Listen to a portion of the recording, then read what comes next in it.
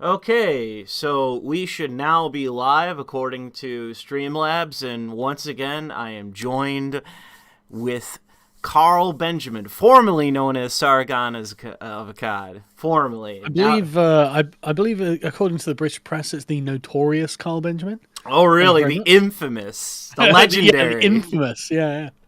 Well, that's good. That's good, man. Infamy is like, all I can say is that, I thought about politics, and allegedly one of the things that Barack Obama was obsessed with, especially in his second term, was what is going to be my legacy? What is going to be my legacy as president? And I thought to myself, most people that are obsessed with having some sort of unearned legacy like Obama, he's going to be a footnote, honestly. He's always going to be, oh, here's my glamorized photo. I was the first black president. That's going to be his legacy. Yeah. But honestly, when you really think about it, it's like, if you look at the history books, pages and pages and pages of history are dedicated to those leaders who are infamous. So I thought to myself, if you ever get into politics, wouldn't you rather be infamous? You're going to get a lot of pages.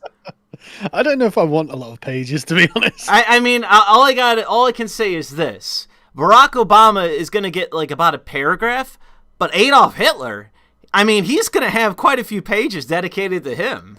He already does. I mean, they're never going to stop talking about him, aren't they? Yeah. So if you got into politics, I mean, just think about it. Just which would you rather be remembered as? Just think about it. I mean, they're still going to be talking about Adolf Hitler in like 1,000 years. So who would you rather be? People keep messaging me. I don't watch GB News. Are you aware of GB News? Yeah, I know. Yeah, well, it's a TV station here that they've got a YouTube channel and stuff like that. Apparently, I keep getting name dropped and really? Things that yeah. Apparently, things in a positive way. That's So great. yeah. No, exactly. That's the point, isn't it? Like a Lotus Eaters to GB News pipeline of based ideas. And this is like the third time. Like yesterday, someone messaged me going, "This guy keeps talking about the things you guys are talking about in the podcast." I'm like, yes, that's what I want.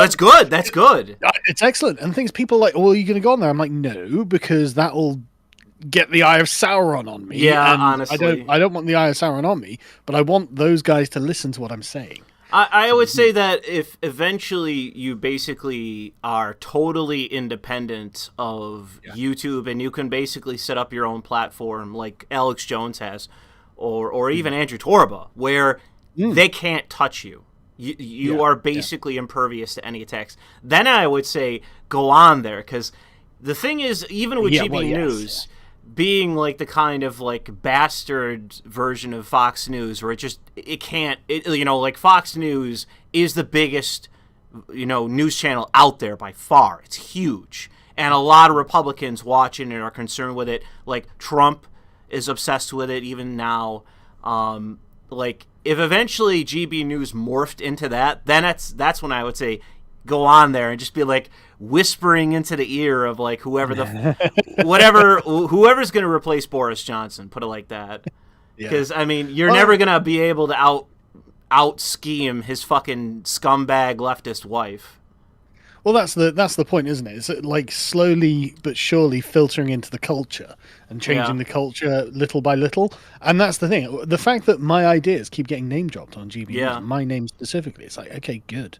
Well, keep going. I gotta say, I'm very happy with that. If you ever get more success, you need to bring me on, because I'm gonna be like lurking in the background, going citizenship revocation, revoke their citizenship.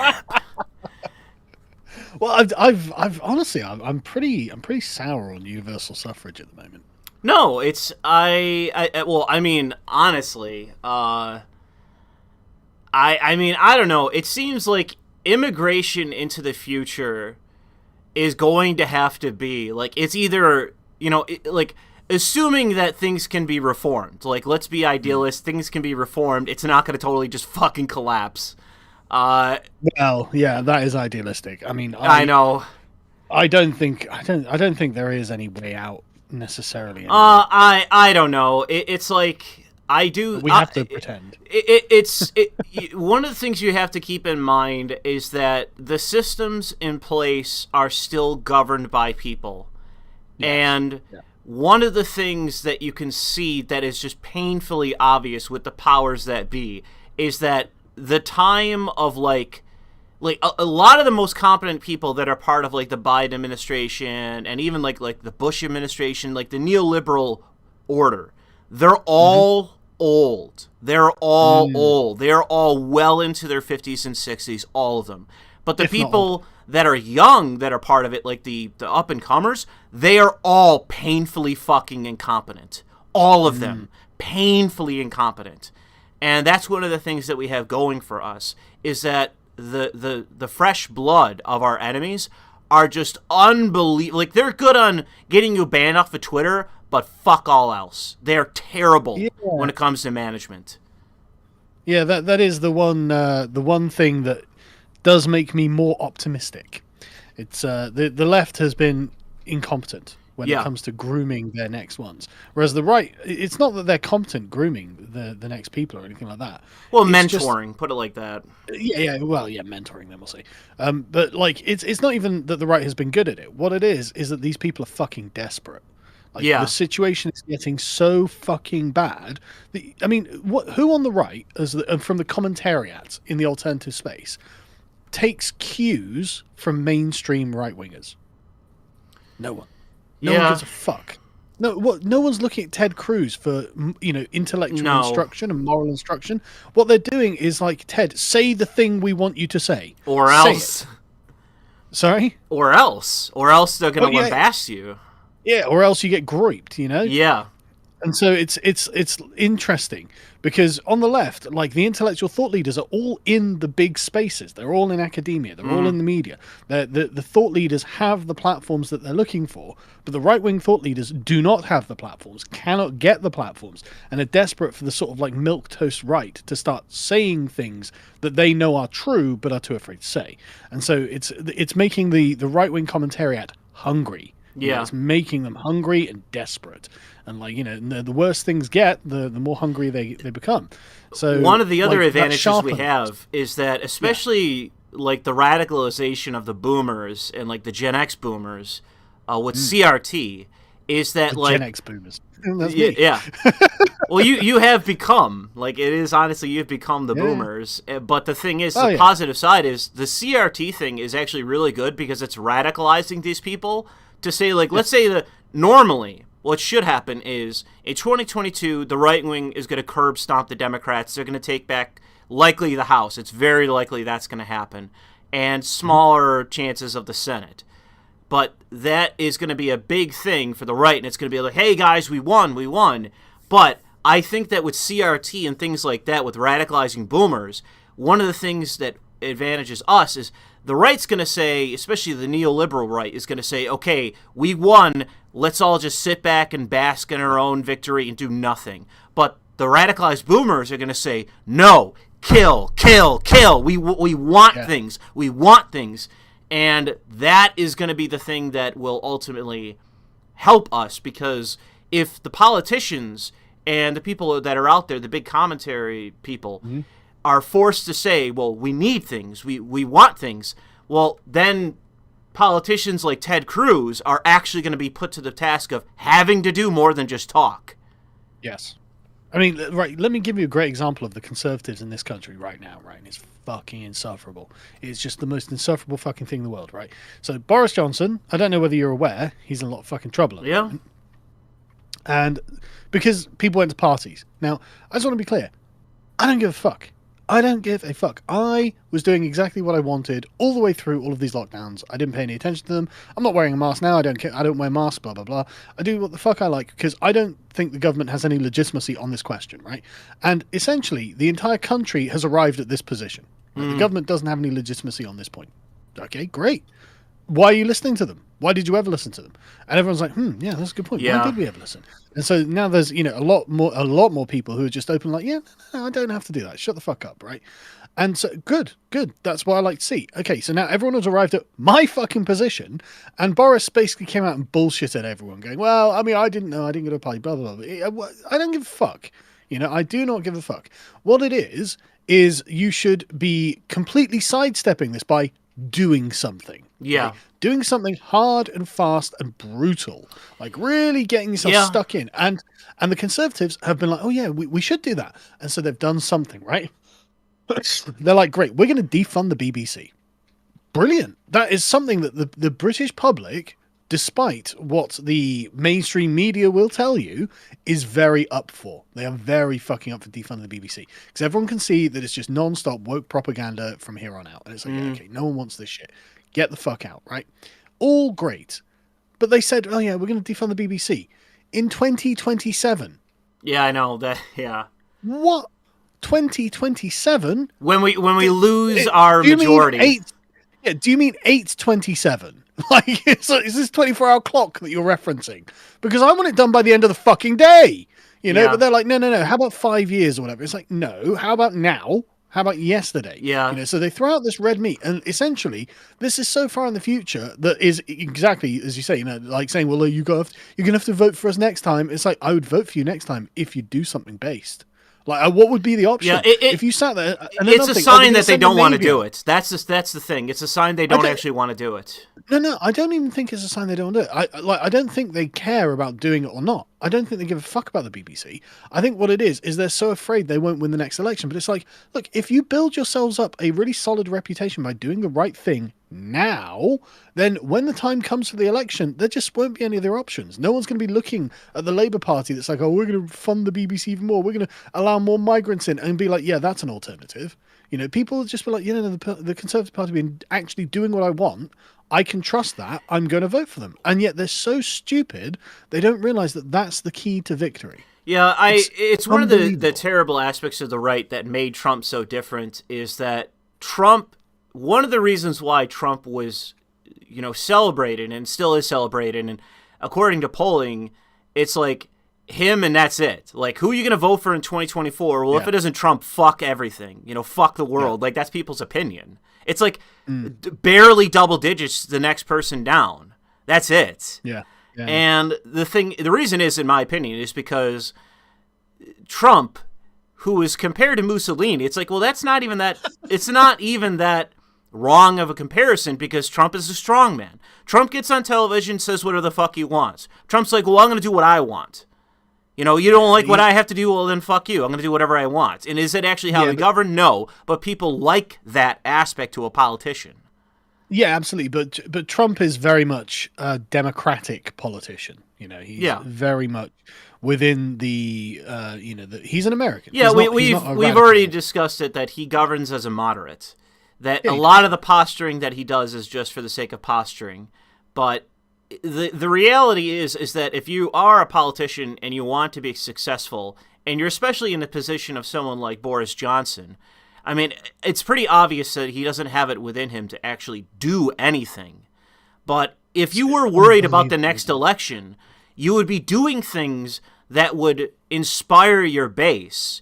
And I understand the idea of trying to goad them into voting for you next time. I think that's one of the things that the right benefits through the pro-life movement is they point to, there's all these abortions, and they want abortion on demand, and they're funding Planned Parenthood, so vote for us. They've been doing this for decades, and yet every time they are given the chance, they just keep the funding going.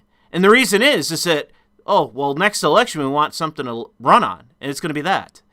We did a podcast, a premium podcast on the Lotuses today, and it is exactly about that. It's about the fact that, like, the government have been in charge the Conservatives have been in charge for 12 years now, right? Yeah. And still, it's literally there is a diversity head of the NHS who gets £230,000 a year. That's a lot of goddamn money. That's £50,000 more than the Prime Minister gets. And Boris, as a Conservative, should abolish the whole fucking thing. And everyone knows it. And yet these people are still there. They're still drawing these immense salaries. This is still a black hole for money. What the fuck is going on? You know, why is this happening? Why are you doing this? It's unbelievable. Yeah, and it's not even on their radar either. Yeah. It's not even a campaign promise. You know, if there's a campaign promise, they just hadn't fulfilled. Well, they don't want to touch it, and that's one of the big issues with the right is that they are currently still. Well, it's not just cowardice; it's that they buy into the idea of diversity as our strength. Like, the right. No, they do. They do. No, they do. Hang on. Right. So I've got connections. Callum has connections, and we actually have spoken to people within the party who are very close to these circles. And in fact, Callum was on a Zoom call with Priti Patel, who's the Home Office, I think she's the Home Office Secretary at this point, a few months back, because he's a member of the Conservative Party. And it's not that they believe this stuff, it's that they think it's optics. They're total optics cucks. And that's even worse, because it's like, look, you're the rulers of a far-right country. No, here's the thing. If you are doing all the things that the other side wants you to do, you are enacting their policy for them. I don't give a fuck if you don't believe in it. You're doing it. You're doing it. I totally agree. So I don't give a shit if they don't believe it or not. As far as I'm concerned, they're equivalent to the enemy. No, they're worse. Because the enemy, at least, sincerely believes in the agenda that they're putting forward, right? And they're like, yeah, so we think this will be the right thing to do. And I'm like, okay, you're a fucking idiot. You're a bunch of fucking idiots. Frankly, I'm starting to think you might be malevolent, but at least you've got an imperative that you're following, right? But the Conservatives in this country are worse, because it's not about following an imperative. It's about, we don't want the media writing bad articles about us. It's like, look, you fucking idiots. Haven't you learned yet? Boris got elected in a massive landslide with them saying that he was calling gays bum boys and Muslim women letterboxes and terrorists, right? That's what got him elected, because he somehow still hasn't worked out that this, the regular people in the country are essentially what the media would call far right. It's like, okay, they're your base. That's your fucking base. They love when you do far right stuff. That's why all of a sudden it's like, oh no, we're getting trounced. Quick, we're going to defund the BBC and we're going to send out the Navy to stop the migrants. And everyone's like, yeah, great, do it. We want you to fucking do it. And it's like, yeah, we'll do that every fucking day. Fuck the optics. There's no winning by playing their fucking optics. Well, like I said, I don't know how much I want to get into an anecdote of me being at work, but there's one person that I work with who, because I'm not vaccinated at work, I'm basically, I got a target on my back and everyone knows it. Yeah. And I'm amazed you still got your job. Yeah, so am I. But after we talked last time, it sounded like I thought it was fucking done, and I didn't give a shit. But it's just staggered on, it's just continued on, and there's still no ruling about what's going to happen, because the government basically has to say, are you going to accommodate us or not? Just make a fucking decision, and they are paralyzed by indecision. They don't know what to do. They've collected all this information. They have everyone. All their, whether it's medical or religious, they have all this information, and they're supposed to actually go through and adjudicate it and say, yes, no, whatever, we're going to have interviews, we're not, it's up or down. They have to come to some kind of actual policy proposal for what they're going to do, and they have not done shit since basically September, October. Nothing. And they don't know what to do, and that's painfully obvious. But in part with that, there are people who I work with who are basically whatever you would call it, COVIDiots, they're obsessed with COVID. Yeah. They are pathologically in favor of vaccination, and they're the beta sort of where the meme of the guy that's full of needles, NPC, that sort of thing. Yeah. Legitimately, that's how they are. And they start shit with me and other people at work who are unvaccinated. They legit try to bully us for being unvaccinated. You ever just start coughing at them? Well, I can't do anything like that. I didn't hear you. The problem is that the guy that is the worst offender of this is this living meme beta male, and he refuses to speak to me, so he'll just go around and talk shit. But this one guy I work with is allegedly right wing. He's allegedly a conservative, and yet he'll constantly say to me, Louis, I love the fact that you're sticking to your guns. You're not going to get the vaccine. You're risking your gun. I might have. But he is this incessant braggart. And you told me about that. But carry on. I like but the point is that he went out and got vaxxed, complained about getting vaxxed, and yet goes around and actually has started making sure people are wearing masks. He's gone around and started talking to people about the positives of vaccination. So it's like cope. It's I had to go get vaccinated, so I'm coping. And every time I see him do this, like at least once a week, and then he'll like ask me about my vaccination status like repeatedly. Like, he keeps forgetting. Still not vaccinated, buddy. And every time I say I'm not vaccinated, he'll say, "Oh, well, you're brave for doing that," and blah blah blah. It's like, dude, you are so two-faced. I'm a fucking hero. You're so fucking two-faced. Fucking legend. What now? Because you're going around policing people, and like he'll police people in the public. Like we get random people for like tourists that need to do some like documentary, some documentation shit, and he'll basically police them about how they're wearing their masks and all this sort of thing. And all we're supposed to do is if they're in the building and they're in front of us, we have to say, just make sure you got a mask on. Like, that's it. Yeah. And half the time, I just ignore it because I don't really care. It's not really my beliefs. But usually in the only case in which I make an issue about it is if they're obviously sick. Then I say, like, yeah, just, you got a mask, dude. Like, it's kind of getting inappropriate because even if there wasn't a pandemic, I don't want you coughing in my fucking face. That would be gross, yeah. So, I mean, in Britain, basically, you've got the rule where you can just say, I'm exempt, and they're not allowed to ask why you're exempt. Yeah. And so I mean, obviously, I just say that everywhere I go. Like, I went to a phone shop the other day, and the guy at the door was clearly pissed off I didn't have a mask. And I was like, I'm exempt. And he was just like, okay, fine. And you could tell he was just like, oh, you're full of shit. And I just smiled at him and carried on. It's like, yeah, I am full of shit. But I'm also exempt, so get fucked. In this country, anytime you're within, I can't speak to the state level, but anytime you're within any building that falls under the purview of the Department of Homeland Security, you have to wear a mask. And so there's no exemptions over that? No, there is no exemptions over masks. As far as I'm told, and it's said, it is federal law. Whether it's an actual executive mandate or an internal mandate or whatever, or actually something passed by Congress, I don't even know. But I'm told it's federal law, so I have to say that. And like I said, the thing that just it annoys me is you claim to not believe in this. You claim to not supporting any of this. You claim to think that I'm like I got a big dick and I'm a brave person for not going along, and yet you are consistently policing this shit, and advocating it. And it's this guy's obviously a coward, right? I don't know if it's necessarily that he's a coward or an idiot or what his deal is. Every time you tell me about him, he just comes off like a fucking coward. It might be the case, but it's just annoying to me because it's so obviously two-faced. And the thing that annoys me is, which is true? Is it that you enjoy policing this? You're a COVID, you're going around policing people for wearing masks and all this sort of shit and abiding by guidelines and all this, or do you really think that I'm a brave person and you don't support any of this shit? Which is it? Yeah. It can't be both. Yeah, it's got to be one. So which is it? I think the hypocrisy shows that he's actually just a bullshit. Yeah, he's a bullshitter. That's pretty much what it is. He's just a bullshitter. He knows that the tough talk is, oh, yeah, you're brave for not wearing the mask. I respect that. But if he goes around enforcing it, it's because he's just a bullshit artist. He's a coward, and he knows it. Fuck him. Yeah, I gotta say, it's strange, too, because he's actually one of the people who, like, I don't mind working with. It's just that thing that annoys me, really. That and the bragging that annoys me. But...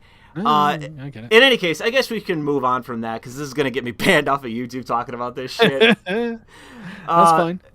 So let's get into like the big story, which is Brits coming to the United States that are like, yo, I'm going to this fucking British synagogue on a rampage. Just, I mean, according to the feds, they're like, I don't know, man. He was like, I saw this synagogue, I'm going in. Louis.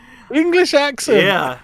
No reason why he took a bunch of Jews hostage. No reason. Which just a Englishman walks into a synagogue. I mean, he gets off the plane, and it's like, okay, what's closer?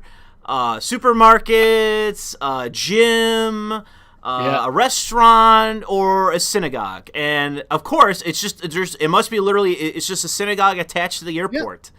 And that's British the first holidaymaker finds himself in a synagogue, somehow takes hostages, demands the release of a Pakistani terrorist, and gets shot. What I love about this too is that like this guy comes here probably thinking that he's going to be dealing with like the British police where they're just going to like dance around with him and do absolutely nothing, and instead it's like he comes to the United States, where the cops here are basically Matrix agents, and they don't give a fuck. Like, they're just gonna kill you.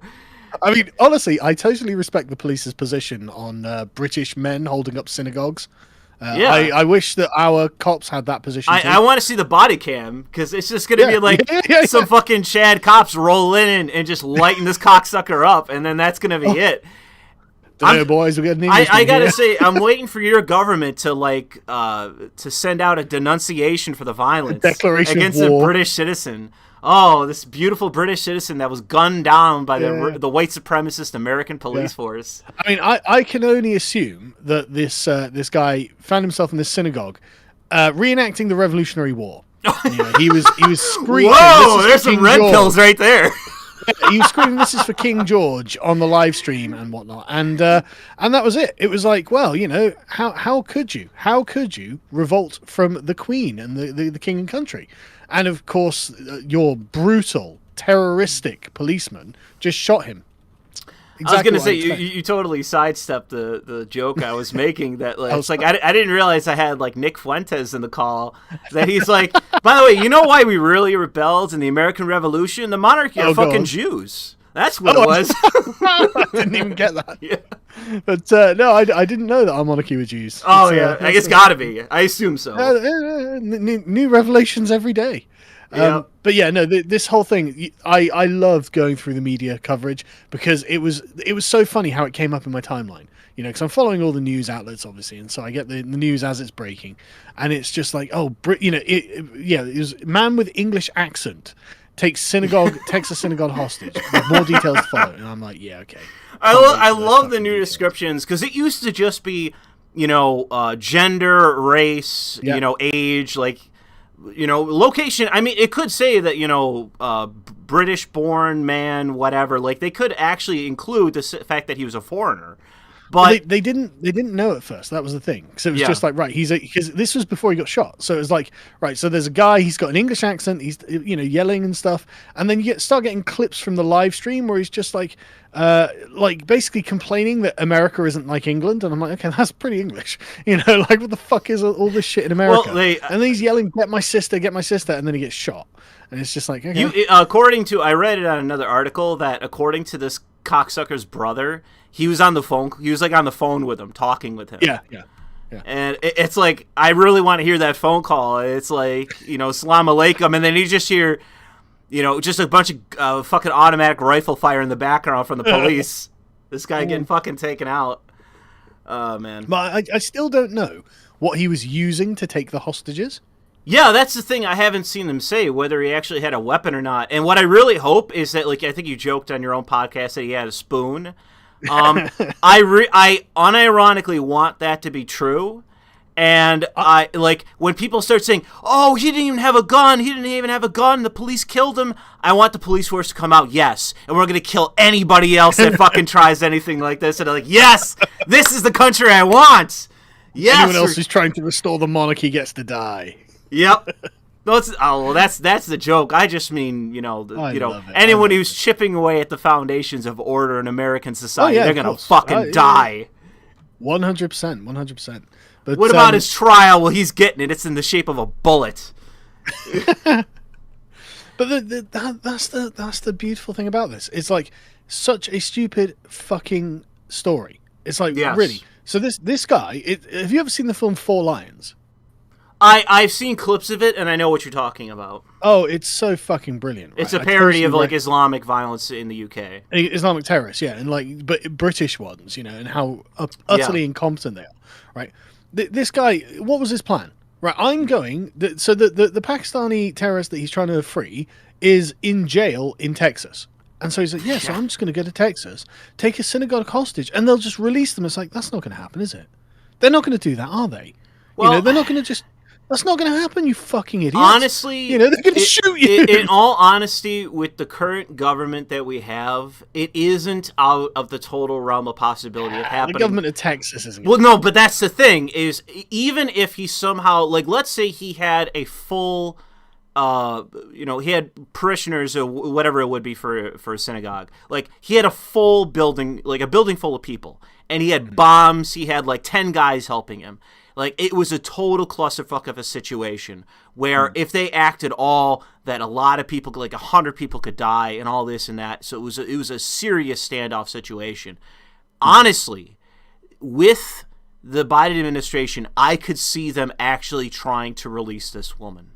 Capitulating. Yes, I honestly could see them doing it. So the US would negotiate with terrorists, do you think? Yes, we have. Terrorists. We have. You know, it's happened several times in our history where we've basically had the choice of basically going all in and fighting the terrorists or tucking tail and saying, fuck it, this isn't worth it. And most notably was, I forget where it was, but it was under Ronald Reagan. A base of ours got bombed and a bunch of people fucking died. And the Reagan administration said, fuck it, this isn't worth it, and they packed up and left rather than stay and fight. But no, hang on, that's different, right? It's fair enough in some occasions to be like, yeah, this just isn't strategically worth the effort to defend if a bunch of terrorists are going to start bombing it, right? That's one thing. But capitulating to terrorist demands is another thing. You know, and the terrorists are like, if you don't do this, we're going to kill you. It's like, oh, please don't kill us, Mr. Terrorist. That's a different thing. Well, I just mean you have to have a strategic enough mind to understand that it's not even about this one action. You released a woman. Let's say that it's the scenario I gave. They got bombs. It's 10 guys. They give up or surrender or escape or whatever, and it works out well for that situation. The terrorist goes free. All the hostages get let loose. The problem is that ultimately you just set a precedent that if Islamists want to get whatever they want, just take some Jewish hostages in a synagogue and have a standoff like this, and they're more willing to capitulate. I don't think that a lot of people in the Biden administration are that strategically minded. Quite possible. You know, Quite possible. They don't seem to know what the fuck they're doing. I mean, famously, when they had the Afghanistan pullout, and it was a total disaster. Well, yeah. I ultimately agree with pulling out, but the way in which they did it, I mean, at the very least, the military last, you fucking idiot. Ultimately, if you wanted to pull out and have something similar, you basically lay a trap. So whatever buildings hold all this machinery and all this equipment, you don't damage it. You leave it alone. You wait for all the terrorists to come in and you detonate it. And people go, "You just killed 200 people," and it's like, yeah, we did. If you want us to come back, we'll kill 1,000 more. Yeah.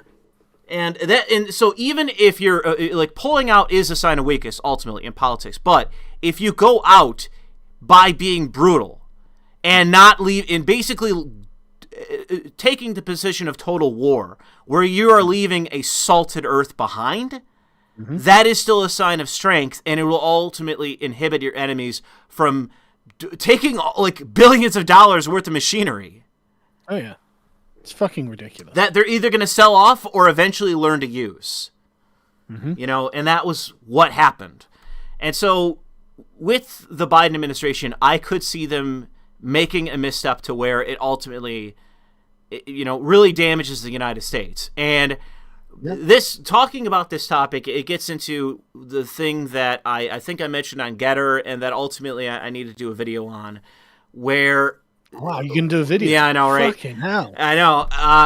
One of the things that I've understood by being a federal bureaucrat, that part of the initial training, and that's what's reiterated every now and then from briefings and intel that's spread throughout the agency, emails and all this, that it's the powers that be within the United States apparatus, security, surveillance, or the Five Eyes, which your government is included in. Your surveillance organizations are connected at the hip to ours. Yeah.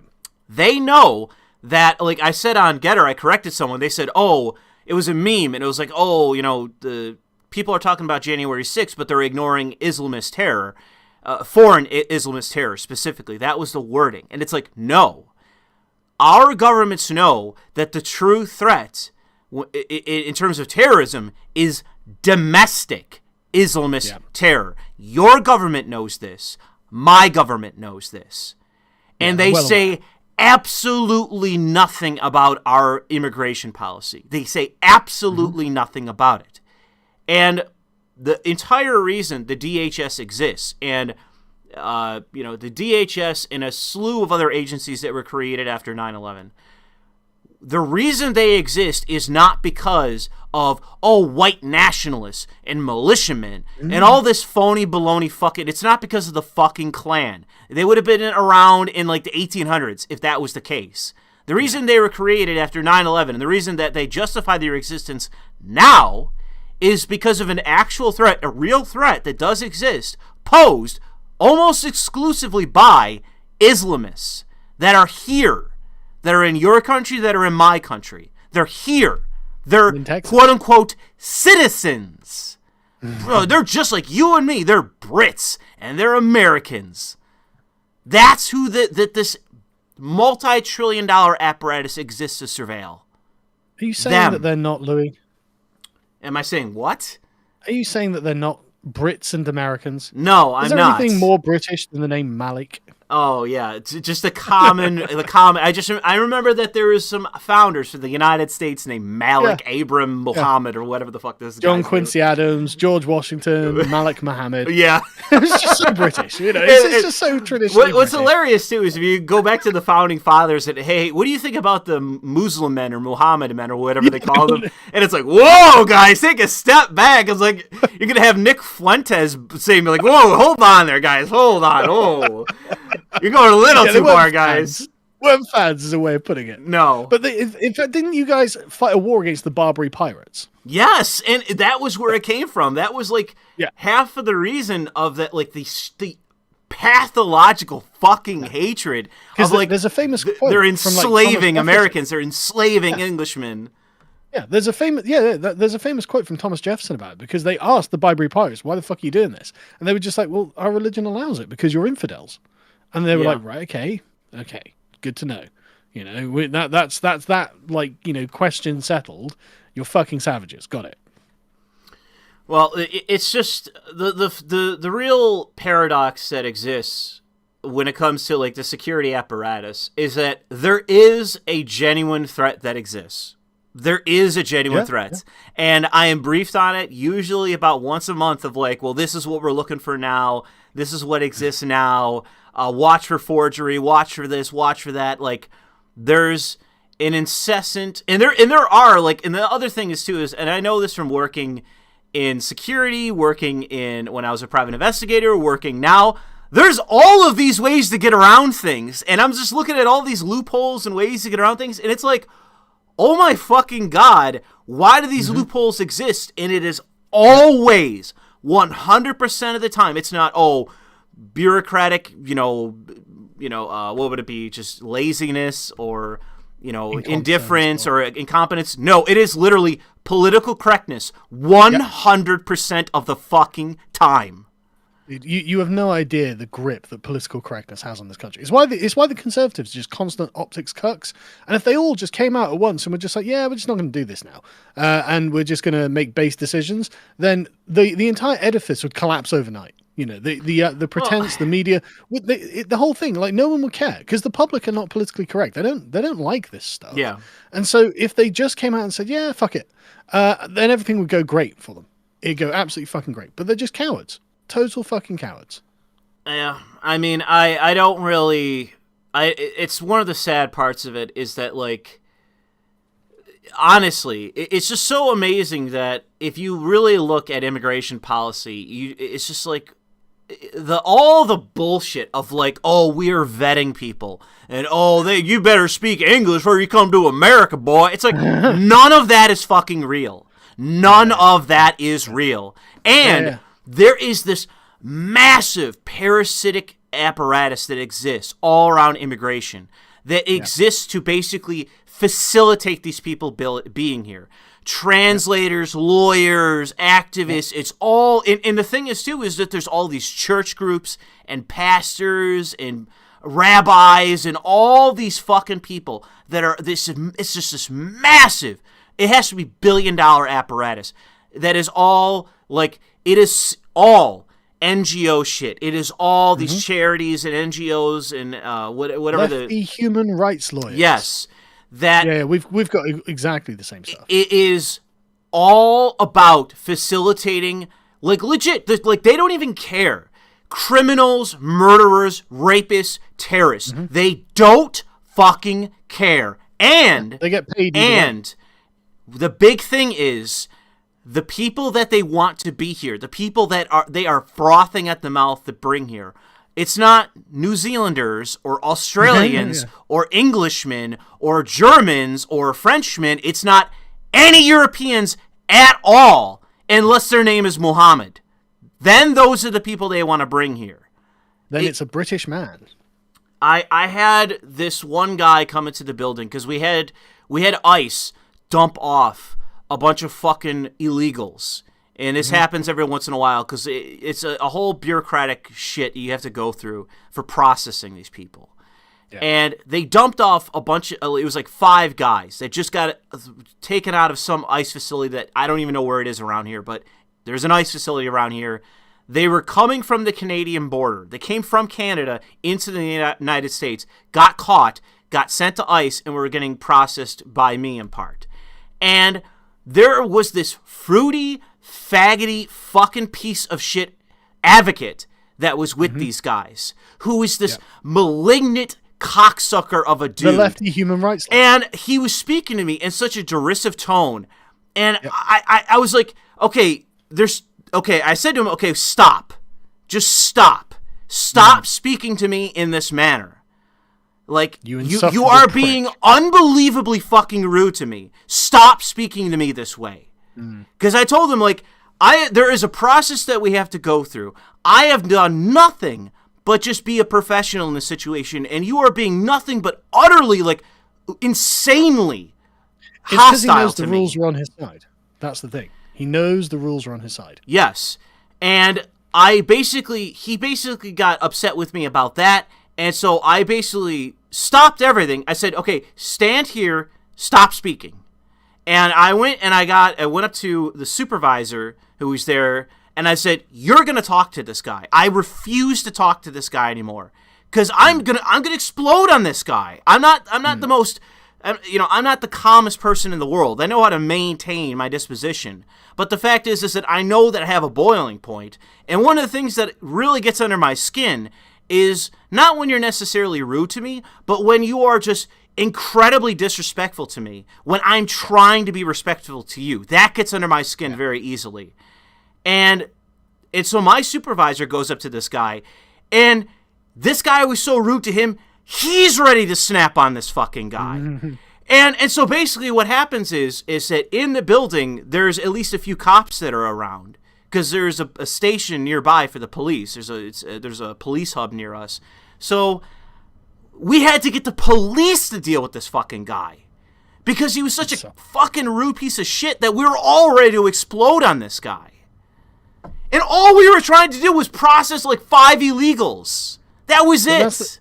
That's the point. The sort of people that are attracted to defending potential terrorists are the kind of people who are the lefty human rights lawyer is an infamous archetype in this country, because they're fucking pricks. Everyone knows they're pricks. They know they're pricks. They're going out of their way to be pricks. They're actively undermining the safety of the country for the concept of quote unquote human rights. And I want to nip this in the bud as it relates to these illegals. All of these guys are not just being processed, and they weren't just captured because, they're here illegally and on the borders. They were bona fide convicted fucking criminals for other crimes. 2 of which were violent crimes. One of them was freaking molesting some underage girl. Okay? That's the kind of fucking people that we're dealing with. And that's this guy's here giving me shit when part of my job is preventing fucking terrorism. I'm the piece of shit. Human rights, Louis. They're human rights. You're not thinking about their rights as humans, Louis. So how could you? All I can say is that what is necessary to happen in the Western world is a war against these NGOs. Yes. Because these fucking NGOs are facilitating violent criminals in our society. There are illegals. It's not even our own domestic fucking pieces of shit. Filth. Yeah. It is foreign filth that's coming to our country that these people are facilitating. Do you know what things are like over here, right? So the illegal immigrants who are breaking into our country by literally just sailing across the channel.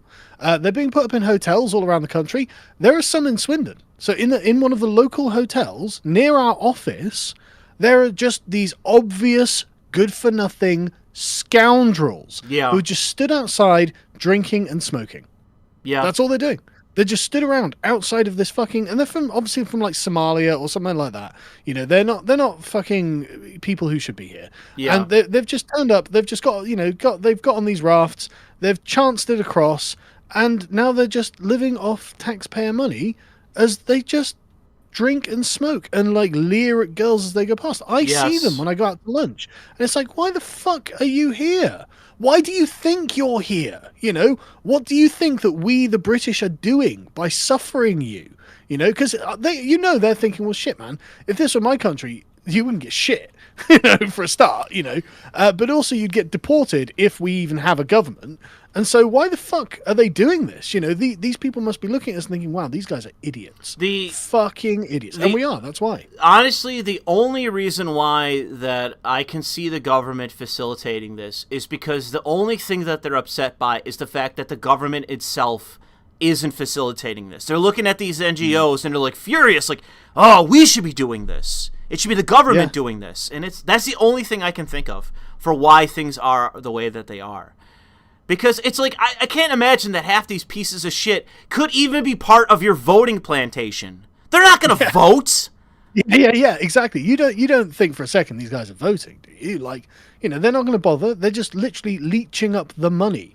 Yeah. That's all they're doing. They're leeching up money. And they know that that's what they're doing. Like, these guys are just standing around doing nothing. It's not even like they caught these guys on, like, and there are illegals that work the plantations in New York that I've seen before. Like, legit just illegals that are working on the plantations, in, like, the apple orchards and all this shit. So they're working for farmers under the table, all that jazz. Yep. It's not even those kind of people. Those are the people you can make part of a plantation for voting. Those are the people I can see you can make part of the voting plantation for the Democrats. But these guys who are coming here and trying to rape little girls and shit, they don't give a fuck about democracy. They don't give a fuck about your party. They don't care. They're not voting for you. Yeah, it's like, I don't even understand, like, why you're bringing in those people, but I can only imagine that what it is really is just, that's the spill-off of the millions you're bringing in. That's what it really is. But, honestly, it's just, I don't know really what could be done other than basically, like, passing enough federal laws that you outlaw these NGOs. That's the only thing that I can think of to get rid of these people.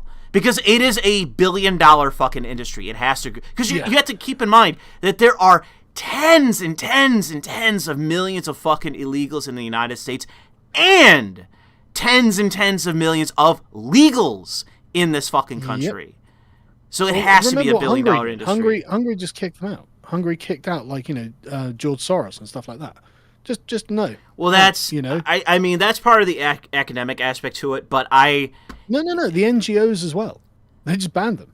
I guess. I don't even know if you could do that in the United States. There would, I would imagine it would go to the Supreme Court, and the Supreme Court would go, diversity is their strength, and keep it up.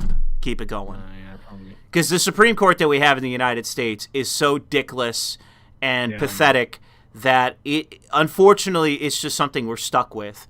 And you basically have to circumvent them. And I've been saying this for a long time now, for years, that you can't rely on them for fucking anything, and that you have to circumvent them as much as possible. Because any of the meaningful things that need to be done to change my country, your country for the better, I just don't think that, even by comparison, that the judicial system in either country is prepared to do what's necessary, even if it is well within the existing laws or well within the framework of the United States Constitution. They don't care. It's not really about that. And if they can get around it, they'll just get around it. They'll say, oh, you don't got any standing, fuck off, that's it, and we're not taking the case, or we declined the case anyway, so we're not taking it. That's what they'll do. And the worst case scenario is that they set precedent by saying that no, diversity is their strength. You can't do anything. These NGOs and whatnot are untouchable. And then you just have to do extrajudicial shit. You got no choice. And so that's the issue. Fucking bullshit, isn't it? Well, it's It's one of the things I used to tweet about. I went back and looked at my own Twitter profile, because one of the things I've noticed is that I've lost a great deal of my passion to talk about politics because I've been banned off Twitter. Like, that has been one of the things that has really killed my interest in talking about politics, is being banned off Twitter and just not being exposed to all this stuff that's going on, being uninformed.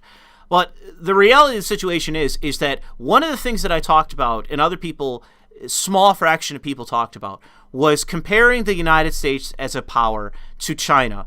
And if you look at China, they're doing all of these evil things, but in part what they're doing is they're taking their future as a nation seriously. And the United States is in no way taking its future seriously. Correct. You can call what the Chinese... This is totally true. Like, the Chinese, it's literally, they are planning for a future. But the United States, and not just the United States, obviously every Western government, is acting like it's the eternal now. Like, there's only ever now. And that time has ended, essentially. And we can just burn up as much of our futures as possible forever. And it's like, this is fucking ridiculous. You know, there's no responsibility, no fucking forethought at all. And it's fucking terrible. Yeah, I think they look at it and they just think that debt spending and the status quo can go on indefinitely. And I have to imagine that the people that don't believe that are part of the neoliberal order, they want China to win. They're all in on China winning. I think that's what it is. I think they think, okay, we've sucked out as much cash as we can get out of the United States, the UK, all the Western nations. We've sucked them dry. We're with the Chinese now, because these guys are all authoritarian. They're all authoritarian. They don't give a fuck about anything. It's not even that they're authoritarian. It's they'll just leave. They've got no connection to our countries.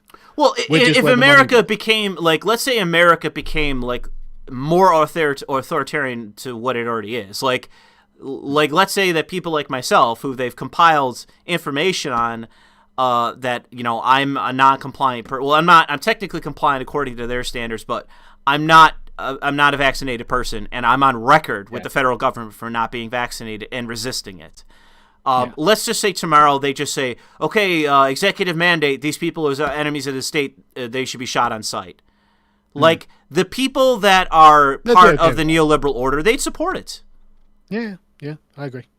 And so it's like, it's why when people point to the Chinese and they say, oh, they're committing a genocide, they're doing this, they're doing that, they're setting up a totalitarian information state. It's like, yeah, and you want that here. Like, what are you complaining about? Like, oh, they're doing it. It's like, is it just that we don't have enough Asians here to do it here? Is that the issue? It's just not diverse enough here to have our totalitarian states?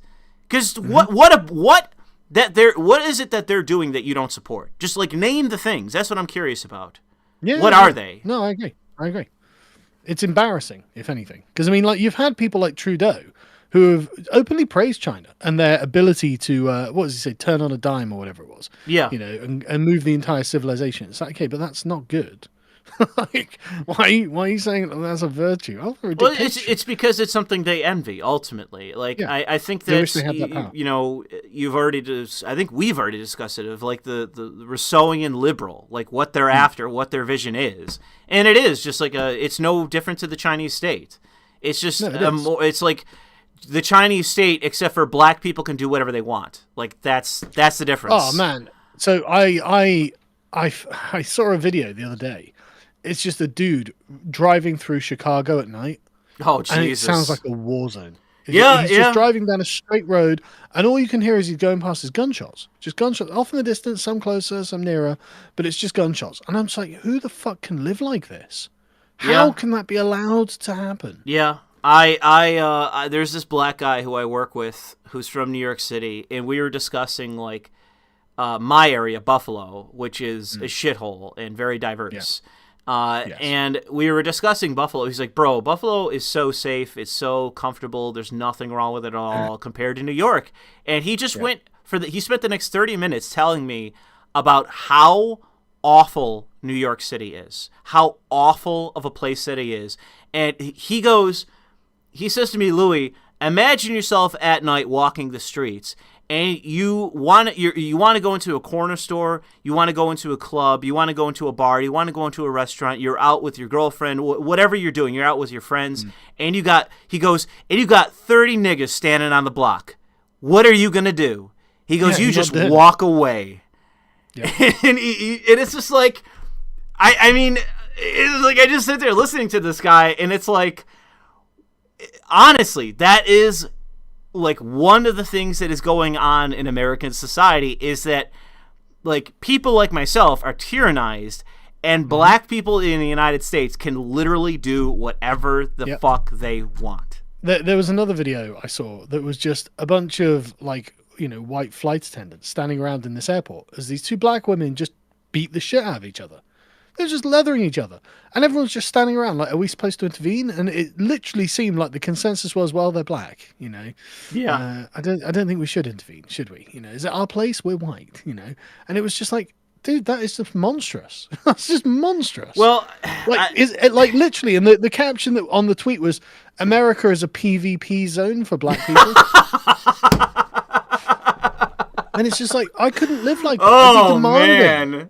Demanding, and the government like, yeah, but we don't want to be racist. I'd be like, listen, you fucks, it's racist for you not to enforce the laws. Don't know why I have to say that, you fucking idiot. I honestly think that it is coming down to the fact that like the people that like would be floored by the fact that I just in essence use the N-word. They would be floored by that. They would be ready to like label me as a Klansman. They honestly don't think that black people have agency. They honestly don't think that they do. Yeah. Yeah, it's mad. It's mad. It's like literally, well, they can't be expected to not behave this way. It's like, why not?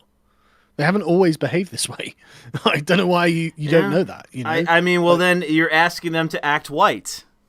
That's what it is. Yeah. No, that's what the critical race theorists would say. Yeah. But I mean, and I'm sitting here saying yes. Honestly, I mean, if that's the road we're gonna go down, then it's like, no, black people act white. I've met black people that act white. Act white, black people, just do it. But then, you know, I wouldn't call it white. I'd just call it, you know, normal. You know, but then I guess that's my white privilege. I suppose. but seriously, I don't think it's unrealistic for us to be like, so everyone has the same standards of conduct, right? No, I don't know, man. Wild fights in the middle of an airport, not running around shooting all through the night in your neighborhood. Like these are not unrealistic standards. Like at all. According to you and I, but I don't know how many people in society actually agree with that anymore. According to African countries, like Nigerian cities aren't that bad. Well, I mean, honestly, for me, I have already incorporated that into my vision. That's part and parcel of it. It's like, well, you got a choice. You got a choice between 25 years or, hey, you got citizenship somewhere else. And then I think that problem will sort itself out pretty fucking quick. So what else has been going on then? Not a whole lot. I guess we could find. Do you have any topics that come to mind that you want to talk about? Not that we haven't covered specifically, but like, I feel that we never talk about leftist activists anymore. Oh God! I mean, the problem with talking about like left-wing activists now is that it's like they've just been so like subsumed by like the neoliberal order. It's like yes. I don't even care at all anymore. It's like all you are a bunch of shills for like General Electric and fucking Exxon Mobil and shit. It's like you guys are so fucking pathetic. That's the point. I didn't want to talk about their ideology necessarily, but them themselves, right? They've literally become the power structure. Yeah. And they what now? And it's just like they've got nothing. Like, is Biden listening to you? No. Didn't get your student loans, did you? You know, didn't get shit. Now what, you shills? You know, all these fucking bread tubers who are like, yeah, vote for Biden, vote for, you know, we'll bully him, we'll do this, and just like, you know, support the established order against Trump. Okay, well, now it's so dumb because it's like, oh, we're gonna bully him. You've already sold out, you dumbasses. Yeah. You've given him what he wanted, which was your vote. Yes. And the fact is that next time around, you'll give it to him again. Yeah. Because it'll be sold Trump. out. Yeah. Oh, have you seen the drama between Trump and DeSantis? No, there is no drama. That's fake news. No, you say that, but I've heard through the grapevine that actually Trump's ego is literally so big, he's annoyed at the good coverage DeSantis has been getting. Well, I mean, for Trump, then it requires action on his part to remind everyone that he exists. Yeah. But the thing is, he doesn't really need to do that, though. Because, like, his ratings, his poll numbers have been going up. Well, because Biden is obviously so bad. They've been going up very recently, but they've gone down in the not too distant past either in terms of overall support. And what I would say, if he actually wants to spike up some support, go out, give a speech, and say, Mexicans are a bunch of rapists or some shit. Like, that will actually garner him support. Because I've noticed that he really, really is not talking as tough anymore. He's really softened his approach. So it ain't going to help him. That isn't helping him. Not. Absolutely not. It was the tough talk that everyone loved. If you went out there and basically said that, whatever foreigner that runs Twitter, I'm going to lock him up or something, like that would genuinely get him support. Oh, have you been enjoying the Twitter bloodbath, though? I have not been on it, so I have no idea. Well, I mean, I'm not on it, but you can see people just getting banned every fucking day. It's some new name, someone with a name getting banned from Twitter, like Marjorie Taylor Greene or whoever, banned from Twitter for, saying something the CDC will say 5 days later. And it's just like, okay, good, keep going. Keep fucking going. Like, the stock price is in the fucking toilet, and it's been there for the past 2 weeks. It's fucking brilliant. Like, Twitter is killing itself under this new guy. Yeah, well, my hope, for the future, at least in terms of social media, is that truth, whatever it is, truth. What's Trump's platform again? The Trump one. Yeah, it's truth something. I forgot, but although what's funny about that is that if he just calls it the truth or truth, it's like, and it's actually a pretty brilliant marketing, because it's when you're on truth, you speak the truth. I'm speaking truth. That's what, instead of tweeting, you speak the truth or something like that. Like, I actually think that's brilliant marketing. But the question that I have is it going to be another Gettr? Is it going to be that you're banning people and you can't even say words and all that kind of thing? The reason that Gettr does that is because it's on Amazon Web Services, and you've just got to. You can't like on loads of these. We can't have like naughty words because there are various services you use, and you just don't have a choice. That's the terms of service, and they will enforce them. And so Gettr has the problem where it's like hamstrung like that, right? And it's annoying. It's like, why didn't you just do what Gab did and set up your own fucking servers? Yeah. Like, you got a load of money. Why not make yourself invincible? I honestly think it's because that a lot of the people that claim to be on our side and looking to have a full revolution, it's like, no, they're still attached at the hip to the right-wing think tank crowd who want to maintain some kind of connection to the mainstream. And it's why they ultimately buried Gab. It's not even because of Andrew Torbo, because if I had a reason to do it, it'd be because of him. Didn't help. But it's because that they actively do want to police the right. They want to, like, I think that one of the things that they're aware of is the fact of the groypers. I think they're aware of them. Yeah. And I think that's because of them that they didn't just go, oh, we'll just set up our own server network and yada yada, our own payment processors, which they absolutely had the money to do that. They didn't do it. And with Trump and his platform, if they continue that failure and actually making it independent so that people can actually be free to do what they want, so that can actually flourish and be an honest-to-God competitor against all these different platforms, if they fail to do that, it's not accidental. It's not. It's because, I mean, they know what the problem is, surely, Well, it's censorship, and they're continuing to do it. Yeah. I don't like it's really just my frustration with all of these alleged right-wing platforms. It's that free speech. Okay, launch day. Ban, censor. It's like, come on, what the fuck are you doing? And it's not. It's like you can't even use like swear words. It's like as heavy-handed, if not more, in certain cases than fucking Twitter and these other platforms. Yeah. It's ridiculous, and it's like, you're never going to outcompete these other platforms by doing shit like this. I understand that you got to have limitations on certain things because of laws At least in the United States. Like, I understand that you have to fall within the laws, and if you say, listen, the law's the law, we got no choice for these X, Y, and Z, okay? We got no choice. But if somebody gets on the platform and just in all caps spells out nigger, like, that's their only post. Dude, you gotta stop using gamer words on YouTube. And the thing is, though, it's like, that in itself is nothing. And it's like the left-wingers are going to pick up that, and they're going to go on there and create fake accounts and post a bunch of curse words, a bunch of slurs, and a bunch of shit, and then report on that to damage your standing. They're going to do that. But the fact of the matter is that they're going to go after you anyways, because there's a cartel of these social media platforms. It's so known and established and agreed upon that it's not even worth saying at this point that that's the fact.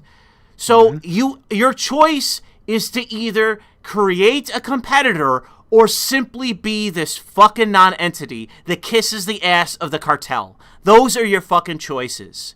And dude, this is why I absolutely refuse to leave Gab. Like, honestly, it's one of the things about Gab is that it's honestly the only existing alternative platform that hasn't done that. Yeah. Like, Gab and BitChute are the two, like, old reliables. Even BitChute has a couple things against it, but... Oh, really? What's BitChute? I can't remember. They have a couple things against them that they've done to basically maintain, but the thing is that... Well, to be fair, BitChute's in the UK, so... It might be that. Legal things. Stronger legal restrictions. I've spoken to the guys who run BitChute, and they are 100% solid as far as I can see. Good. And as far as it stands, BitChute is the only alternative platform I use for videos. But same. The thing is that it's just my continued frustration with the right is that social media is a major problem, because if we are going to have some kind of political future, we can only organize and facilitate messaging and narratives and it's communication, it's ideas, it's our propaganda. The only way that we can traffic these things to other like-minded people or win people over onto our side is through these social media networks. And if every other post you have is being censored on an allegedly right-wing platform, then you are fucking useless. But I've got to say as well, right? One problem with Gab, and I posted this on Gab the other day, and obviously I got like Spurg pushback, but it's like the fucking Spurgs are not helping themselves or anyone else. It's like, like for every post of mine on Gab to be filled with like, I hate the Jews, Hitler did nothing wrong, N-word, N-word, N-word. Like that's not going to get the fucking normies on, and if you want to expand your movement, that's where you're recruiting from. And so it's just like, you fucking idiots are doing yourselves no favors. It's not, you want to ban hate speech. No, I don't want to ban shit. I want you to act like normal people. Well, the reality is that there's always going to be Spurgs. And that I'm not saying there aren't, but they're deliberate and concentrated and weaponized on Gab, and it's really insufferable. And I can totally see why it's having problems growing. Yes, that's the reason why it has problems growing. But speaking to Trump's platform, I would rather it be close to Gab in that you have the Spurgs, but with Trump on the platform, you're going to be having millions of normies sign on, and in my view, it buries all the Spurgs. The Spurgs will be there, but it'll bury the Spurgs, and no one will care. I agree. I'm sure that's what will happen because Trump will be using it. But the problem with Gab is that it does genuinely have a kind of gross environment on it at the moment. Yeah, it has since day one. Well, it's not even gross in the way that I like. Animu is banned on there, for Christ's sake. And that's my other fucking issue. I mean, the other thing I have with Gettr is that, like, there's not even sports on this fucking platform. It is just pure right-wing boomer politics. There's nothing on this platform. And it's one of the downsides. Like, one of the big things that needs to be on these platforms, that needs to be created, if it is just even alternative, like, podcast or whatever, you need to have other things on these platforms other than just fucking politics. Yep. And one of the big ones that I gotta say is Animu. You got to have it on the platform. You got to set up some bots. You got to have Donald Trump sitting down with the technicians saying, okay, we need some anime bots in this fucking platform right now, day one. It needs to happen. And honest to God, it would help the goddamn platform. Because it's more than just one thing. If I go on Gettr, I'm getting one thing. I'm not saying you're wrong. I just despise animes. No, I think that... I think it's a moral wrong. I think that I am a marketing genius, and that, I am, what is it? The Kanye West of anime. Like, I am a genius. I'm just so above it all. I know what the people want. I will give them what they want. Who's the guy who marketed the cigarettes again? The cigarette. You know the guy. Bernays. You're the Edward Bernays of anime. Yes. I will turn it. Well, the thing is, too, and here's the other thing. Here's again, you doubt that you laugh. No. Young people are like, half of them are weebs. Half of them. Okay, this black guy I talked to, who's from New York City, he is this random black guy. He's like 22 years old. He's like, hey, have you ever watched Naruto and all these other different animes? And I'm like, no, I actually haven't. This guy knows more about anime than I do. He's some 22-year-old black dude from like Queens. Yeah. Okay? The young people are into weeb shit. Okay, this is the future. This is the future. And I'm saying that it has to happen. It has to happen. And when you are just focusing on boomerisms, and here's the other thing. You want to focus on boomerism, where are the sports? Where are the sports? Okay, you have an overwhelmingly male-dominated market. You got only politics? What are you, high? No, you're absolutely right. You're absolutely right. I don't know what is going on in the closed rooms of these organizations, but Jesus fucking Christ. If you can't get people to join your platform and to create these things naturally, artificially fucking create them yourselves. Yeah. No, you're not it's wrong. Necessary. And they've got the money as well. They've got loads of money. So, don't know why they don't. It's simply necessary to generate other content on your platform so that it attracts more people who will then utilize that, see that. Let's say, you get some artificially created outlet for sports on, let's say, Gettr, okay? Yeah, and it's promoted. People see that and they go, I want to get my shit promoted too, so they create their own shit that's actually, natural, that they are interested in it. They create it. It's creative from them. Then the platform promotes them. That inspires other people to see that and continue that and create their own thing. That's what fucking YouTube did. It's why it's the biggest outlet in the fucking world. And there's nothing wrong with them doing like Gettr Sports. There's become famous for having a good sports. Yes, because there's all these different people that are involved in sports. Whether it's UFE, right wing, they're all fucking right wing. Yeah. UFC rather, UFE. I was thinking WWE and then UFC and combine them both. I mean, but you just got Joe Rogan. Yeah, you just got Joe Rogan. Like, how are you not like? And Dana White is right wing as shit. Yeah, Gina Carano's on there. It's like, okay, so you've got all these fucking right wing UFC guys. Why aren't you promoting UFC? Yeah, and even if the UFC and Dana White says, well, I don't really want to, let's say it's Gab or something like that. Well, I don't want to be associated with that. But they are shilling the fuck out of your product. At some point, you're going to look at that. And it's like, well, is that making us any money? Yeah, it is making us some money. I don't know, maybe we should open up some back channel talks. It incentivizes that kind of behavior because anything that's a market is something that companies eventually pay attention to, even if it is kind of saucy or something you don't really necessarily want to affiliate with or whatever directly and openly. But it's something that could benefit both sides. It could be mutually beneficial. And the big thing is that it will ultimately benefit us and our side and, alternatives to the mainstream.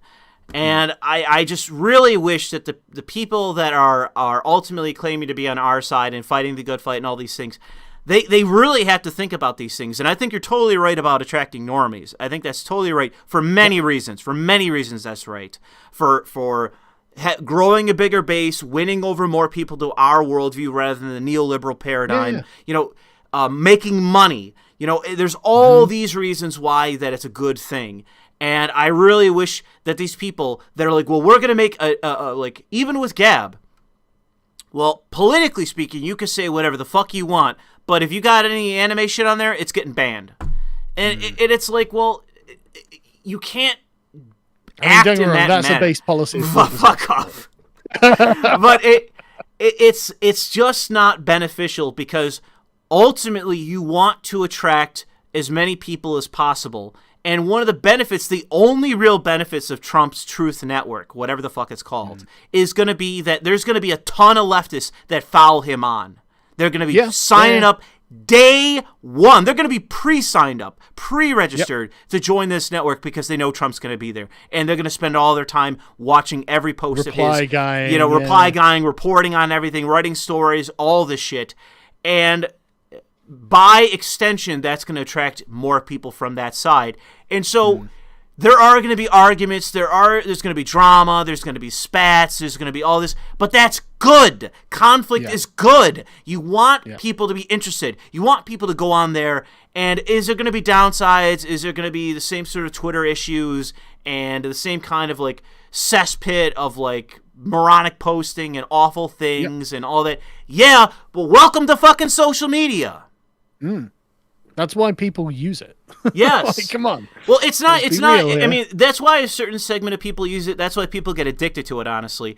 But social media is used for so much more than just that. It is organization. It is facilitating, and communicating talking points and propaganda. And it is being creative. And that creative aspect to it is why I am ultimately addicted to it. And that it's what actually generates interest in politics. If politics is stagnant, no one gives a fucking shit. Yep. That's why the neoliberal right has just joined the left, because they don't have any creativity. They have nothing. And that's why they're done. The neoliberal right, the neocon, quote unquote, right, they're done. They've given up. It's good, isn't it? Well, Trump is the only player on the field. Yeah, he literally is it. I mean, that has its downsides too. But the issue is that if people want to get past Trump, if there's going to be a post-Trump period, it's going to have to come out of some natural, creative, offspring of him being the pioneer, him being the origin story. If there is going to be a future for the right wing, it is going to come from that, and it is going to have to be some creative endeavor because whatever Trump 2.0 is, it isn't going to be some carbon copy corporate soup Republican. It can't be that. It has to be something that is actually, creative.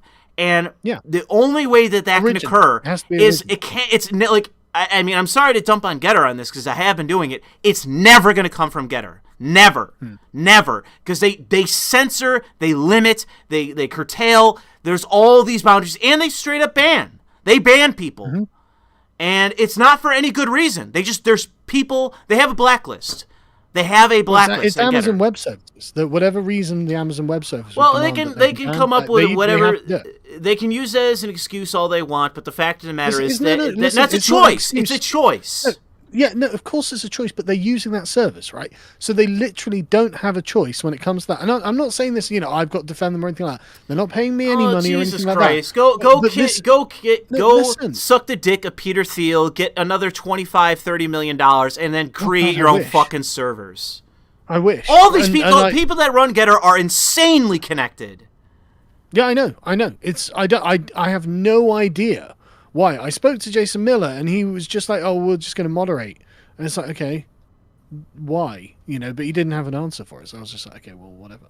But at the end of the day, it's it's an alternative. A lot of people are using it. Well, it's the main thing that I use currently, but I am increasingly unsatisfied by it because despite the alleged growth and the people joining it, and I've been following a bunch of new people that joined it.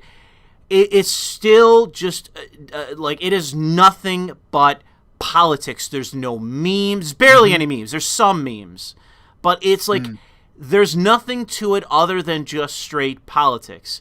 And while some of those politics, I follow a bunch of people on there that do post some edgy stuff and that do post some interesting and provocative stuff. One of them is Tommy Robinson, who's on there.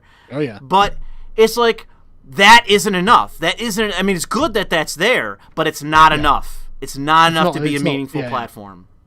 Yeah. I mean, I might email them and talk to them about the UFC thing, actually, because, like, why aren't you you have to find politics, or rather, you have to find outlets that, different mediums, let's say, that have some tacit connection to appeal to, are themselves more right-wing, and then go after it, promote it, try to build some kind of connection. Like, you have to do something. UFC is a great place to open into, and I don't know why they haven't been. Because Dana White is just straight up right wing, straight up right wing. You've got like Gina Carano as well. She was a UFC fighter, wasn't she? I don't remember. I'm pretty sure she was. Joe Rogan, I wouldn't say is just straight up right wing. He has right wing beliefs, but he's not just straight up right wing. But the point is, like, he's a big name. He's into that thing. Yeah, like, that's dude. That's the only thing. Honestly, he dwarfs every goddamn anything out there. He's the biggest name in like social media in terms of personalities, in entertainment. He's got more subscribers than fucking Jesus Christ. Yeah, and for that reason only, the fucking guy should be promoted. Yeah. But or not just that. For that reason, you should promote whatever his interests are. Literally just do whatever is right. Gettr Sports UFC edition. Because what we're doing. one of every day. One of the things that you ultimately want, especially from the standpoint of Jason Miller, is you want on like the way that Joe Rogan on his platform said, "Well, I saw on this, I was reading this." You want Gettr to be dropped as much as possible on that show. And I was watching Gettr Sports on. Exactly. I saw on Gettr Sports. I saw this on there. I saw from this user on Gettr. Like, you want them to name drop your shit, and the only way that you're never gonna get that shit by just sticking to politics and by fucking banning people. You can't do that. No, I agree. So I'm hoping to God that with Donald Trump's platform, that it is not a duplicate of Gettr. I just hope to God that it's not. It's just going to be a duplicate of Twitter. Well, no, if it is a straight up duplicate of Twitter, except for the hate speech policies aren't retarded, then honestly it will be a decent alternative. Because I'm going to be going on there and I'm going to be dropping all kinds of words on there. He's not going to do it. He's not going to do it. He's a normie. I guess not. The normies do not expect all those sorts of gamer words on their social media platforms. They've been conditioned not to expect it. Well, all I can say is that if you want new blood, if you want to appeal to more than just the boomers, I don't disagree. You don't have to persuade me. All I'm saying is I think that this is an inevitability. Whatever. You got to have edginess. That's the only thing that appeals to a lot of people. People want edgy content. People want edgy characters. Again, I don't disagree, but all I'm saying is Donald Trump is an old boomer. He doesn't want to see the N-word ever. Well, he knows his followers don't want to see the N-word ever. I will end it with this. I will end this segment with this. People want two things. They want the N-word, and they want they want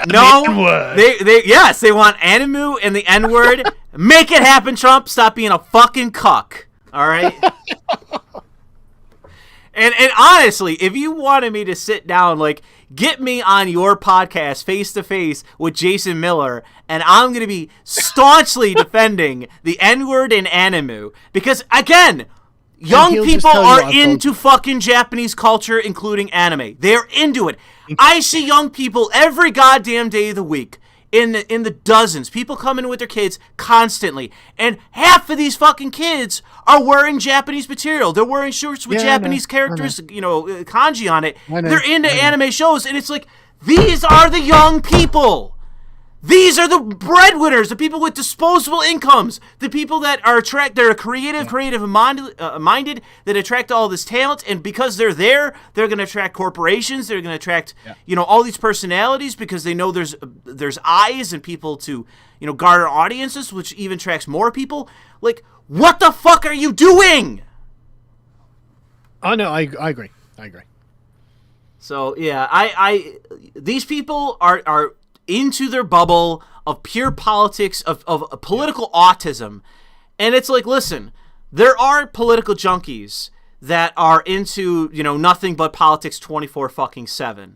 There are people like that, but honest to God, that is maybe like 5% of the fucking population. And the thing is as well, how big a newsroom would you even need for like Gettr UFC? You know, just get a couple of UFC. It would junkies. be one guy. You know, Right. if you look at an outlet like Barroom Sports, it was like 3 guys initially. Yeah.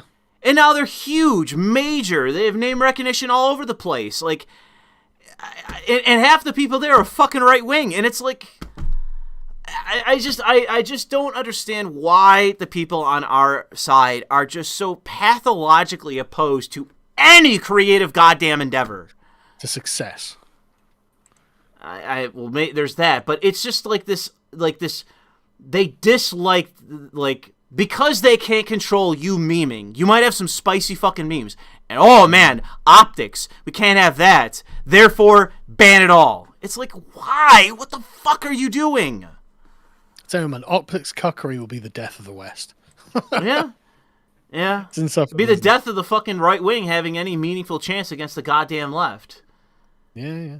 Because and going from there, you won't be able to see it on your screen, but I have an opinion piece from Human Events by Bill Harrell regarding Glee being the origin source of all the like woke bullshit in Western culture. We covered this on the podcast. It's not that it's the origin source per se, but what it is the vector of transmission. Yes. So much about politics is involved in the distribution of your values, your philosophy. And I totally get this. They understand this utterly. They have been highly, up until recently, where a lot of their endeavors fail. It's a meme on the right, get woke, go broke, that sort of thing. But the fact is that for every 10 failures they have one success. They need to go for stories. That's the thing. The right fails to understand that this isn't about facts. This isn't about logic. This is about feelings, and feelings are commanded by stories. Stories influence what you feel about a thing, and this changes everything. So what I really want is for the right wing to understand that, like, no matter, it's just, again, it's another paradox of, oh, fuck the bureaucrats, fuck the red tape, fuck you controlling me, freedom, bitch. And it's like, also, in terms of politics, we need to police everything. Police what you say, police what you do, police what you think. We need to police all this. Yeah. It's like, suck my dick, you're full of shit. You're full of shit. The problem, right, that the Americans have is that your guys aren't really right-wing, right? You know that, right? No, well, it's not conservatism in the real sense. What actually is conservatism? It's Whiggery. It's the Whigs, right? And for anyone who doesn't know, that's like the precursors to liberalism, like classical liberals, who set up the American Republic. It's a rationalistic endeavor. It's not based on the sort of politics of intuitive what it is to be a human being. It's a set of reasons. It's all constructed by reason. So, okay, that's great. And I agree with them all. Don't get me wrong. I agree with them all. But that's not conservative. That's ideological. Yeah. You know, you're a propositional nation. And it's like, okay, well then you can't really be conservatives because you've always got a set of propositions that you have to reinforce. All well and good until someone comes along with a different set of propositions that are couched within your own. And demands that you have to accept these. And it's like, okay, what are you going to do now? Like, Tucker Carlson is a conservative, right? Yeah. He's actually concerned about, like, he'll call out, voter replacement, demographic replacement, stuff like that, because he's a genuine conservative. But most of your right wing are not conservatives. They're Whigs, like I am. I'm a Whig, So it's like, and this is why I totally understand where the Republicans are coming from, why I seem so naturally to be one of their guys, because I am, right? But they're not conservative. And I've done a lot of studying recently on what a conservative actually is. And man, there are very few actual conservatives fucking anywhere anymore. And Tucker Carlson is the last one and the most effective by a long way. You know, I tell you what, man, I love when YouTube actually rotates, you know, after the next video when I'm painting my models, whatever, then a Tucker Carlson clip comes out. Oh, brilliant. You know, new Tucker Carlson clip. I'm actually excited for it. Greg Gutfeld, fucking Sean Hannity, blah, blah. Oh, fucking hell, I couldn't care less. Yeah, I got to say that Greg Gutfeld is pretty cringe. He, I don't know why either, because it's not that the jokes are even bad jokes. You know, a lot of them are actually quite good jokes. I don't find him personally funny. No, I don't, and I don't find him to be charismatic at all.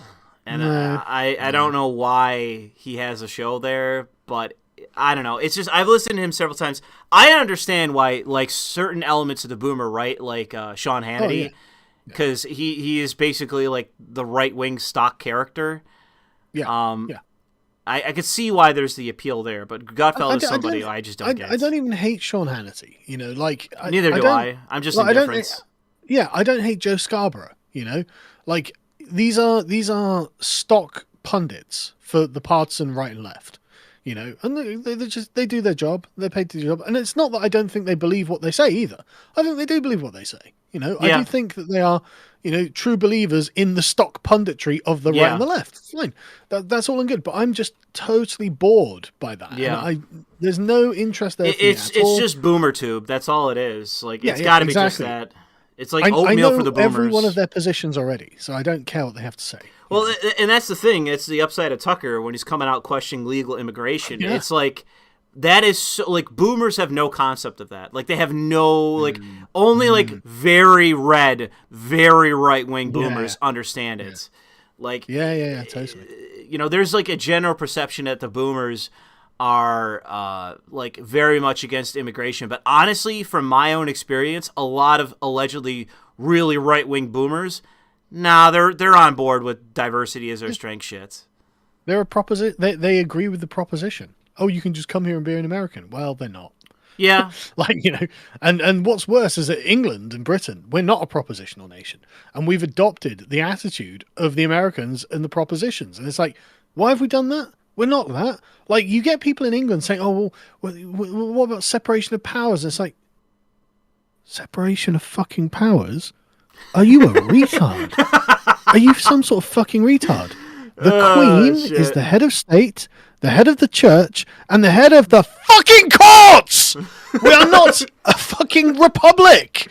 You fucking idiots! And so they just import all of this American ideology without understanding our country at all. It's insufferable. I don't know. That's one of the weirdest aspects of your country is the people that basically think like you are a republic. Like, they're like, no, like, we should have all these things. And it's like, what are you talking about? Like, you're an actual monarchy. What are you talking about? No. They don't know because we don't do civics, right? And so all they hear is American civics coming off the TV, and assume, we speak the same language. I mean, that must be us. Right? They have no idea. The other thing too about like, democracy. It's like, yo, America's a shithole oligarchy. What the fuck are you talking about? Like, and exactly. If democracy leads to like California or New York or Chicago, is that good? Yeah, I can only begin to tell you that I've talked to a lot of people that have been to a lot of parts of this country. I've had, from my own job, I've had way more exposure to random average people. And this country is legit, like, just slowly block by block turning into a third world shithole. Yes. Like this. I mean, LA, man. When I went to LA, it was the most unreal thing. Just me and Tim Pool are fucking driving around to, like, you know, the local Walmart or whatever it is, and we literally have to go through a little tent city to get to the car park of this Walmart, and then we start driving off, and then 5 minutes later we're in Beverly Hills, and it's just like, what the fuck is this? You know, this is just mad. You know, it's mad that this can be allowed to happen. Yeah, I've had, like I said, just exposure to people. Like this one guy that I work with, I'm trying to remember where he went. It was like someplace outside of Philadelphia, and it was like near his hometown. And he was showing me a video of his neighborhood, like somewhere near his neighborhood. And it's just tents and shit and garbage all over the fucking streets. And I was just like, I hate this fucking country. I just hate it. I swear to God, if this country ever just straight up collapses, people are like, oh no, it's like, no, you all get what you fucking deserve. Yeah. This is what you deserve. Because I swear to God, like there is so much about like people's possession, like their own self-possession of like, oh well, welfare is good, and oh, aren't you compassionate? We need to have Section 8 housing, and it's like, you're just turning this country into a third world fucking shithole, and you don't care. Like, and I'm happy to turn around and say, no, I'm not fucking compassionate. Now what? Yeah, like, fuck your welfare, dude. Right? I'm if I have to hear Kyle Kalinske or Sean Head or someone like that say anything about the fucking NHS ever again, I think I might actually just go and kill myself. Right? Because no, that's not the way you got to go out, dude. You got to go out at least gun in hand, saying subscribe to PewDiePie. I didn't say how I was going to kill myself. Oh, okay. So seriously, right? So we went through the statistics on the NHS today, right? The NHS is something like 12 to 13% of our overall GDP. Oh my God! Yeah. Oh my God! No. Listen, it gets better, right? That equates. You know how the US military gets about $750 billion a year? Yeah. Funding, right? For the globe-spanning, all-conquering military that you have, like how many aircraft carriers do you have? I don't remember. It's something like 20 or something. Yeah, it's a lot, and they're very expensive. Destroyers in every sea in all the world. If you look at the Pacific, there's so many bases, all with ships in them. They police all the shipping lanes. Yeah, in the entire fucking Pacific. The entire world order is underpinned by the U.S. Navy, right? $750 billion. Do you want to know how much the NHS costs in billions of dollars? $360 billion. Literally, we could have a dozen aircraft carriers. That's where the Empire went. 500 destroyers patrolling the world as well. Instead, we piss it away on immigrant healthcare. We know where the Empire went. We know where it went. No. There's a Twitter account. I'll find it for you. I'll send it across. It's literally Days of NHS Spending. It's called. Oh, right? Jesus Christ! It's amazing. It probably goes up higher than the U.S. debt clock. Yeah. No, it literally does, right? And it's amazing, right? Because one of the tweets, and this is the perfect tweet. It's the perfect fucking tweet. 'Cause it's got like, well, you could build like a large hadron collider every week with NHS spending. God. No, not even joking, right? But here's the one. Here's the one I'm going to send to you. I want you to just read that out and get your authentic reaction. Oh no! All right. Just read that out. All right, let's put it on screen for my band account. HMS Queen Elizabeth costs 6.2 days of NHS spending. That's 58 aircraft carriers a year. Oh my God. That's where the Empire went. Yeah. I mean, we could spend all of this money building 58 aircraft carriers a year, which I think is a great fucking idea. I'd rather be doing that and then paying for my own healthcare than paying for the healthcare of fucking immigrants just coming in and just. I mean, if you ever use the NHS, if you ever come here, you'll see exactly what I mean. It's little foreign ladies who are just sat in the NHS waiting room with their husbands. Yeah, it's just packed with them, because it's free. They just, why not? Why wouldn't I just? I'm feeling slightly ill today. I'm just going to go and take advantage because it's free. These people have never paid tax in this country, and this is just being poured down this fucking black hole. Yeah, and we could be putting it into aircraft carriers and conquering an empire again. But you could, in all honesty, if you did in fact do this, you could kick our ass in a war. You could beat us in a war. Yeah, because we've got better trained soldiers. Well, you not only have better trained soldiers, is that the United States has lost all will to fight. And I deal with new recruits all the time that are going to all these different branches. They're a bunch of fucking cucks. They're a bunch of beta males and females, bunch of women. You'll beat us. I agree. And there was a military exercise the other day actually. Let me find it. So yeah, I've been talking. There's this one guy at work who is ex-military, and him and I, like, we disagree so much on so many different things. And he's basically, I do not talk about politics at work unless I'm basically spurred into doing it. And this guy did it one day, and I was like, dude, I don't know if you're basically sampling some of the recruits we get in this place. These guys couldn't fight. They couldn't fight me. Okay, Yeah. I could beat them in a fucking fight. These are like fucking 5'5" and 5'4" fucking manlets, beta males, tubby beta males, and fucking women who are like 5'2". Like, they're gonna win a fucking war against Chinese. Like, they might be equivalent size, but you got soldiers in China that have been training their entire goddamn lives to kill. Yeah, you know, and they're actually men. They're men, and they believe in their nation. Our people don't anymore.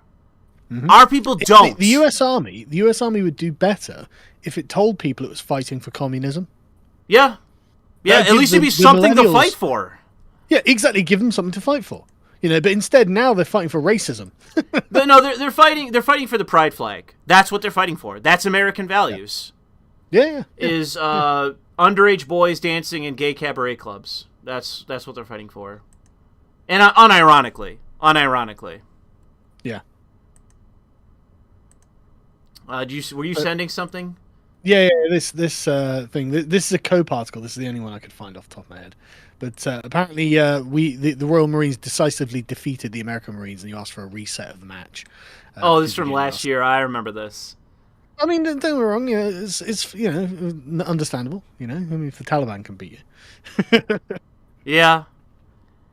I mean, it's honestly the problem because the right wing, especially who compose, like, any time of the people that I deal with in my in terms of my workplace, who are ex-military almost to a T.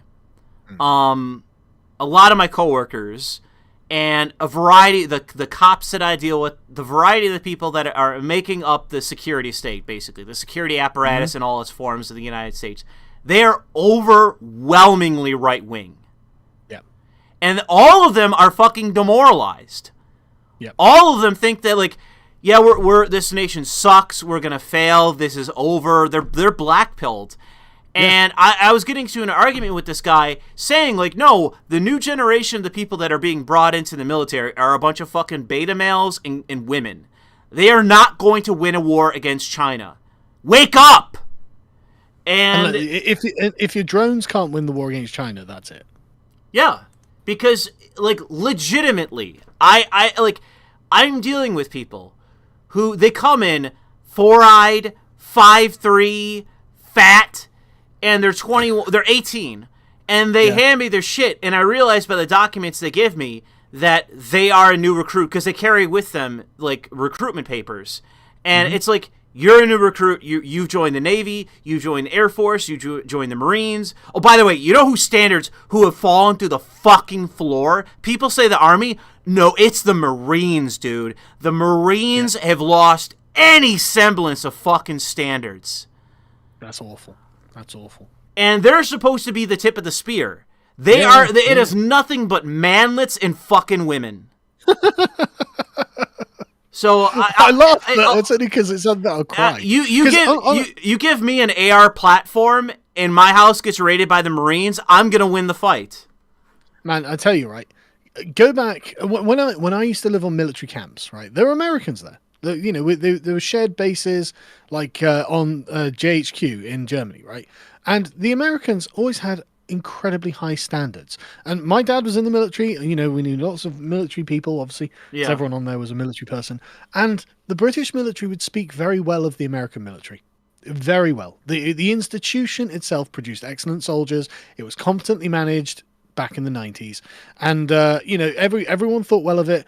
And it was a reason for us to uphold our standards to such high levels. It was like, well, we don't want to look bad in front of the Americans, which is, I think, good, healthy competition, It's mutually beneficial. Exactly, mutually beneficial. There's mutual respect there, and everyone really likes each other. And the Americans are all lovely, every single one of them. They're all great people. And it was honestly, like, growing up, I didn't realize how good I felt about all of these things.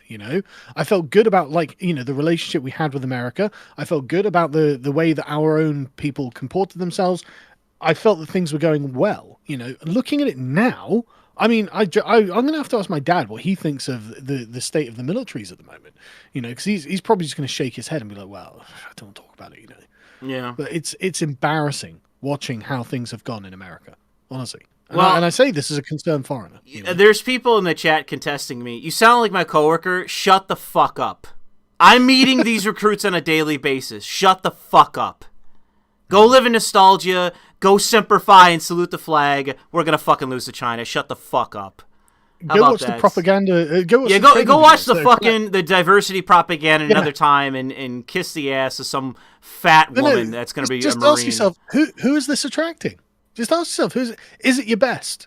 Is it Giga Chad who wants to go and save the Republic and kill all of America's enemies? The Giga Chad's in the gym with a Trump hat and he's about to go out and get pussy. That's it. That's what these guys are doing now. They're not joining the fucking armed forces anymore. Exactly. He's not going to get a wife. It's a bunch of a bunch of dweeby ass fucking young people that when I was that young, made me look cool by comparison. Yep. That's who these people are. Yep.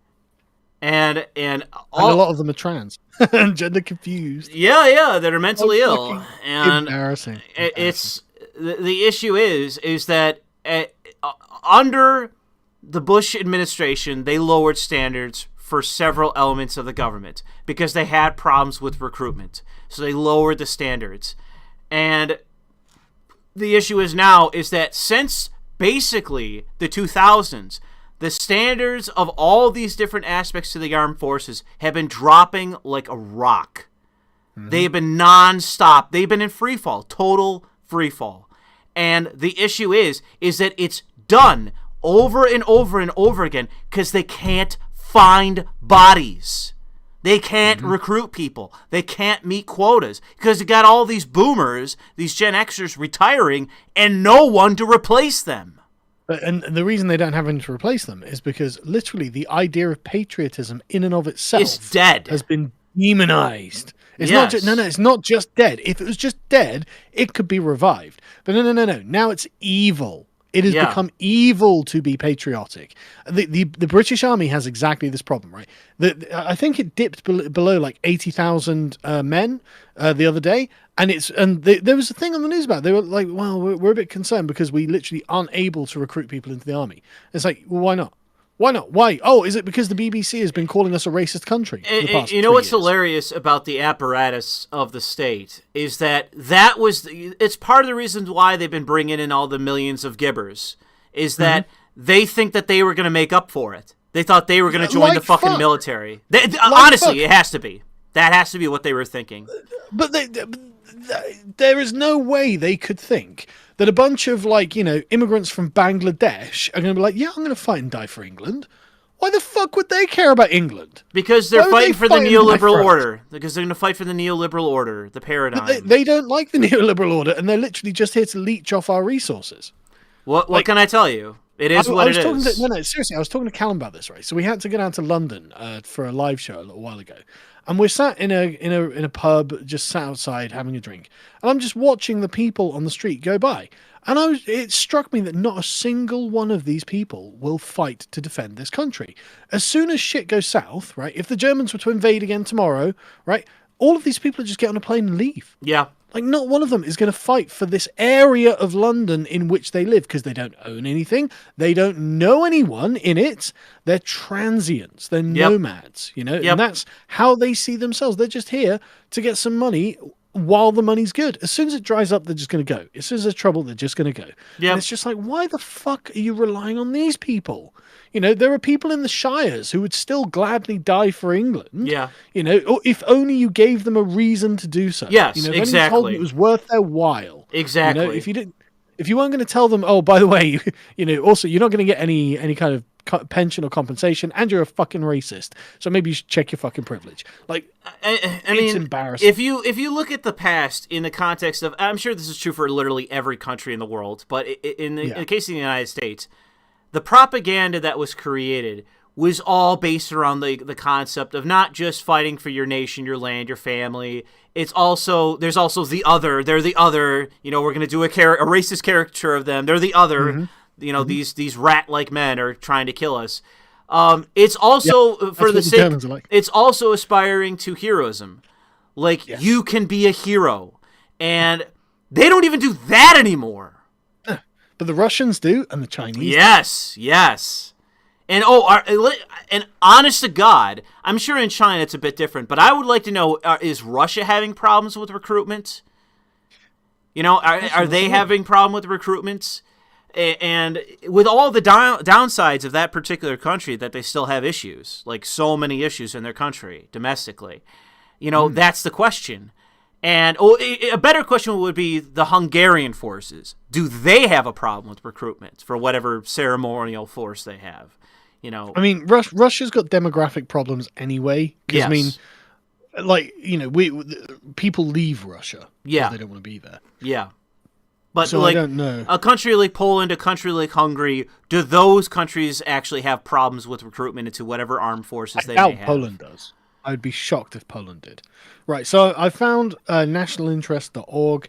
Apparently, the Russians are trying to maintain a military with 900,000 personnel, but are having trouble achieving that. Yeah. But I mean, you know, we've got 80,000. Like, what are we going to do? You know?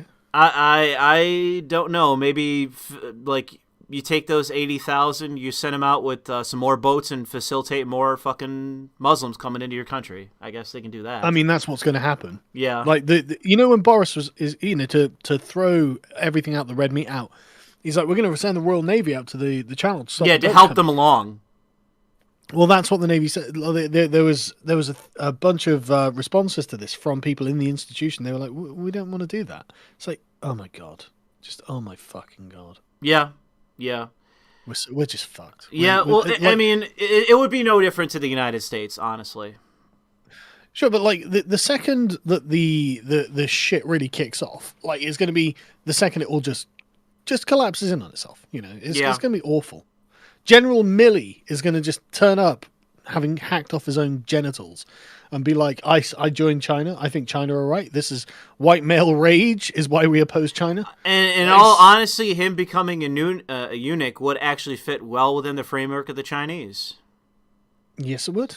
He can be the court eunuch to Xi Jinping. Well, eunuchs used to have a pretty prestigious place in Chinese society, and that's what I hope to be part of. But yeah, I guess I don't know if we really need to go on too much more about freaking blackpilling about how fucked the West is. We do it every time we talk, though. Yeah, I know. Things just keep getting worse, don't they? So. Yeah, I mean, the thing is that things could always turn around, but you would basically need to have a madman in charge of things in order to get things where they need to be. Like, okay, that's a great point. Who would be said madman? Who could do it? I don't know. Get me the fuck in there. I'll do it. I don't give a fuck. No, not us, but. I'm saying me. I trust me, man. I'm gonna get history book. The history book is just gonna be me, man. But you're not gonna do it. So who could be the madman? I guess the best hope that exists currently for the United States context is probably just Trump. There's literally no one else. Like, well, I think DeSantis is. No, DeSantis is more stock Republican than anything else. I don't know. I don't believe that he would actually meaningfully change the way that the federal government would operate. I don't think know that he would have that scope in mind. He would come in and it would be the same issues that Trump had on day one with recruiting so many awful people. DeSantis would have that exact problem. His first term would be nothing but that issue. I guarantee it. I know some of DeSantis' advisors as governor of Florida, and I've spoken to them, and they're fucking good. That's fine. His advisories can be good. If they're not making the hiring decisions, then they can shut the fuck up. I imagine that they would be making those sort of decisions. Because the last thing that I would ever want to hear is talk. I want to know, because everything is... DeSantis is not just talk, is he? You know, banning mandates for vaccines being the governor of the meth head states and being the president of the United States are two completely different things. He has made Florida the best state in the United States. Come on. There are several things that he has done to Florida that have definitely aided Florida in being far more appealing to the blue state shithole like my own in which I live. But he has... It's been less so much what he has done in comparison to what has been done in blue states. That is my opinion. based on living in a blue state, knowing people that have fled to Florida. So I like the fact that he's come out and slammed the media. So he's directly opposed the media. I like the fact that he's come out and directly not just said, we're not going to do mask mandates, I'm going to ban you and vaccine mandates. I'm going to ban you from doing them in this state. That's aggressive action against the left-wing narrative and actions. So I don't think you can complain about that. I think that's actually fucking respectable, and I wish more politicians on the right were doing stuff like that. I think that DeSantis... It's aggressive. DeSantis, in my worldview... Banning CRT, obviously, you know. He is a guy that could... I honestly think that DeSantis could be a very capable governor, could be a very capable guy that's part of, like, a foundation. I think that he could be part of a team that is very effective. But him being on top, him being the man, him being the leader, basically, I don't think that works. I don't see it working. Well, you know, I'm just saying he's made a lot of the right decisions and he's actually taken action. He hasn't. Yeah, I don't deny that he has taken action. That he's like, I would say that I have respect for him. I don't have respect for a guy like Ted Cruz, because I've already discussed it with you. He Ted is a bloviating bastard. All he does is talk. DeSantis has done good things, and he's done more than just talk. And he can brag about doing things and more than just talk, because he has actually done them. And his approval rating shows it. Like, I looked up his approval rating the other day. It's like 65% to 21% down. And it's like, yeah, that guy's fucking doing it. I think that I think the way that DeSantis looks good is comparing him to people that are also within the Republican Party. Is that he has strengths, he can be strong, he can lead, he can act. He's not as soft as other people are on a litany of things. He's not a treacherous faggot like so many people on the right. Oh, he's in Game of Words. Like, that's one of the real problems on the right still to this day, is treacherous faggots. Guys like Mike Pence, who spent decades being a right-wing mouthpiece. Talking. He's given the gun. Okay, Mike, it's time to act. And he shoots you in the fucking back. Mm-hmm. Not just drops the gun, not just walks away, he shoots you in the back. And it's like... That's one of the real problems we still have on the right, is treacherous pieces of shit like that, who, when given the ability to act, do not only nothing, but act against you, actively inhibit you. And it's like... some breaking news for you, if you like. Go ahead. Gab are suing Rumble and Dan Bongino for use of the term parallel economy, it looks like.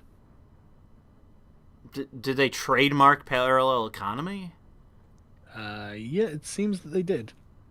Did they use it in a marketing capacity? Let me see if I can find the article. So I've just got a screenshot from Gab here, from Torba.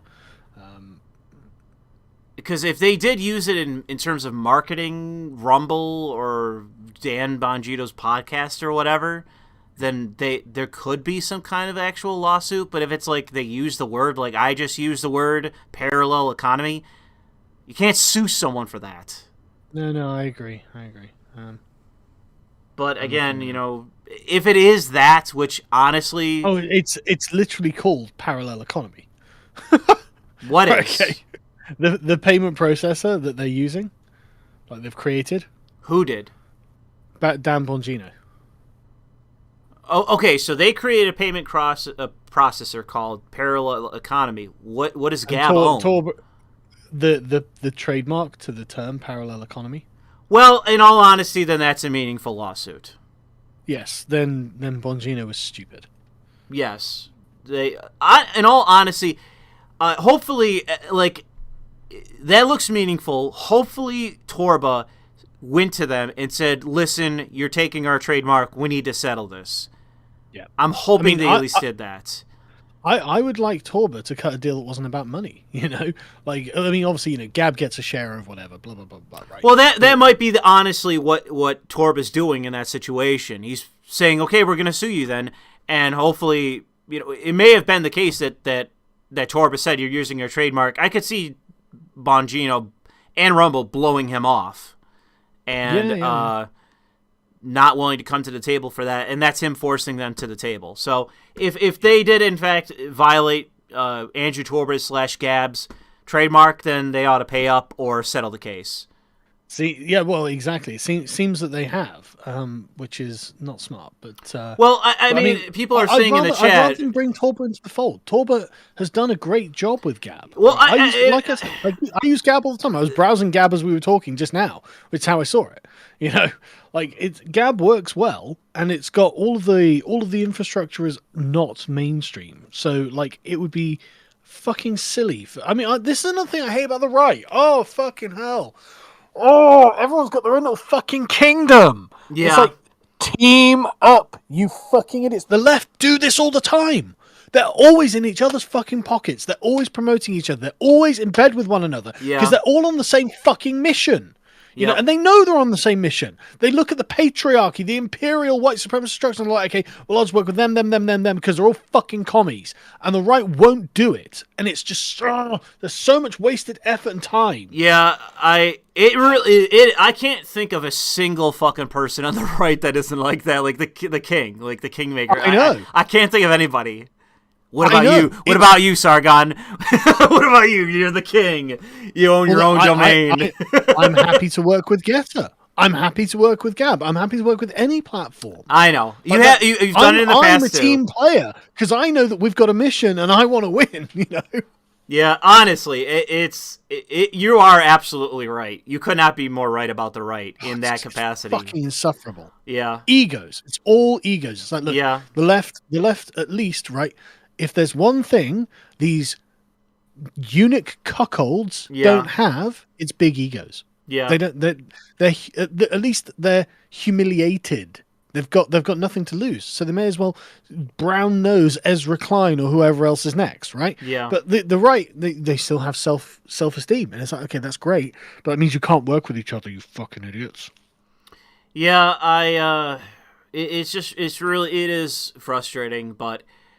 I honestly, not knowing the full context of that situation, I have to say that Bongino does have a fucking ego, and so does Torba. Though. And so does Torba. Yeah. So I don't really know. Like, how do you pick a side? Well, I don't dislike either of them. Right? Well, I gotta talk to them about how they feel about Animu. I already know Torba's disposition, but if I get Bongino saying a more likely, if he says, okay, I'm good with Animu, it's like, okay, I gotta side with Bongino on this one. Yeah, I mean, don't get me wrong. Literally calling it's literally called parallel economy. The exact words that Torba has trademarked. I mean, that was fucking. Well, the other question is, what the hell is he doing with the trademark? Because Torba's been talking about this for ages, that he's setting up a parallel economy with Gab. He's setting up his own payment processor. Oh, really? Yeah, Gab, because Gab's been deplatformed for everything. Well, so I know that they would do that, but is that what they were going to call it? He registered the trademark of it, so it doesn't matter. Well, I gotta say that Torba might be in the wrong. I got my stink eye on Bongino for what the fuck he was doing. Because that is suspicious. He obviously didn't check. I don't think it's suspicious. I think it's stupid. So apparently Gab Pay is an app that's coming in early 2022 as a PayPal alternative. And I've been following the development of this on Gab, and they seem to have the infrastructure in place. They seem to be actually doing it. Good. Oh, good for them. Fucking good. I hope Torba becomes a fucking multi-millionaire. I hope he becomes filthy rich through Gab Pay. I hope that Andrew Torba seeks counseling. There is that too. He can pay for lots of counseling, right? But the thing is, I like Torba. I like Torba's unremittent. I won't bend the fucking knee. Right? Yes, he has his positive qualities. He has taken the punches repeatedly, over and over and over. And what's he got? Well, he's got a successful alternative media platform that has a unique selling point, which is literally you can go say the M word as much as you want. Not a selling point to everyone, but it means it's got a core dedicated. I don't know. If you don't got any Animu on there, you might as well be fucking dead platform. That's your fetish. Hashtag dead platform. But the point is, Torba's got something that's not going away, and it hasn't been going away, and he's been successful for many years now, and it's more successful than ever. Like I've got like 78,000 followers over there. That's really good. Like especially considering I'm like a disgusting normie. Like by Gab standards, I can't believe any of them follow me. Really, why would they want to hear from me? I'm basically the enemy as far as they're concerned. Yeah. But Torba himself, he's got 3.5 million followers on there. There are definitely millions of people using Gab. I really do think. I mean, you would not believe the fucking. I get loads of posts on Gab going viral, like 2,000 or 3,000 shares, and it's just like fucking hell. This went a lot further than I thought. And it's not unusual for that to be the case either. Like to literally get thousands of shares on Gab, and I'm like, okay, fucking hell. There are people using it, and if Torba sets up, I mean, how many people on Gab have been deplatformed from PayPal? I'm going to guess almost all of them, like the entire platform had been deplatformed. I've been deplatformed. Torba's been deplatformed. Undoubtedly, Storm Gruppen Führer 1488 has been deplatformed. All of these people. And if Torba creates a payment system that he gets 1% of on each transaction or something, then he's going to end up a very wealthy man, and he'll have earned it. He'll have earned it. He took his lashes and he said, fuck you, I'm building this. Good for him. Honestly, that's how I genuinely feel. I mean, good for him. Say whatever you want to about him. He definitely realized through the attacks on him and his platform that basically crippled it. That you have to basically set up all this independent infrastructure because the left and the powers that be basically are all going to come down on you. And I got to say, that's ultimately the criticism that I have for Gettr and Jason Miller is that, you failed to learn that? Fucking how? I honestly, it's a criticism that I asked him about the first time I met him. I was like, so what's your back end? He's like, Amazon Web Services. I was like, okay, that wasn't smart. Yeah. He was just like, don't worry, we just have moderation that is in line with Amazon's thing. It's like, okay. Yeah, the moderation on Gettr is brutal. It is brutal. And it is even more like robotic, AI-driven shit than Twitter. Mm-hmm. So it is kind of ridiculous. And like I said, I'm not that big of a fan of the platform, and I'm just hoping to God that whatever Trump comes out with is like an actual true blue competitor. Like it just you have to stop this, guys, for Christ's sake. Like just. There is a reason why all these different platforms grew in the fucking first place, and you are never going to ever succeed if you don't just mirror what they did. Yep. The reason why they're failing is because of the censorship and all this shit. Don't do that. If you have to do it, make it as minimal as fucking possible. Anyways. I don't disagree with you at all, but the thing is, they're fucking conservative Inc., aren't they? Yeah. They don't think like that. Anyways, I guess we'll skip this one op-ed because it's boring. Let me see if there's anything else to talk about. Because I know a bunch of people sent me some articles about some jogger attacks that were fucking insane. Really? Like, there's been a lot of shit going down in New York City for jogger attacks.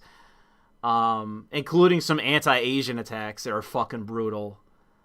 I'll skip those. I might save those for a video just to give YouTube a reason to ban me.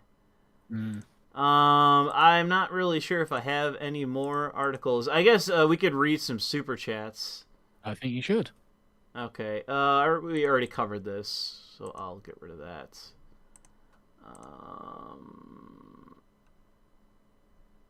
Nigel Farage predicts many Chinese spies will be found in Westminster. I'll bring that up. Well, yeah, they're called the Labour Party. So what do you think? Do you think that, United States keeps catching spies under every frickin' rock that are all ethnically Chinese?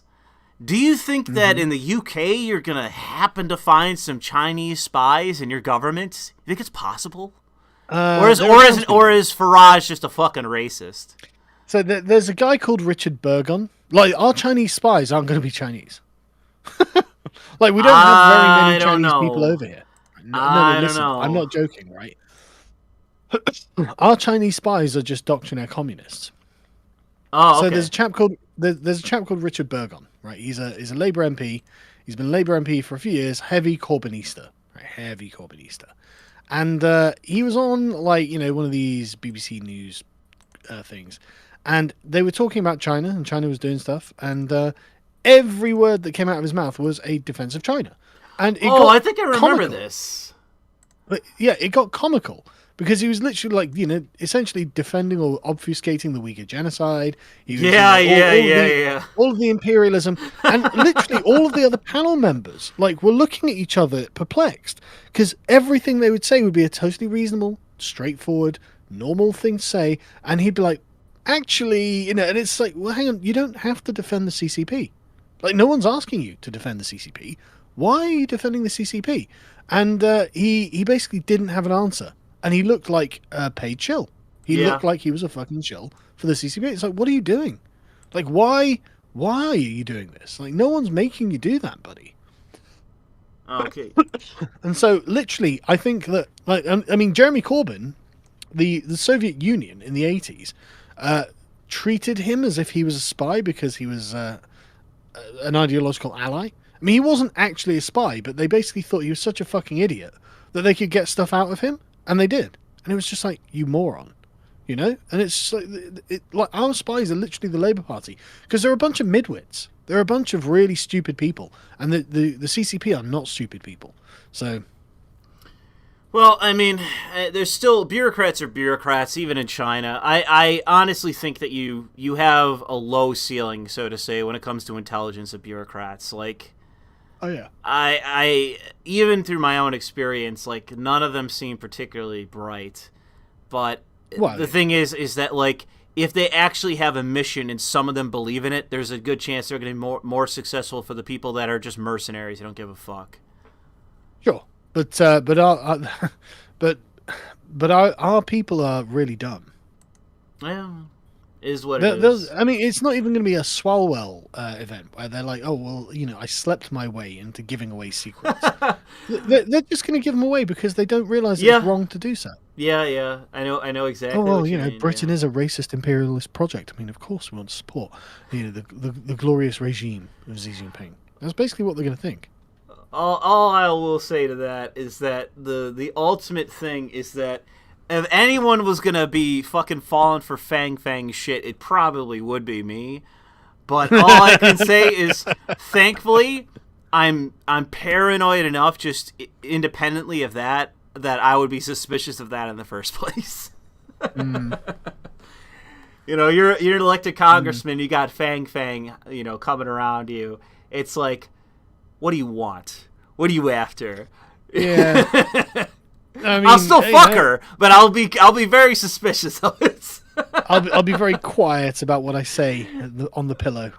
Yeah. Anyways, I guess we'll get to some live chats. I posted that the thing you posted from Andrew Torba just to post it. Oh yeah, well done. And Andrew Torba at least believes that he has a I mean, he literally posted the trademark. Yeah. So I mean, if he's actually literally got the trademark, it's an open and shut case. Yeah. So. Then I would say to Bongino's fucking crew, I'd be looking to settle, guys. Just settle. Yeah, anyways, for take the L. Rogue Crusader says for 657, I'm going to miss the live stream, but here are some beta bucks anyways, Louis. You not streaming is just one big fuck the fans moment. Think of your fans, Louis. What would Jesus do? What would Harambe do? Well, thank you, Rogue Crusader. Really. What would Harambe do? Yeah. Winter Phoenix says, Louis, when are you going to knock out Carl with your Baka hammer and force him to become addicted to moe anime? You're such a degenerate. We will pay you for the live stream it. Well, thank you there, Winter Phoenix. Literal degenerates. I was gonna say he's too much of a Gen X boomer. He's like walking around with his fucking faggoty Nirvana shirt, refusing to embrace the future. I have a Nirvana shirt somewhere. Exactly, you're fucking Gen X. Of course you do. You're Gen X and Oasis shirt. Shut the fuck up, boomer. No. Saying that, I think my millennial wife actually threw it out. She probably didn't know who Nirvana were. That's our source of infiltration. Yeah, she probably didn't know who Nirvana was and was just like, this is a really old shirt. He doesn't need this.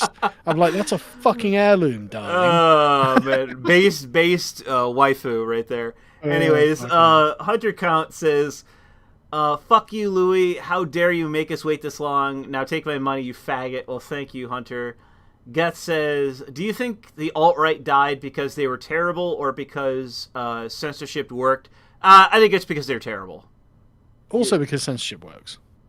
Well, censorship does work, but I think their own infighting and just awful behavior sunk them, because they would just literally go after anyone that they caught each other, and anyone that they got if a name was dropped and they paid attention to it, they would just hound them. Even if they agreed with them completely, they would just go after them.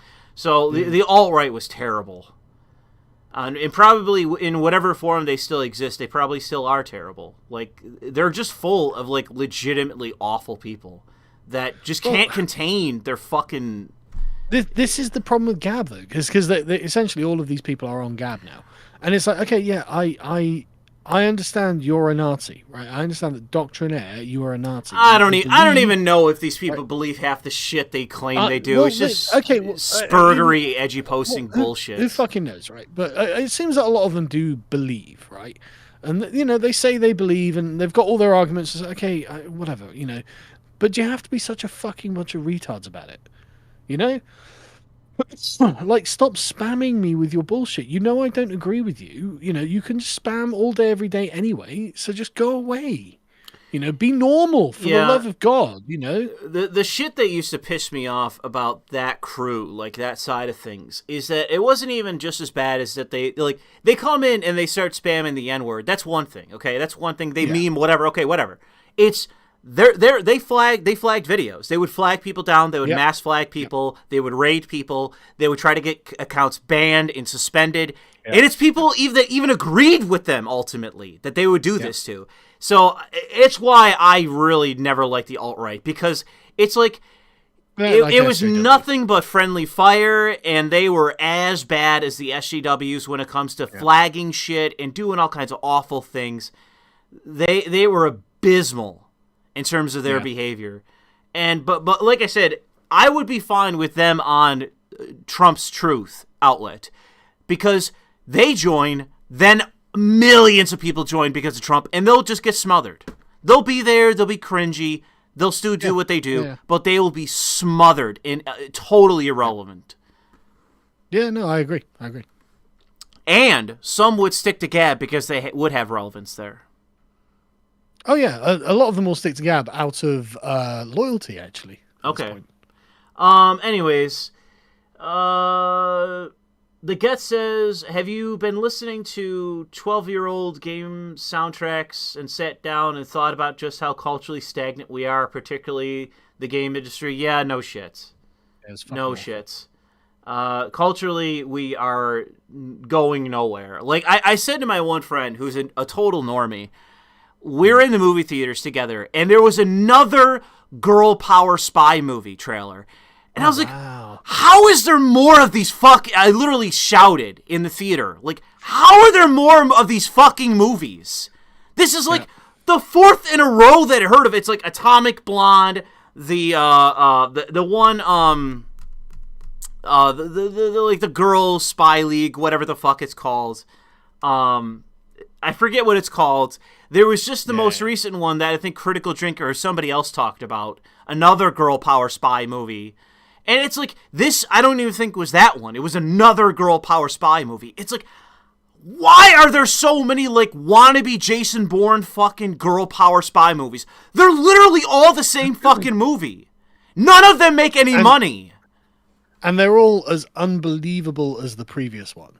Like, I don't think for a second that this 100-pound girl is knocking off dozens of men in close combat.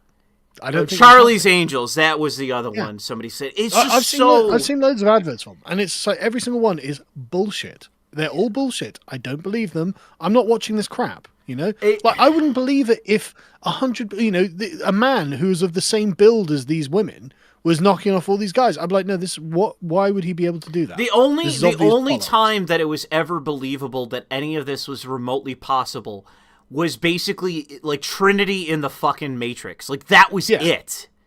Yeah. And like even she was getting her ass kicked by fucking Matrix agents. Yeah. But they have to have a magic power for me to believe it.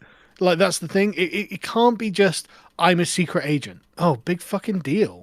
You know, they're all secret agents. What now? You know? Yeah. It's such. It's oh yeah, somebody just said it in the chat. Birds of Prey, Charlie's Angels. Like, there's all of these attempts, and all of them fail. It's this girl power bullshit, and it's all formulaic, and it's exactly to what this poster said. That none of them make any fucking money. Yeah. None of them. And they're all cringe. Yes, like, they are all really cringy. One of the things that someone talked to me about in private was the soundtrack to, I think it was the Charlie's Angels movie. And it's like all pop music, like all remixed girly pop music. And and it's like, who are you fucking marketing this to? Like, well, there's a reason they don't make money. Girls are not into action movies. Girls are not into, like, they're not into action games. They're not into action movies. Like, I wish I still had the statistic. I think it was from Ubisoft. I believe it was. It was either one of the Tom Clancy games or it was for one of the Assassin's Creed games where they realized that it was like, okay, you could choose to play a male or female avatar.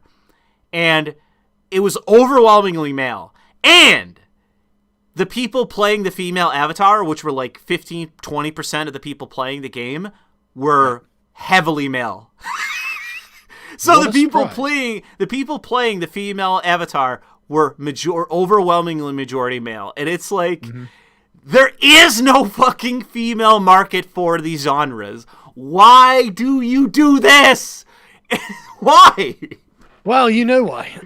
It's progressive. Yeah, pretty much. That's pretty much the only reason. It's all they got. It's the only singular reason. And what's hilarious about the whole thing is why I basically stopped talking about gaming. Although, on my desktop, you can't see this, on my desktop, about a week and a half ago, I wrote the script to my discussion of True Colors, the Don't Nod game, and actually creating a better version of that game. Basically in the sense that Critical Drinker does sometimes.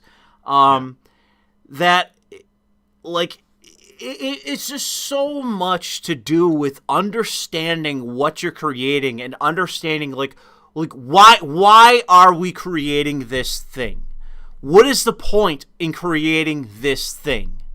And I think that so much of gaming, movies, television, music, all of these creative things, they don't know why. It is simply checking a box, progressivism, bullshit, whatever. There is no actual purpose behind it, and thus there's no passion behind fucking any of it. Yeah, they don't care. Unfortunately, none of this is like original or new. Everyone knows this. No, this has been around since like 2013. Yeah, this is old news. Unfortunately, it's like, and this is what I love about like the state of Hollywood at the moment. I mean, I've got a video that I've recorded it, but I need to edit, like, you know, the clips in to talk about the Matrix. But it's like, look at what, like, everyone's like, oh, this new Matrix movie sucks. It's like, only because you're trying to watch it as a story. It's not a story. It's a fucking cry for help. Like, look at the people in the movie. Look who Lana Wachowski is surrounded by.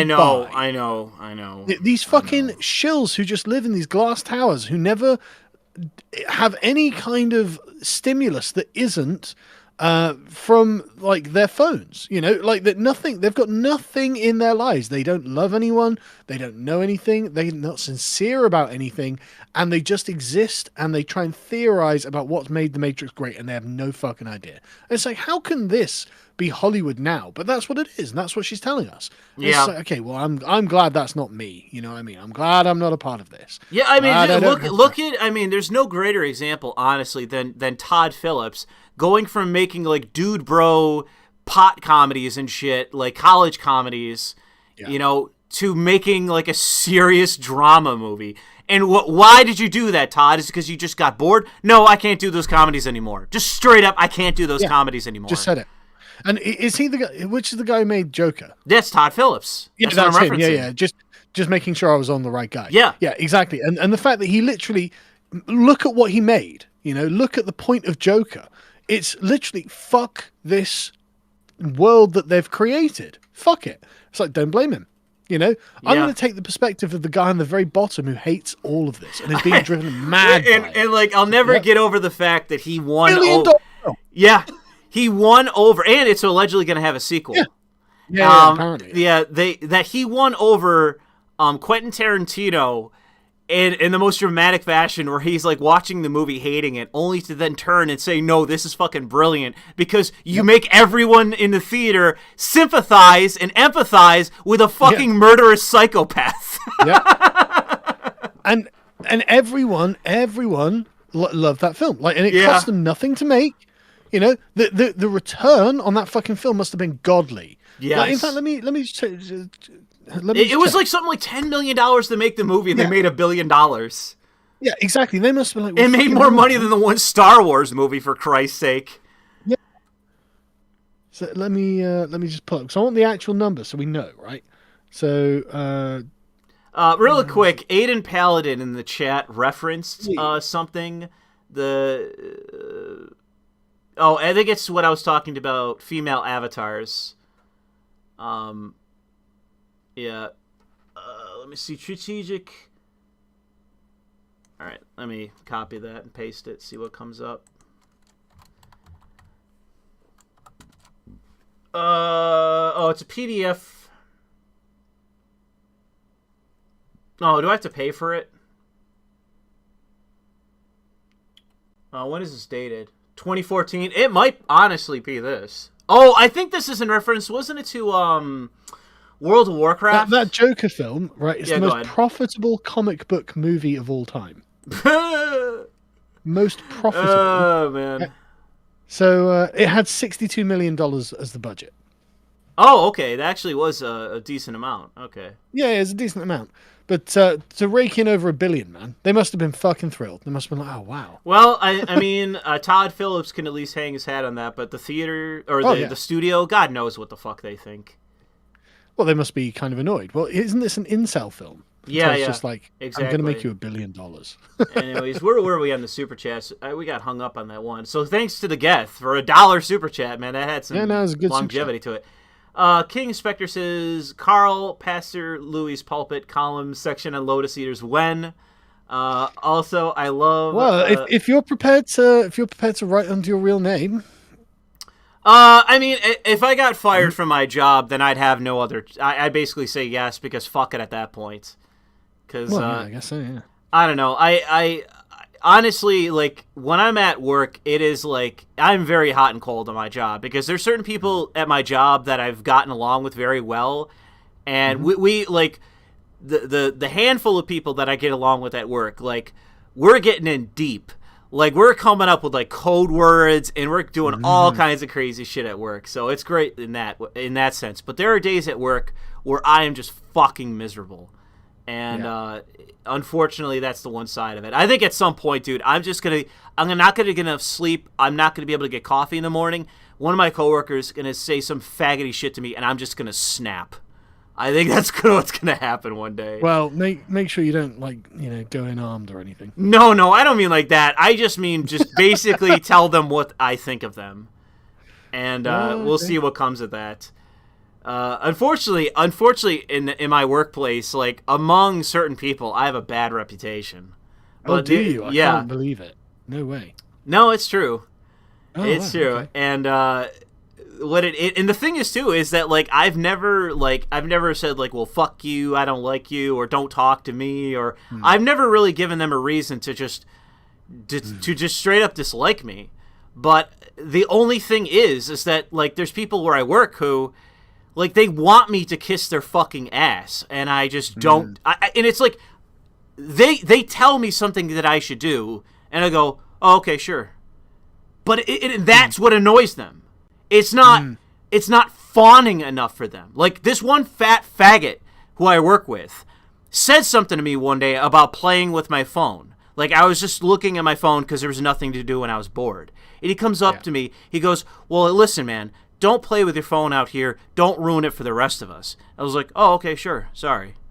And he walks away. And he spent the next 15 minutes complaining to other coworkers about me. And it's like, you fucking piece of shit. I said, okay. Yeah. But you know what it was? I disrespected him. I wasn't fawning enough towards him. Oh. Well, have you considered being more fawning, Louis? And so, well, the thing is now, somebody like that, all I can say is that one day, dude, one day, you better hope you don't catch me in an existing bad mood when I know that's what you're going to fucking do right after you talk to me. You come up to me and say, hey, man, listen, you shouldn't be doing this, blah, blah, blah. And I say, okay, yeah, sure. You know, and I legitimately say, okay, yeah, and I put my phone away and I stop doing it. But then you go on to badmouth me to all these other coworkers. The next time you say that to me, I'm just going to go, oh, yeah, so you can go over to her and him and just say what a piece of shit I am? Go fuck yourself. Because that is going to be what I say. And you won't be wrong to do it either. But, you know, you will be in trouble, so just be aware. I don't know. It's just one of those things where I just can't stand the sort of like beta male passive-aggressive shit of you have to go around like a goddamn woman and badmouth me to other coworkers. You know, it's that guy, especially this other guy, but I swear to God, man, one day they're going to fucking get it. I'm going to fucking embarrass them, and I'm not going to give a shit. Because the other thing is, too, is despite me being on a probationary period with the government, the thing is that I don't give a fuck about the job. It's a paycheck and nothing more. I don't care. Yeah. Anyways. You've got to remember, these people are invested. Like, yes, they are. Their career. Yes, they are. Retirement plan, yes. They have their 401ks. They have their investment. They all want to get promoted. They're all these little faggot kiss asses that want to get promoted. But the thing is that, like, they, unfortunately, like, they like the people that actually have, like, the management that I've met, they don't have anything positive to say about these fucking people. Mm-hmm. Of course they don't. Who likes the kiss ass, man? No one. I don't know. It's just so strange in the place that I worked at. They're like, I get along with all the new hires, and I despise all these people that have been there for like 5 or more years. I just despise them because they're just malignant cunts. Like, they just can't be nice to me. Mm-hmm. It's just so out of their fucking framework to just be polite to me. Yeah, I believe because they just straight up don't see me as their equal. That's what it is. Yeah. And like, there's going to be more to it than that, but it's basically it. Yeah, I'll never understand it. It's like you are a federal fucking bureaucrat, okay? You are a fucking living parasite off the taxpayer. You are the equivalent of a garbage man. That's who I am the equivalent of. I am a garbage man. That's what I do. So, you know, we make about as much as fucking garbage men, so why are you so fucking arrogant? Because they need it. Because they've got nothing else in their life. Yes, that's honestly, honest to God, that is what it is. And that's what my one coworker said. It's the one guy from New York City. He said that to me the other day. He goes, I can't stand half these people here. They're so invested in this shit, and we make nothing here. Because this guy owns his own business. He goes, he's going to college. He's going to graduate. He's going to go back down to New York City. And I want to be there on his last day. Yeah. Because he is going to say some ruthless shit to some of these fucking people. And they'll fucking deserve it because they've been treating him like shit too. Yeah. Anyways. But that's the thing. Like, government bureaucracies attract a certain kind of people, a certain kind of person. And that person is always a piece of shit. Yeah. Honest to God. I worked at the research councils in Swindon. And some of the people there were really nice. Yes. And some of them were just like... Again, like the sort of person you're talking about, and it's just like, why? Like, and I wasn't anyone important, so like, I guess it was never the scientists either that were there. The scientists were all really nice, actually. It was the uncredentialed people, yes, who were occasionally. But I mean, most of the people there were nice. Actually, I shouldn't be too mean, but there were some people who were just like okay, man, there was no need to be a dick about this.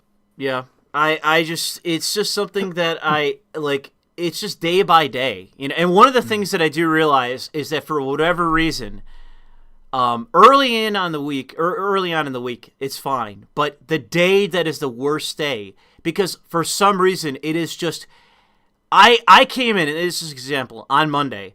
I came in, I had a good night's sleep, well caffeinated. There was a snowstorm, so it wasn't busy. I come in, I'm in a good mood.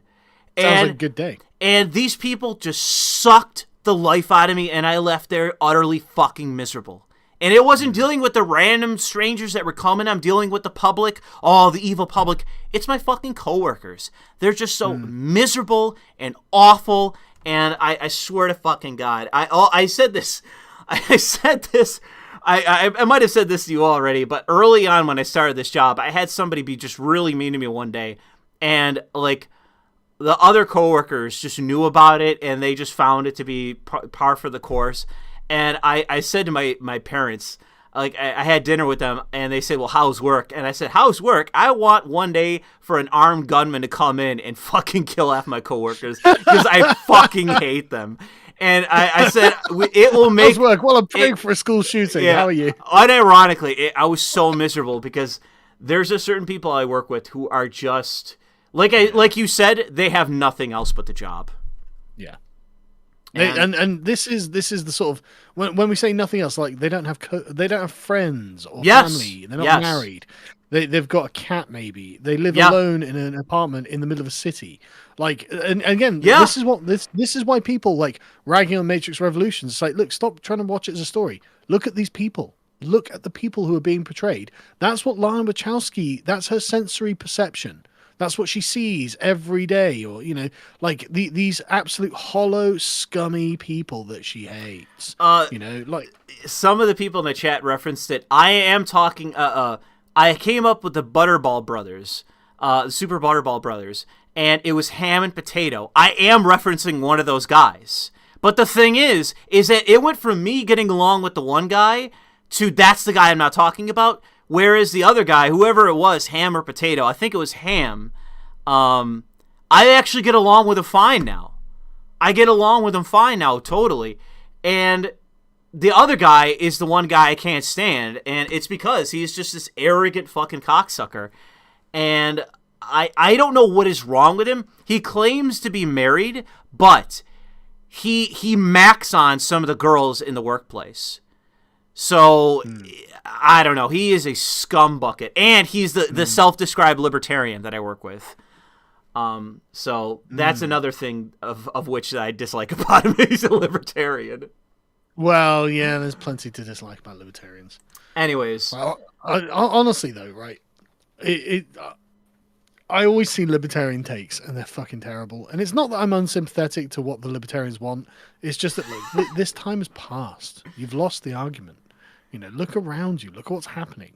Yeah. These people don't agree with you, and they don't care that they're going to kill you.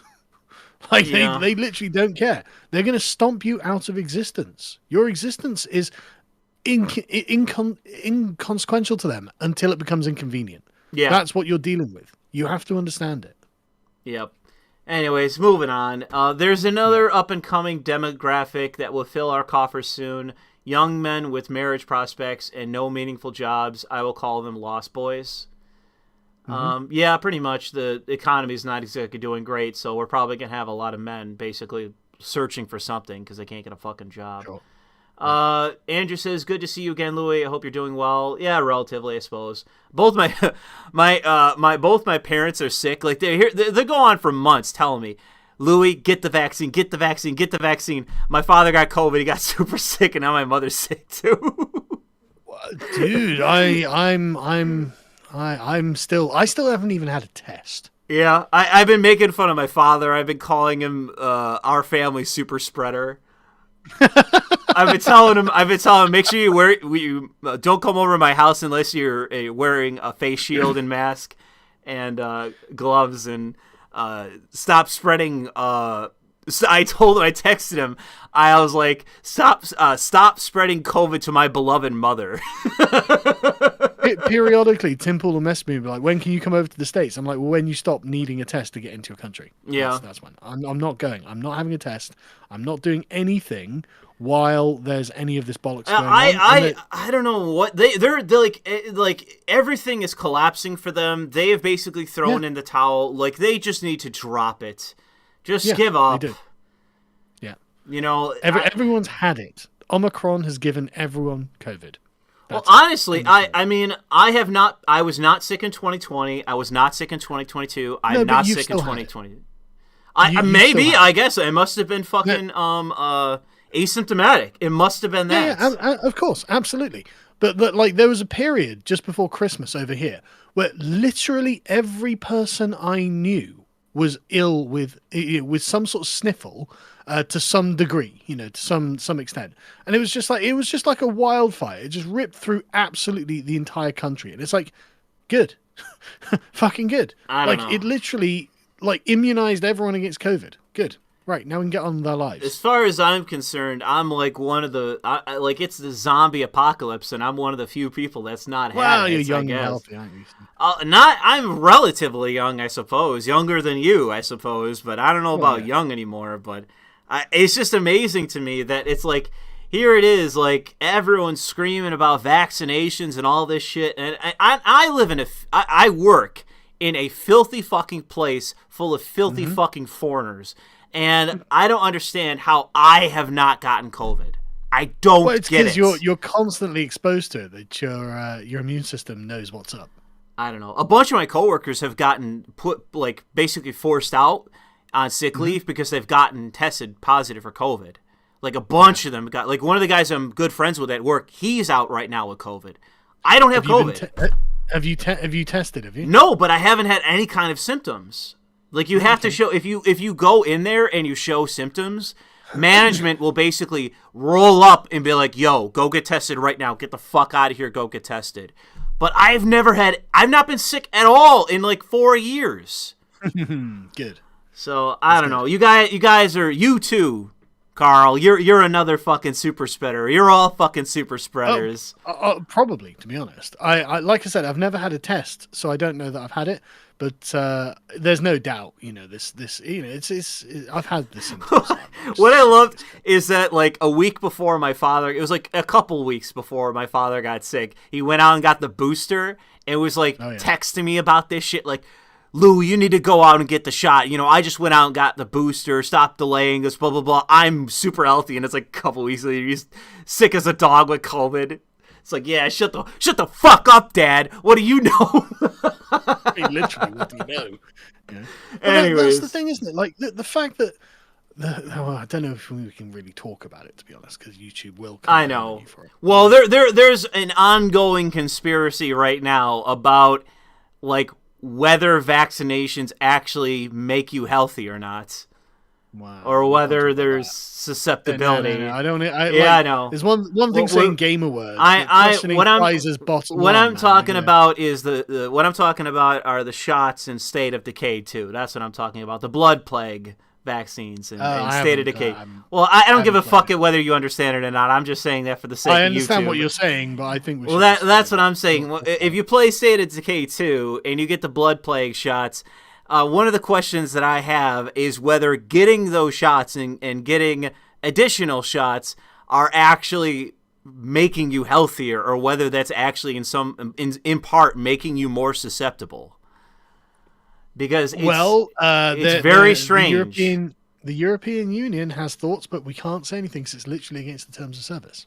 Yeah, well, all I can say is that all I do is show up to work and wear some stupid retarded mask and occasionally wear gloves when I'm doing certain things, like plastic gloves, dealing with stuff with the public.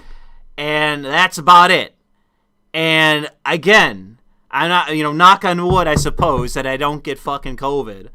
But of all people, in all places, in all exposure, I should be sick every goddamn week with COVID. Mm-hmm. What the fuck is going on?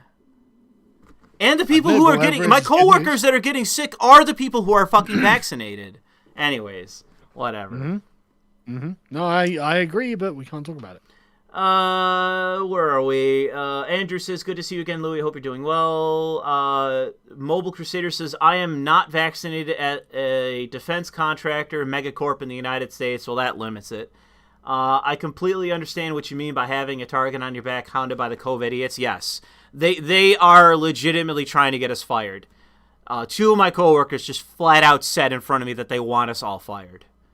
And one of those guys... You should just be like, that's funny because I want you fired. Yes, honest to God, the people said that to me. No, up the ante. And it's that's funny because I hope you get myocarditis. None of the two people, the two people that I reference, it is not because they said that to me. That's why I want them fired. It is not because they said that to me. It's why I want them fired. The one is a supervisor. He is fucking incompetent. He's unbelievably fucking incompetent, and I believe it. He has a nice personality, and he's okay to talk to, but in terms of doing the job, he is devoid of any fucking skill. And I can't stand him. He makes me insane when I work with him. And the other guy is the quintessential fucking beta male. Like, literally every meme in the book. Skinny, short, balding, fucking, like, dopey-faced, like, literally like Dopey. Or, the Dopey Dog is what I'm referencing. Just a fucking asshole, passive-aggressive beta male. I hate him most out of anybody in the fucking building. So he is a living fucking meme that I work with, and I pray for the day he is fucking fired or retires, moves to some other position elsewhere where I don't see him anymore. It'll be a goddamn godsend because I hate the guy's fucking guts. Sounds like it. Gettr says, I'm not even worried about losing my job over the vax. Let's wait a few years and see if the vax can even get out of bed to work. Yeah, I don't know. I mean, all I can say is that right now there's a shortage where I work of staffers, and it's true for the entire government. The entire goddamn government, whether it's ICE facility, it's Border Patrol, it's the TSA, or it's any kind of federal apparatus, they're all short-staffed. Every one of them. There's constant news stories all over the place about ICE, Border Patrol, TSA, all these different places that are all short-staffed. And it's because all these people are out. All these people quit because of the vaccine mandate. All these people are out with COVID. Like, it's like, yeah, go fire us. Fire me. Go ahead. Fuck it. I don't give a fuck at all. Fire me today. Fire me tomorrow. I don't care. I literally don't care. Speak fucking volumes about the quality of the institutions in the American government at the moment. Like, look at the fucking state. The absolute fucking state. Yeah, it's falling apart. It's crumbling. Everything that is under the umbrella of DHS is falling the fuck apart. That's awful, isn't it? Well, I bet it's exactly the same problem in all of the other institutions as well. That's the thing. Oh yeah, I'm sure. I'm sure that it's true for any. It's why, I mean, look, we were just talking about the military. It's just as true there. Yeah. Like the United States is slowly coming apart because of the Democrats. Yeah. Because of left-wing ideology. Yeah. Yeah. Isn't that embarrassing? We got a super chat from Sargon Enjoyer. That's his name.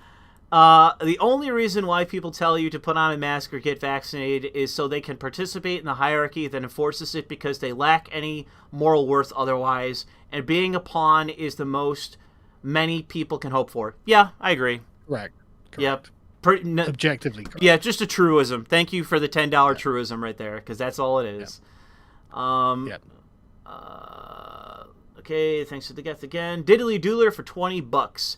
Glad to see you back, Pastor. Did you see Sam Hyde trolling iDubbbz? Yes, I did. That was great. I had what's his name? Assworlds Man, or whatever he's calling himself these days. Yeah. He messaged me that shit, and I watched it almost entirely to the end. And all I know is that it has Sam Hyde smelling like a rose. He comes out looking fantastic. What's funny though is that Sam Hyde he's generally got this quite aggressive energy about him. Yeah. And iDubbbz looks like a cuckold, right? Yes. And I don't dislike iDubbbz. And dude, you know what's amazing? Sorry to cut you off. I was saying this to Assworld's Man, at length, that iDubbbz in that interaction, that setting with Sam Hyde, he was acting like a dweeb in the same way that I would in that setting. iDubbbz is supposed to be like this based second level. He used to be friends with and hang out with fucking Filthy Frank. How is this guy such a fucking dweeb? Well, no, it's because Sam Hyde is very masculine, right? He's got very masculine energy about him. Mm-hmm. You know, he's kind of off the rails. You don't know what these fucking do next. Very witty. But also, he's got a kind of, I don't want to say sinister, but there's a you know what I mean, though, right? Yeah, he's infamous now. Yeah, but there's this aspect, Sam, that's like, he might do something nuts. You know? he might do something genuinely nuts, you know, and he does on occasion. Yeah, exactly. Look at iDubbbz. He's not the sort of guy who can take a lot of punishment. Well, again, dude, this guy used to hang out with Filthy Frank. That's my thing. Like, I was shocked by how passive and witless and just he seemed like a total dweeb. No matter what they were doing. That's what I'm saying, right? It's like he Filthy Frank, like, he's funny, but he's not going to beat you up, right? Filthy Frank, he's not going to hurt you. Yeah, he's just going to do crazy stuff. Yeah, but Sam Hyde has got that undertone where it's very manly and very masculine, and he might hurt you. He might actually. He looks like he can fucking handle his own, dude. He's undoubtedly, like, when you live Sam Hyde's life, I think you've probably been. Well, he was for some bit in that thing that he did with iDubbbz. He was like boxing with him, like they were sparring together. Yeah. And honestly, he looks like Sam Hyde is not a small guy. No, he's not, and that's what I mean. And he's got this very aggressive energy about him, and like, you could see that iDubbbz was like, I don't want to trigger a response that I wasn't expecting and get my fucking face punched in. Yeah, that's why iDubbbz looked like a fucking dweeb. During that segment, when they had that sit-down interview, it's when Sam Hyde went from goofing around, fucking around, trolling, to he just became straight up serious. It was so fucking tense. It was so fucking tense. That's what I mean about this kind of sinister energy, right? And you can tell that iDubbbz, he's not used to this. So he's come off the internet thinking, oh, I'm going to troll Sam Hyde. It's like, dude, what the fuck are you doing? Yeah. This guy could eat you for breakfast. Yeah. You know, like, what the fuck? You know, go on then. You know, he's a professional troll, so good luck. In all honesty, despite the fact that with Sam Hyde, like, there's a level of sort of like of satirization and memeing that is a little bit like unorthodox in a way that I find it appealing artistically, but it's like, it's even beyond me to say that. Yeah. But the thing that I ultimately respect about Sam Hyde is this is a dude with fucking balls. This is an authentic fucking dude right here. Commitment, right? Yeah. If anything else, you can't say he's not committed to what he's doing. Yeah. You know? And the great thing about Sam Hyde is you literally don't know what the fuck's going to come out of his mouth next. Yeah. You know, you don't know what crazy shit he's going to do next, and that's what makes him entertaining. All I know is that he, I had people send this to me. It's on segments of YouTube, and it's from like his own show. And I know Paul Joseph Watson has cited some of it, where it's basically him just monologuing, like just talking about a topic to a camera in a serious fashion. It's like, I just ate it up, dude, because it was like, this dude just in a very witty manner speaking to, you know, not just politics, but sort of like meta politics, to like philosophy. And I was like, oh my fucking God, this guy is so brilliant. You're going to have to send me a link to it because I haven't seen it. All right. I'm sure you have. I know that Paul Joseph Watson has cited it on his own channel back when it first came out. No, I haven't seen it. But it's just him like dropping the sort of like satirical aspect and the trolling aspect in him just monologuing about things and just speaking to like society and to life and to people and their behaviors. And it's like, oh my fucking God, dude. It's like, I legit respect him for shit like that. And I know that's not what he does. He is in essence like a comedian. Like, that is his bit. Yeah. That is his deal. It's more than that, right? He's not just a comedian. He's like a jester, right? Yeah. Well, he is in some ways like a philosopher, honestly. Yeah, well, no. That's the jester's role, right? The jester's role is not just to make you laugh. It is also to make you understand your own situation better. Yeah. You know, it's like, look, I'm poking fun at the king, which is an inherently political office. So everything that Jester does is inherently political. You know, and this there is a reason that these things exist and they need to exist. You know, and so people like Sam Hyde, I do think, have a genuine social value. Yeah. And also, he's way scarier than iDubbbz. I Yeah. can't believe iDubbbz is just like, he was so funny, man. I like watching the clips. Sam Hyde looking like a maniac, like some unhinged fucking maniac. I think it's Jilk in the chat said gestures make you introspective, and I agree. I would say that's his benefit as well. And that's one of the things, no matter how edgy his shit has ever been, that's the thing he's been pushing the entire duration of it, is trying to force people into introspection. So, I have a genuine respect for Sam Hyde. And I wish that, you know, honestly, even though he is black-pilled, and in the where he talks about with iDubbbz, he is black-pilled, like, he's never going to have another television show. Fuck the world. Give him another goddamn television show. That's what I say. Fuck the world. Give Sam Hyde another television show. Because he fucking deserves it. He's interesting. Yes. Like, he gets eyeballs. He's a fascinating character. Yeah. Anyways. Move on from that, but it was a crazy thing to watch, that Sam Hyde iDubbbz thing. It was crazy to watch. And what's funny about it is that iDubbbz filmed all that for whatever purposes he was going to do, and Sam Hyde sat on that shit for a year before just releasing it. Like, okay, I tried to contact iDubbbz to see what the fuck he's doing. He's ghosting me. Fuck it, I'm just going to release it. You know. Absolute Chad move as well, let's be honest. I mean, well, I mean, it's another sign of, like, honest to God, like, good behavior, where he gave the guy a year to do whatever the fuck he was going to do, and he didn't do it. He didn't have to do that. Somebody sent me a video where it's the Daredevil and Punisher arguing. I guess I'll watch this later. But thanks to Gettr for sending the video. I'll keep it on tab. I'll watch it later. Diddly Doodler sends me a tweet. It says, apparently native schools in Canada with mass graves apparently uncovered no bodies, just tree roots. What? I can't imagine that's true. In Kamloops, not one body has been found. Well, why are they calling it a mass grave? After 7 months of recrimination and denunciation, where are the remains of the children buried at the Kamloops Indian Residential School? The Canadian press have just honored the children, blah, blah, blah, blah, blah, blah, blah, blah. They're talking about there's children, there's missing children, there's bodies. Yeah, I heard about it. And they said that there's potentially 200 burials. I heard like something similar, but like, I mean, if they didn't find a single body, how could it stand as a claim that there's a mass grave?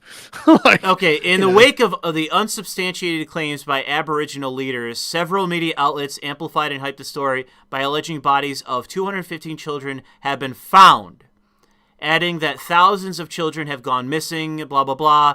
The undisturbed sites became mass graves where bodies were dumped in a jumble. Yeah, a mass grave, you're going to find bones. Yeah, you're not going to not find. I mean, that's how you identify it as a mass grave. Okay, if there are no bodies in it, it's not a grave. Under the title Horrible History, Mass Graves of Indigenous Children Reported in Canada in the May 28th New York Times, even updated on October 5th, reported for decades most Indigenous children in Canada were taken to families into forced boarding schools. A number of people never returned home, blah, blah, blah. So they're saying that they're reporting that remains of 215 children were found in the New York Times. That's specifically what they say. And though that they were over 200 children, they have not found a single verified body. Amnesty International is demanding that the persons and institutions responsible for the remains that have been found be prosecuted, blah, blah, blah. Well, what remains are they? Like, what have they found? Well, according to this article, they're saying nothing. That they have not actually found these children for this particular site. Right. They're reporting that there was 215 on this particular site. and that the students themselves, the people that are allegedly missing, are unnamed. They are not named. Right. So this is a pretty long article. Yeah, I'm dubious, but I mean, show me the bodies, basically. Yep, it wouldn't be the first fucking fake news bullshit, because Well, it's aligned with all the left-wing activist nonsense that course. we've already discussed. So Yeah. if you're curious, go look up this on Twitter. I'll see if I can save a link or whatever. Kendrick says, I would unironically pay $500 to see Louis on Timcast giving his claim and rational opinion on immigration and criminal justice. I bet Louis would just get 30 seconds in before the show is taken off of YouTube. Wow, too many gamer words, Louis. I don't even know. I could suppress that and not use gamer words, could but you? I would basically still come on and say, no, criminals deserve to die, kill them on the spot, stuff like that. Like, I support, like, I would basically question the morality of, let's say the guy, the kidnapper in the Texas setting was unarmed. Did he deserve to die, Tim? What is your morality on that? He's not armed. You he's don't taking know these what people he's got. hostage. You don't know what he's got. He's a terrorist. Well, he's taking a bunch of people hostage, and he's being a Nazi about it. Well, I would still question to see what Tim would say, and his co-workers, his lackeys there would say. But my thing is no, they're disrupting civil harmony, therefore they deserve to die. Anyways, okay, that seems a little bit harsh. No, it's what needs to occur. Disrupting civil harmony. Yes, that's my word. There are a lot of people who disrupt civil harmony, like me, who don't want to die. No. I'll be the arbiter of who meets that definition. And I swear to God, if I ever get elected to Congress, I am going to pursue the creation of a new government agency called the Office of Civil Harmony. And all it is going to be is before it implements an enforcement arm that's basically just like the FBI SWAT. Before then, it's going to simply go through and use the levers of government to suppress all the leftist elements of society. Ooh, good idea. And also go after criminals and ruthlessly remove them from society, whether that be jail or other means. Anyways. Well, honestly, I mean, at this point, right, I don't see how the United States can stand as a propositional nation and allow another proposition to profligate through the... Well, no, it would basically be that it is going to basically be the reignition of nationalism in the United States in more than just sort of the right-wing capacity. Well, no, I mean, seriously, though, like... You'd be like, look, the United States is founded on certain propositions. Okay, I agree. It is, right? Now, you have to essentially ban all propositions that contradict those basic ones, right? Yeah. They have to be banned. Or you're going to find your nation is just totally undermined by people who disagree with you. It's like, okay, well, this was the deal with the United States.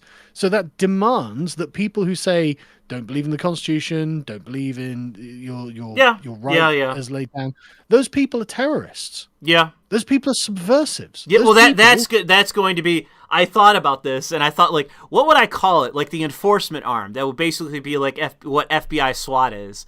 It would be the anti-subversives unit. Yeah. That's who they'd be. But anyone who publicly professed against the United States Constitution as literally interpreted... Yeah, they'd be on a watch list. They'd be on a watch list. Well, no, they'd have to be arrested. You're a proposition. You're not an action. You're not an event. You're not a circumstance. You're a proposition. The very words themselves would have to be outlawed. It would basically be... It would have to basically be that... What are they doing? What are they doing in society? No, because that's an act. That's not a proposition. That's a fucking act. Having the opinion that the Constitution is bad is tantamount to terrorism in this worldview, I think. Well, it is, but only in the sense. And if it's not, then you're not a propositional nation. And honestly, I think you should at this point drop it. I don't think you are a propositional nation. I think I can identify what is and is not an American based on ethnic characteristics. Yeah. Right? So and you've been long settled. You're like 400 years in the Americas. You're not like a proposition. You're a nation of people. You're an ethnic group. you know.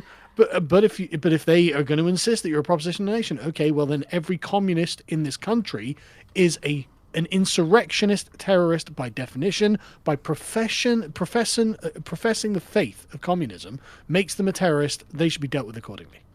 Yeah, and that's why I would say that... Or an ethnicity and you're an American and you have rights. The thing that would have to be done is to basically create... It would basically, through my... Like, whether it be the Trump method, the right-wing method, or my method, sustaining pressure on these subversives to where their choice is between fight and flight. And it would inevitably be this. Like, it's basically... Well, the thing would be is that... Guantanamo Bay for every communist. Why? Because they contradicted the proposition. The easier scenario would be to either trick, persuade, coerce them into getting citizenship in another nation and forcing them out, exiling them from the country. I think that would be the most palatable scenario possible, is to just get them out of this country and to go to somewhere else. And the thing is that there are nations... I believe that many of your states have the death penalty for treason. Yeah, but the problem is that that in itself is so wrapped up. Like, I don't trust the existing institutions to actually carry out what would need to be done, which you've already said yourself. Creating a new institution that would basically grow, like, naturally. It's basically like, if you create an arm of the government, and this is pretty much the trap that I'm setting, you create the Office of Civil Harmony. We're tracking down subversive academics. We're tracking down subversive people in creative settings. We're tracking down anyone who contradicts the proposition of the United States. We're tracking down subversives. Okay. Yeah. Hey, guess what? Let's say you're Senator Benjamin. Senator Benjamin. Hey, we found all these subversives. We need more funding and we need more power. Guess what? You're going to give it to us. Yep. And then guess what we're going to do? We're going to grow. Hunt down subversives. And then we're going to say, hey, listen, the FBI is working with these people. The FBI is doing this. The DHS, they're doing this. Hey, these people need to be on the watch list. And they're not getting on the watch list. The fucking DHS isn't doing this right. Give the watch list to us. Give them to us. And you're just taking over, because that's what the DHS did. The DHS just said... This sounds like a great idea because they're anti-communists. Well, yes, that is basically it is anti-islamist, anti-communist, anti-fascist. It is. Like, they are pro-American enforcers of the ideological regime that the American Republic is based on. If you're going to be a propositional nation, you need such a thing. The basic institution that I would be setting up would be explicitly ideological. It would not be this fucking bullshit idea of the FBI where they pretend to be nonpartisan and all this other fucking nonsense. No. This would be not partisan in the red-blue sense, but explicitly partisan in the sense it's like, if you're not American, we don't want you here. We don't want you here if you're not American. If you want to be a tourist and come to this country and just see the sights, then so be it. But if you're going to be here claiming citizenship and you're like, yeah, I'm not speaking English, okay, then you're not being here. A citizen would have to be someone who accepted the proposition. Yes. Right. That's what. So a communist. It would be. Of the United States. It would be changing the dynamic of so much of the government itself that it would radically change the way things were. In that, what went from hey, listen, you fucking racist people that are coming here understand English. I work for an NGO, and listen, I'm here to tell you, blah, blah, blah. No, it would be literally as a presupposition that everyone here speaks English. It's not that we're accepting immigrants and they have to speak English. It's that, well, if you're American, you speak English. That's radically different to what we have now. But more importantly, you have a certain dictated set of beliefs that are enshrined in the Constitution. Yes, and we would have... believe something different, you're not an American, which means you're an invader of some sort, and you're probably a terrorist threat. So, The issue is that this is something that once was done by society itself. You didn't need an institution within the government to ultimately do this. But because the United States, the society of the United States has been so cucked and has been so battered and damaged and made fearful of actual prosecution by the state itself for breathing one word against the almighty fucking foreign horde that it requires the state itself to step up and enforce what should be basically social stigma. Yeah. It has to be the case. Because if not, then the foreign hordes are going to overrun everything. And guess what? Eventually you're going to run out of money for Section 8 housing and for welfare and for Social Security and for everything else. And then this country's going to be fucking done. Mm-hmm. And guess what? That's going to be way worse. You're going to have and look where you are now. Way more violence because of that. It's going to be Chicago everywhere. Yes, literally. Like, look, but seriously, I can't get over the absolute fucking state of the United States. You have, it is literally, people talk about gentrification. It is inch by inch, block by block, street by street, blighting of a nation. That's what it is. Yeah. You know, did you ever play StarCraft, yeah? I'm aware of it. It's the blight that the Zerg have.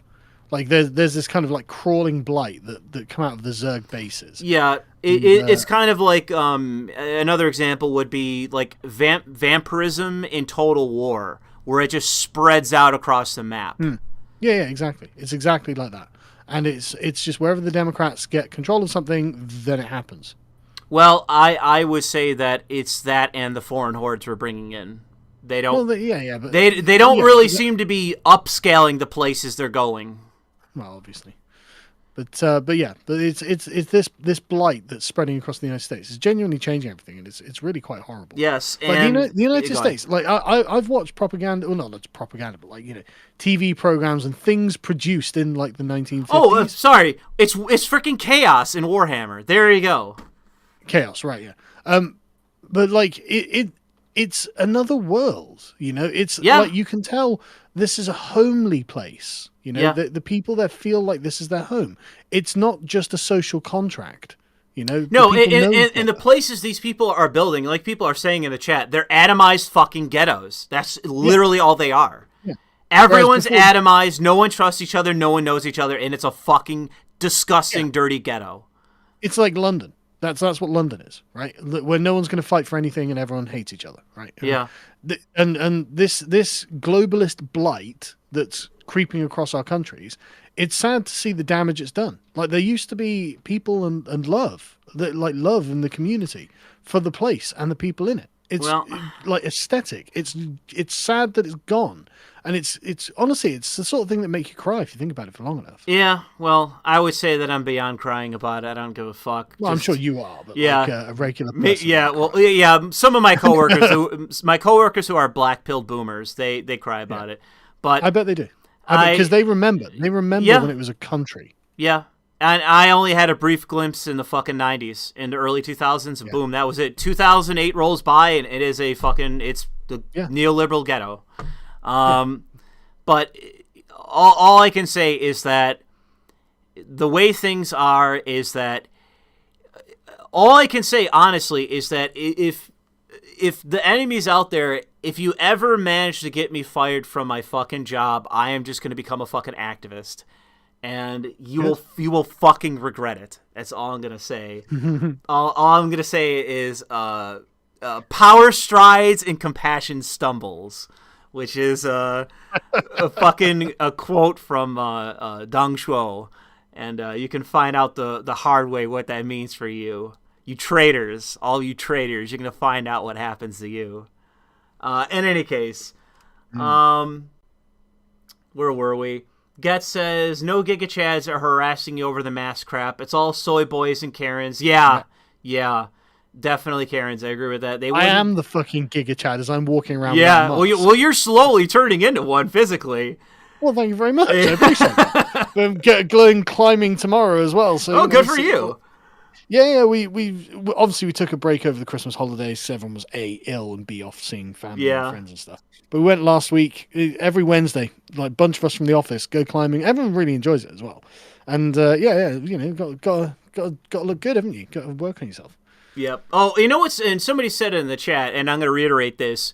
One of the beauties of utilizing fear is that as if you do start to deport people, like let's say we legit start like the tens of millions and all that, we're just like, no, get the fuck out. And we're it's like train carriages full of fucking people. We're shipping over the fucking border. Like there is no processing. We're just booting people the fuck out. The palpable fear that will permeate will not only make it far less likely that more illegals will come, but the people who are here legally, guess what? Social stigma. Now it's, hey, are you an illegal? No, but wave the flag. I'm an American. It's like, that's right. Speak English, bitch. I want to hear it. And it'll have the effect that I so desire. Let's see here. Let's see here.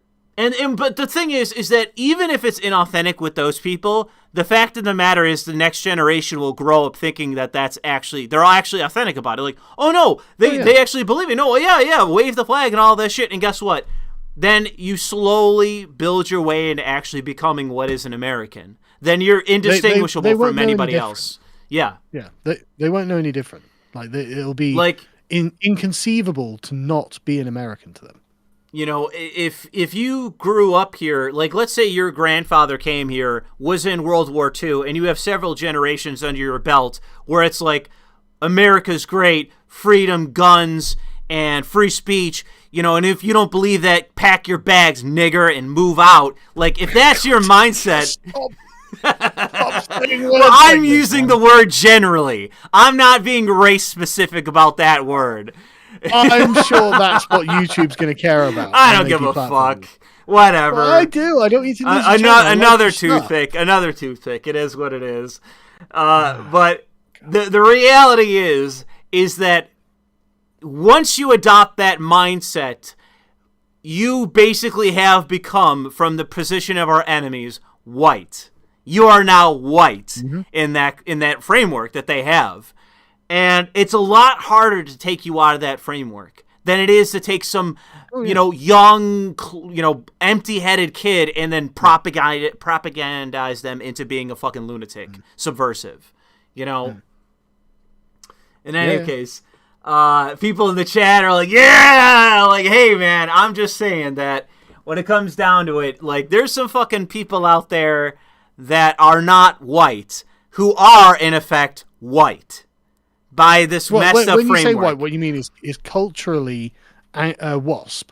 Yes, they are a true believer in basically, like, they live and breathe what is just basic American values of I'm not a fucking parasite, I am not pathetic, I'm not a victim, none of this shit. I work hard no, I like, working is just a go-to thing. Like, what else? What's my fucking alternative other than to work and get money and do what I do? Like, when you live and breathe that, and you see yourself as no different than any other person who may be, in fact, white, that you are also like them. There's no, like, it's skin pigmentation, but otherwise, we're both Americans. We're both ultimately from this context that the... We both believe the proposition. Yes. Like, we are both acting on the same presupposition, even though we are different colors, or have different blood work, or pigmentation, whatever. That the enemies would simply list as being white, which is to be a WASP. Those value sets. And there's nothing wrong with the value set either. It's a good. No, I mean, it's why the United States was a good country in the first place. It's why it fucking exists. It's why England's good. It's why Canada's good. It's why Australia's good, and it's why Latin America fucking sucks. Yes. And it's why all these fucking Hispanics that are moving here, and some of them, in fact, are adopting these values. Why? Because they're better fucking values. All of the alignment, the very concept of human rights, right? This is the French looking at England and saying, why can't we have that? That's what this is. All of this is based on that. Yeah. And what really needs to happen, honestly, is that, and I saw so much of this yesterday with all the MLK worship and all this shit. And it's like the right wing, honest to God, needs to drop this fucking nonsense around. Honest to God, it's just diversity is our strength. Yeah. I mean, I don't hate MLK. Right well, MLK was still a fucking subversive. Yeah, he was a socialist. You know, praise him for whatever praiseworthy characteristic was when he Sure. wasn't going around fucking womanizing and all this other shit. Well, that's the point. When he wasn't birthing a generation of race baiters.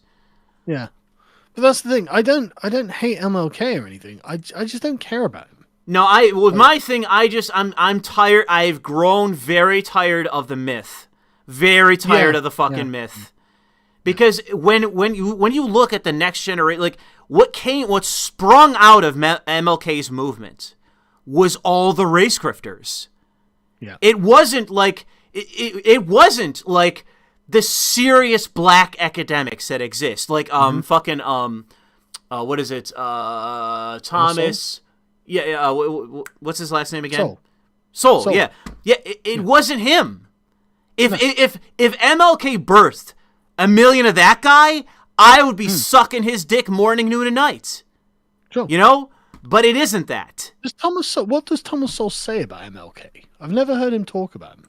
I would imagine that it would probably be like thinly veiled, like disdain. Honestly, you think so? Yes. I don't think that he would have a very high opinion of the guy, because I think that he would be like me in that he's sick of the fucking myth, because that's what it apps. There's no way that guy is dumb enough to believe in the myth of that guy. There's no way. I'm sure he's not. Because the fact is that he's an old dude. He's an old dude. So I mean, he would have been around during the time. Yeah, so I don't think he would buy into it. And someone find a link, someone quote him and prove me wrong. Yeah. But I don't think he would buy into it.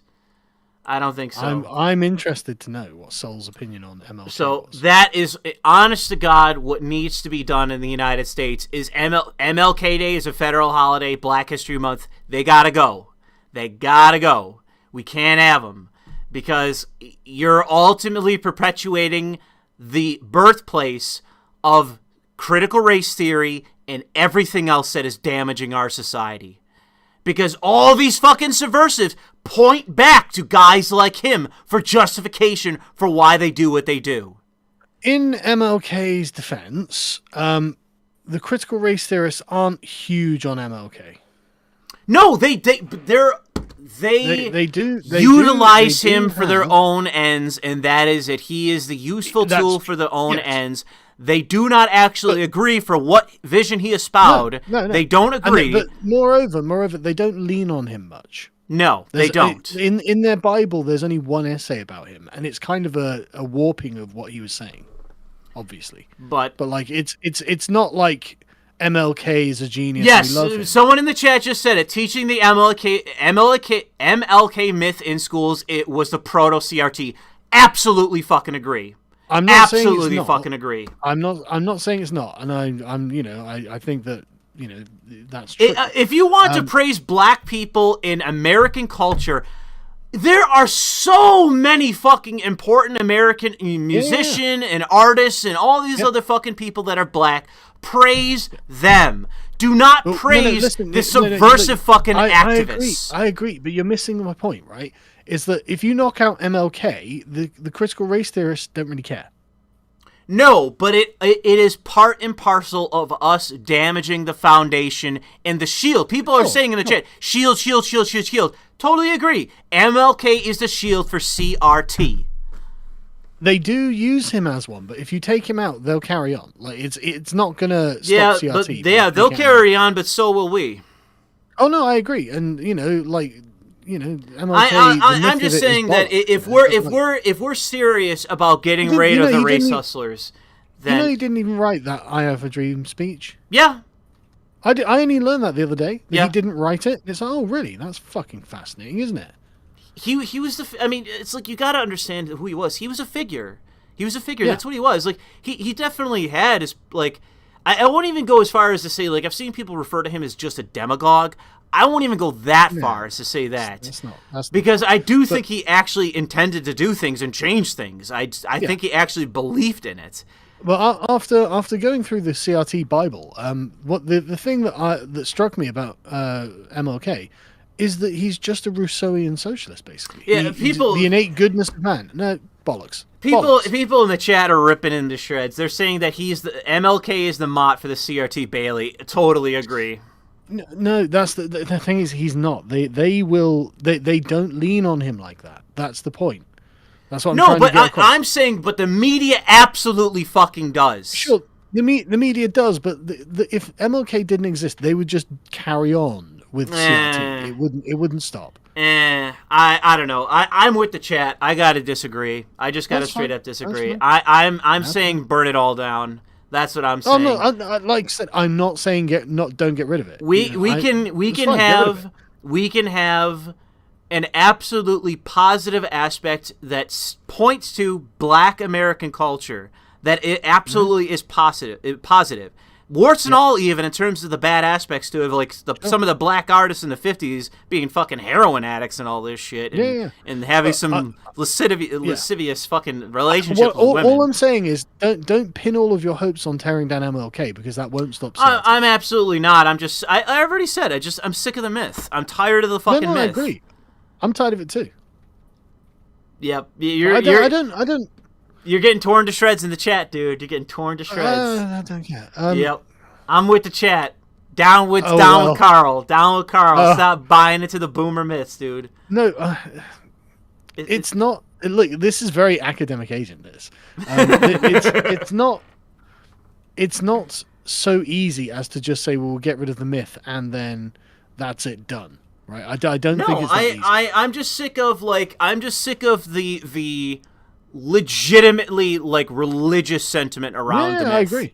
I'm sick of it. It is insufferable. If you're gonna believe in some kind of faith, just be a Christian, okay? Christ is king. Enough with the fucking worship of this womanizing guy who didn't even write his own speeches. Just he had his point in history. Credit to him for that. Give him a nice chapter in a history book. But this fucking fawning worship that exists now it's just based on a lie. So I'm done with it. And it's honest to God, and as the people are agreeing in the chat, I'm nodding my head just the same. It's a shield for CRT and anti-white bigotry. Just straight up. It is being used as, I agree. Anyways, love the sermons, Pastor Louis and Carl of Dadism. Keep up the good work. Also subscribe to Skeptical Waves for based audiobooks. Yeah. Seasider says, who does Aiden Paladin crush on more, Louis or Carl? Also get on Telegram. Well, I only know Aiden Paladin loosely from YouTube, so I would imagine it would be Carl. That's what I have to assume. Fluffy Furry Lover, who is about to get banned. Paramedic in the United States. Fed mandate means I'll be fired. I'm 25 and an athlete with no comorbidities. 75% of fatalities are to 4+. This I've also heard this. 75% of all fatalities are from 4 or more comorbidities, or 65 years old. 3 years of training and $15 an hour, 8 hours a week. Heroes of the pandemic, right? Also, fuck you, Louis. Hi, Sargon. So yeah, I've heard the same thing repeatedly, that a lot of people dying are like lung problems, immune problems, fat as fuck, and because of that, have a million problems. Oh, yeah. The New York Times, I think it was, did an article because it came out that COVID actually attacks the fat cells themselves. Yeah. So, if you have a lot of fat cells, then you've got a lot of places for COVID to actually physically attack you. And so that's why it's fatty down. Well, I gotta say this to Sargon. Somebody in the chat just brought it up. You're over here macking and crushing on fucking MLK. But all I gotta say is I'm with Joe Biden. Calm down. I'm with Joe Biden. Fuck MLK. I'm with George Floyd. All right. All right. That's the shit in 2022. Yeah. That's the new messiah for the modern day. Is this fucking drug-addled piece of shit. Look, man, it's been 400 days since George Floyd last did drugs. I think. Yeah, hell yeah, man. We're celebrating. That's my messiah. All I know is, like I said, dude, one day, I swear to God, dude, if Trump won re-election, I unironically would do this. I would try to get in the White House, and I would, maybe near winter just to try to get away with it, but at some point, dude, I would erect a massive golden cross in the White House lawn. I fucking mean it. I would fucking mean golden cross. Yes, a golden cross in the White House lawn. An upside down cross. No. Oh, Jesus Christ. No, I mean, I would erect it for several reasons, but I would do it just because there would be an awful reaction to it, and I would say they hate Christians. They hate Christians. They're anti-Christian. Yeah, no, I agree. I'm enjoying the Christ is King posting. Well, I mean, in all honesty, I mean, I think, honestly, it's one of the ways in which we're going to wind up winning over a decent number of Hispanics. These guys, like, it was like, these dudes are straight up atheists. Like, these guys are materialists. Like, they don't believe in any of this shit. No, they're not just straight up atheists. Use the Church of Satan against them. Well, that would be from the perspective of, like, an actual... I mean, honestly, like... With some of these people, they are actually satanic. Like, they actually buy into, like, this being evil shit. Yeah. And I don't know. They think they're being edgy. I mean, how else do you excuse all this, like, on that fucking hill. Weird cultist shit that they do around, like, pedophilia and shit? Like, it's not just, okay, I want to have sex with kids. It's like, no, you got all this weird symbolism and shit. It's like, what is with this shit? Like, why is it not just that you're, like... You're in Hollywood and you got the casting couch. You're gonna have sex, like, coerce some 15-year-old actress to fuck you or some shit. No, you got all this, like, weird symbolism. Even fucking not Weinstein, Epstein. He had all this weird symbolism shit too. What is with this? Yeah, I don't have any fucking symbolism anywhere. Like, am I supposed to? Like, am I not part of the atheist club? And so when you listen to Christians, whether it's all the way from Alex Jones to Nick Fuentes to whoever the fuck else, that when they say that these people are actually Satanists, they are evil, that they believe in this shit and that they're evil and that they want to be evil and all this shit, it's like, why then, if these people are atheists, these people are materialists, why do they have so much of this symbolism? Why? Well, honestly, I think it's a genuine question. What's with all of this, like, bizarro, like, you know, the Marina Abramovic shit with the spirit cooking and shit like that? It's like, yes. Like, I sit down with my kids and I have a nice dinner. And then, you know, I'll spend the evening with the wife and then we'll go to bed on a day that I don't stream with past LLV. Yeah. And you know, I get up, go to work, have a good day at work. I do wholesome things. I don't, like, do mock, like, body eating rituals. Shit and all this shit. Yeah, like, with fucking weird people. Like, you know, I don't hate Jesus. I don't, you know, want to destroy Christianity. I don't feel the need to profane the symbols or anything like that. So what is... And I'm an atheist. Obviously, I'm a lifelong atheist. Never had a religious inclination in all my life, and I don't. Yeah. You know, what's the motivation for it? People in the chat are coming up with, like, reasons for, like, oh, they want to be edgy or they want to, you know, do the taboo and all this shit. It's like, yeah, but you're still speaking to the material. You're still speaking to the fucking material. It doesn't explain the fucking the degree that they do this shit, and where it's like they actually follow through. It's not just like they have, like, paintings of this shit in their house and, like, all this crazy shit. It's like it's one thing doing it, like, a couple of times. It's more than just a gimmick. It's more than just a gimmick. Yeah, because they don't just do it once or twice. Like, don't they get bored of profaning Christianity? Like, I would be bored of it. I'd be like, okay, let's just do something else tonight. You know, I'd want to do something else. But they seem to genuinely get a fetishistic sort of enjoyment. And here's the thing. Like, there are things, like, I guess limited to a fair few with myself, that could qualify as something that I have an extreme desire towards or I have a fetish towards. And it's like, I don't outwardly display this everywhere. I don't collude with people that have this same twisted fucking fetish and outwardly display it. Like, they go out of their way to do this, and it is for sick fucking shit. For, like, cannibalism and pedophilia and all this weird twisted shit. It's and they're also really fucking, like disgusting in other ways. Yeah. Like what? Like Hollywood. I just can't get over fucking Hollywood. Like it's the most degenerate shit. Like you've like wet ass pussy, man. Like okay, I'm the misogynist, am I? Yeah. I'm the misogynist, and it's like right, but you've literally degenerated women, black women specifically, down to wet holes. That's it. That's their only value. That's what and it's like, what are you doing? Like, could you be degraded any more, ladies? You know, is there anything else that could be more degrading than just saying you're a gushy pussy? I mean, it's disgusting. Like, and the thing is, like, go back into in the 1980s, right? Watch a Whitney Houston music video. It's nothing like this. It's nothing like this. She's like the sort of girl you would have taken to meet your parents. You know, she's look nice, innocent. She's looking for someone to love. Blah blah blah blah. In these videos, and it's like this is degenerate, like genuinely fucking degenerate. I mean, like it's a way of making them think of themselves as nothing other than disgusting wet holes. It's like this is awful. Awful. You know what's amazing, and it's one of the I think the appeals of Japanese culture. Is that like their big thing of like presentation of women? It's like they're all trad waifus. Like that's the thing. Like oh, they're so nice, they're so kind, they're so understanding and all this shit. It's like it's almost never about oh well they're a wet pussy for me to fuck. Like it's implied in that ultimately, sure. But it's never just that. Yeah, and she is a person. Yeah, like I have to argue against Hollywood for the personhood of women. Yeah.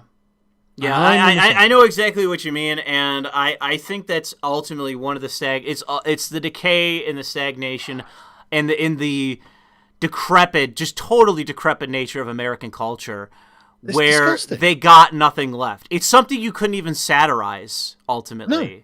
I mean, exactly. It looks like the satire. That's the thing. It's just so disgusting, and it's so base, and it's just like, look, I'm not like a Christian, like, but I'm just saying maybe you don't need to just be a whore, because that's how you're presenting yourself. Like, what do you think whores advertise when they're it literally yes. Like literally, what do you think they're advertising? Yes, and it's just like, okay, American women, if American black women, if this I don't know, you are. Unfortunately, like it's just the difference between red pill. Honest to God, it's just straight up red pill, blue pill. Like, because the thing, if you went out and be like, you said in a public setting, like, yeah, I find this disgusting because I think women are more than just a pussy. And if you think you're just out there advertising your pussy, you're just a prostitute. And like, I honestly don't have any respect for you. You probably get public backlash. You probably have like, oh, that's horrible to say. It's like. Well, it is what it is then. I don't honestly respect the opinions of prostitutes. What do you want? Yeah. I don't know. I just really wish we could get back to a society where you could just say, shut up, whore, and that would be the end of the discussion. Because, honest to God, why? What opinion are you going to get from a woman who's like that? What are they going to tell you? Like, I just don't understand. And the thing is, there was a clip of Cardi B. Like, that song was on the radio, whatever. She's doing a live show. Oh, and it was with her kid. Daughter comes in. And she doesn't let the daughter listen to it. It's like, there we go. Yeah. There we go. Now you know everything you need to know. How inauthentic can you fucking be? None of the... here's another thing, right? I went into a phone shop today because we need to get another phone for the office because the old phone had broken and we need to get another one for two-factor authentication and shit like that, right? Yeah. And I go in and I'm just looking at the adverts on the walls of this phone shop. And one of the adverts is endless social media. That's in bright neon letters. That's the advert. This phone will give you endless social media. I'm like, this is like walking into a fucking opium den. Yeah. And seeing endless opium. Yeah. It's like, what? This is awful. How is this permitted? How is it permitted? Yeah, I mean, it's honestly, when I got banned off of Twitter, like, I had, like, withdrawals regarding being, I was, like, wondering, like, oh man, I can't go. I kept this is a sign of addiction. Your finger automatically goes to it, and I have to remind myself. Oh, I can't go on Twitter. I'm banned. Oh, I just earlier I checked again. I can't go on Twitter. I'm banned. Like, eventually I just got over it. But that is the sign of addiction, and I think that it is just true that a lot of people now are just addicted to the internet. They are addicted to social media.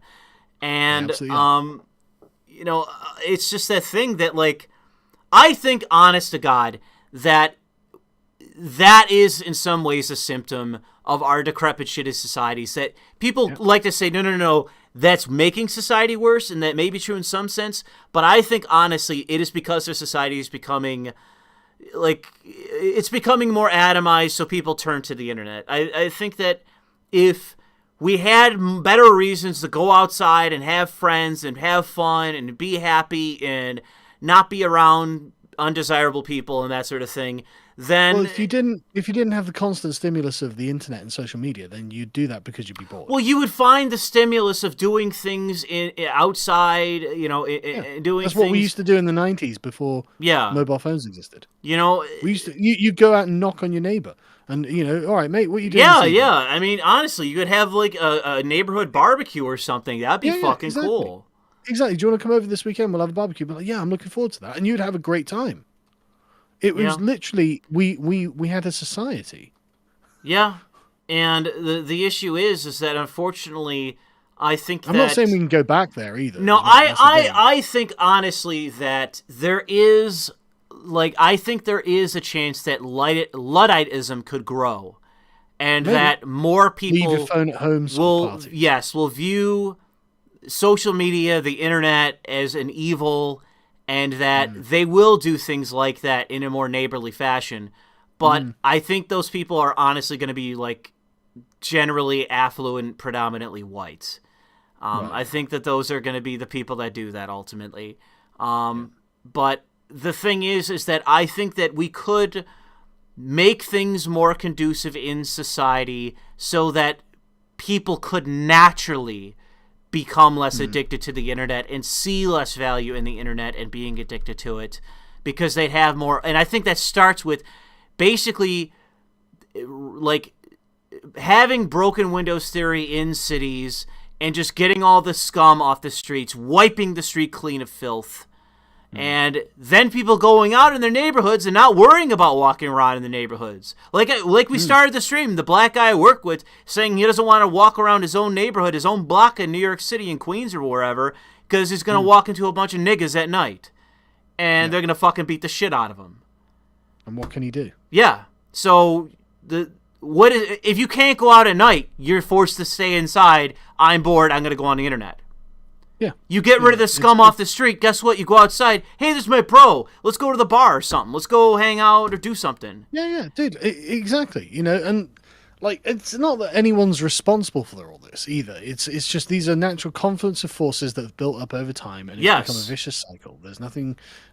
You know, there's no master plan or anything. But there is a reason that Silicon Valley executives don't let their children use social media.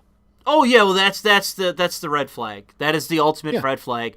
Are all the people that are involved in tech that restrict, like dramatically restrict access to technology to their own children. My sons will get mobile phones when they leave home. Like when they have jobs and can afford to buy them, they fuck themselves.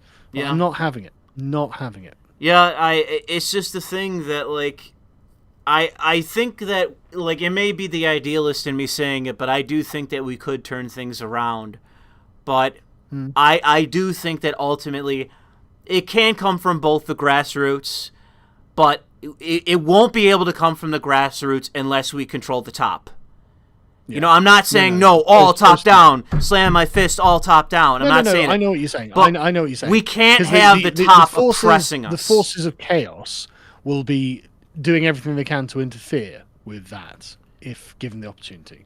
Yes, but ultimately we can't have, like, if the Biden administration and the federal state is saying none of you can even work, you're not going to have a bank, you're not going to have any money, you can't even work, we're fucked, we're done. We're done. Like, I'm a literal. If that becomes the case, then I'm like literally a political exile in my own country. I can't even work.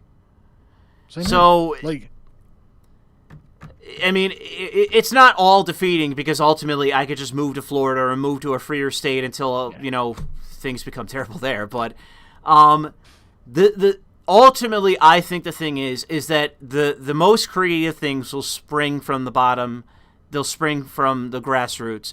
But we can't have the oppression from the top down. We can't have that, or we're done. And so ultimately, that's why I'm donning my MAGA cap and I'm saying Trump 2024. Because even if we have Trump, who goes to court, loses every case, and is otherwise just being a professional Zionist shill, that's at least better than Joe Biden. Yeah. At least there's that. There are plenty of legit criticisms of Trump, obviously. But at the end of the day, what are your options here? Yeah, I think that there's a lot of good that come. Like, at least he won't be oppressing us. He'll do his own thing or accomplish very little. But the things he'll do that will be in the interest of the United States. Like another thing that's currently in vogue I don't doubt at the that. moment is to dump all over Trump and say he never did anything good. That's not true at all. Trump did lots of he did good things. I'm not trying to say that, but I am trying to say that I'm trying to say that I don't expect much out of him. That's what I'm trying to say. I know you're not, but what I think the problem that Trump had is that he actually set the bar quite high. He generally acted in the United States' interest and the interest of their citizens, right? And that made everyone was like, okay, well then he can deconstruct the administrative state and all this sort of stuff. It's like, okay, calm down. He is still a 70+. I'll also still give him the credit that he could come in to 2024 and just come in and just straight up put his foot down and say, I'm going full Dong Zhuo, and I'm saying, I don't care how it happens. The wall's going up. I don't care how. I don't care how it happens. And if you fail it, you're fired and you're out of the party and you're blacklisted. And just start again. Use fear. Like, Trump is supposed to have, like, this utterly vindictive asshole personality. Wake up. Use it. Instead of wake up Joe Biden, wake up Donald Trump. Engage in your asshole personality. You got to remember, though, he's also a kindly old grandfather. Yeah, I know. That's the downside. Like you're there as like what? Are you 28? I'm 31. 31, right? So you're young-ish and you're full of anger and vigor. He's got kids and grandkids. Yeah, I know.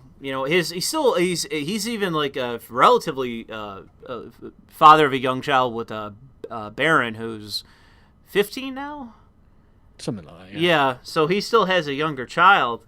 Yeah. And the thing is that he's still got to look after him too and provide him some guidance. So he's got that taxing at him and and taking away from his spitefulness, unfortunately. But I don't know what to say other than he needs to show up, and I'm hoping that maybe Barron moves out. He's old enough in 2024. He's like, sorry, Pop, I'm moving out, and you just got to have the right people in the room whispering in his ear saying, Benjamin Netanyahu betrayed you. Your son-in-law was honestly intentionally undermining you, Mr. President, and was from the day one, and so is your fucking whore daughter. Your convert daughter. Is she a whore? Fuck her. She was undermining him. She was undermining him. That's treacherous, not whore. What? Fine, it is fine. You're treacherous whore of a daughter. What's fucking undermining you? We're going to be weaponizing the word whore quite significantly. We have to make sure it maintains the integrity of the Well, she sold her pussy to another state. Let's put it like that. And anyways, your treacherous beloved daughter was selling you out and was bad-mouthing you, was calling you weak and flaccid, and said you had small hands and whatever other meme, and you need to fucking exile all these people out of your circles, and you need to listen to your inner id. When you came down the escalator and you're like fucking Mexican rapists and drug smugglers and all this other shit, build the wall, and all this other id shit, and America's good, and if you don't think so, fuck you. I mean, he's still going out there being like General Milley's a fucking idiot and all this other shit. So that Trump, that id Trump is still there. He's still, it's within him, but we got to get all of this estrogen away from him. Get all this estrogen away from Trump, because I'm with you. that Trump is there, and we gotta come up to him and say, El Duce, stand! Rise, El Duce, rise!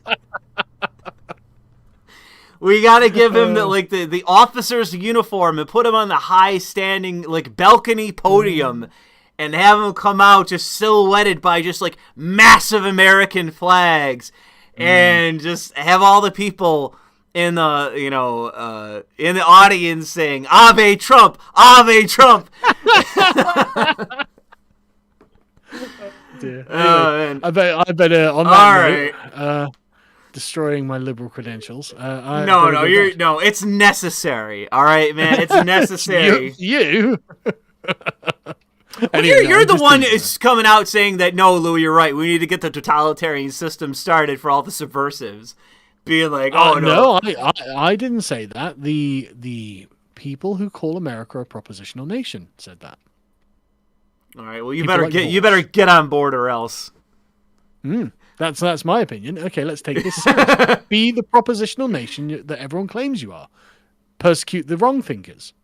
You have to. You have an obligation. I don't give a fuck. If that's the system they want to create, it's like, all right, you better hope I don't take that shit over. Well, exactly. They want it that way. It's got to be that way. Okay. Oh, yeah. Anyway, I better go, man. Yep. Thanks for stopping by. I think it was a great fucking conversation, and I look forward to the next, my man. Yeah. Take it easy, man. Yep. Bye. Later. All right, we gotta blow through these fucking super chats because I'm hungry. I'm hangry over here. I need to get some fucking food because my stomach is grumbling over here. Let's watch this video real quick. That's what you think.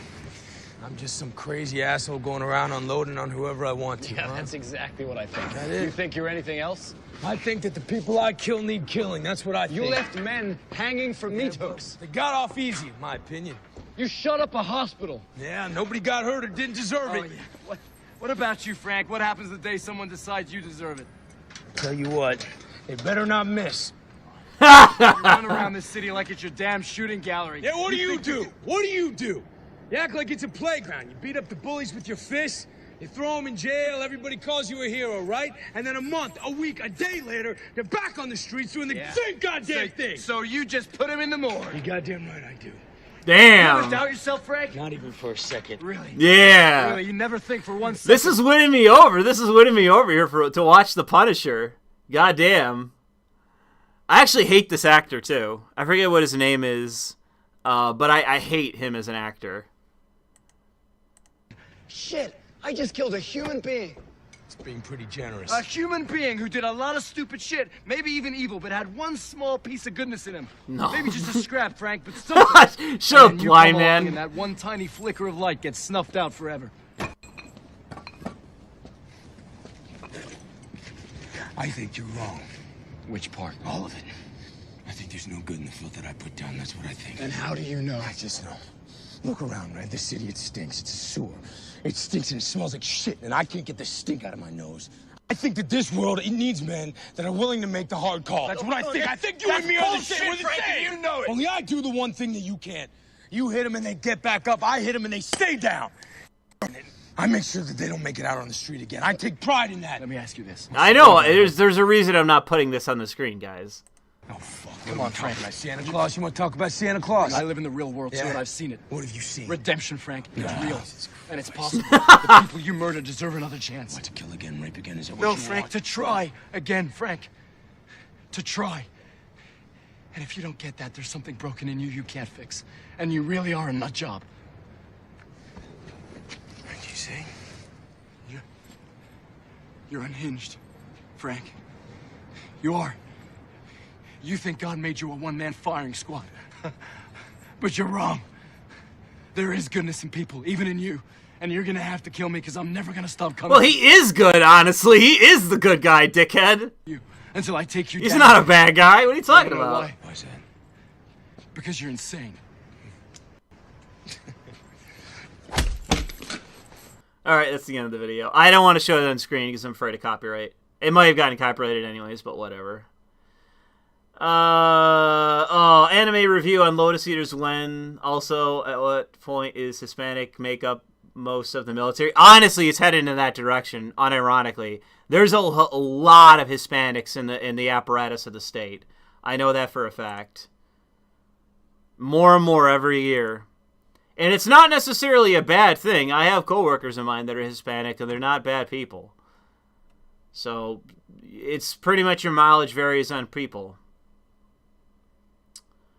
I'll send this to Sargon. Let's see. Who's it from? Chuck Fig?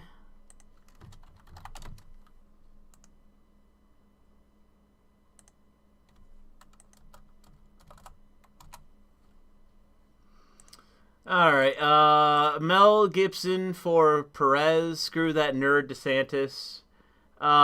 Louis, what is your opinion on the media attempts to cause a Trump versus DeSantis infighting? The Never Trumpers talk about it constantly, so I believe this is a scheme. Of course it's a scheme. They're trying to create division. It's all it is. They're just... because Biden is fucking falling on his face on everything, they're trying to create infighting on the right. That's all it is, honestly. There is, Sargon claims there might be a distinction between the two. Maybe Trump thinks that DeSantis is getting too much limelight. But I have not seen anything from DeSantis to show that he's not going to just bend the knee. As far as, DeSantis has every turn bent the knee to Trump. I think it probably is a law in California that offsets the losses in the movie industry if they meet certain criteria, like a German director that keeps making bad video game movies. He gets from government and gets away out of bombs. Yeah. Jack Murphy Chatterbait says, just here for your yearly check-in. How's your dating life going? Well, I can say that it's improved a bit. It has improved a bit. It's not where I'd like it to be, but it has improved, so there is that. There's upsides of being exposed to the public, is that occasionally you get some downtime to chat with some random girls. And, so far it's no hooks just yet, but it's just probability. Also, have you been following the absolute disaster that is Battlefield 2042? Not really. I don't really buy too much into 2020 or 2042 is that terrible. It's basically any other Battlefield except for vehicles are stronger and maybe the maps are worse and you have specialists instead of generic soldiers. There's 2042. I played it. I played it for hours with a friend of mine and I was having fun. It's no different to me than any of the other ones except for those small factors. I've never really liked Battlefield that much. Glowman says, bureaucrats want to be treated like nobles or royal court with their tiny fiefdom. Schemers, gossipers, backbiters, they can't take up hostility, fucking desk goblins. Yeah, I agree. I totally agree. They're Glowman. Yeah. It's just insufferable. I don't understand how you couldn't just...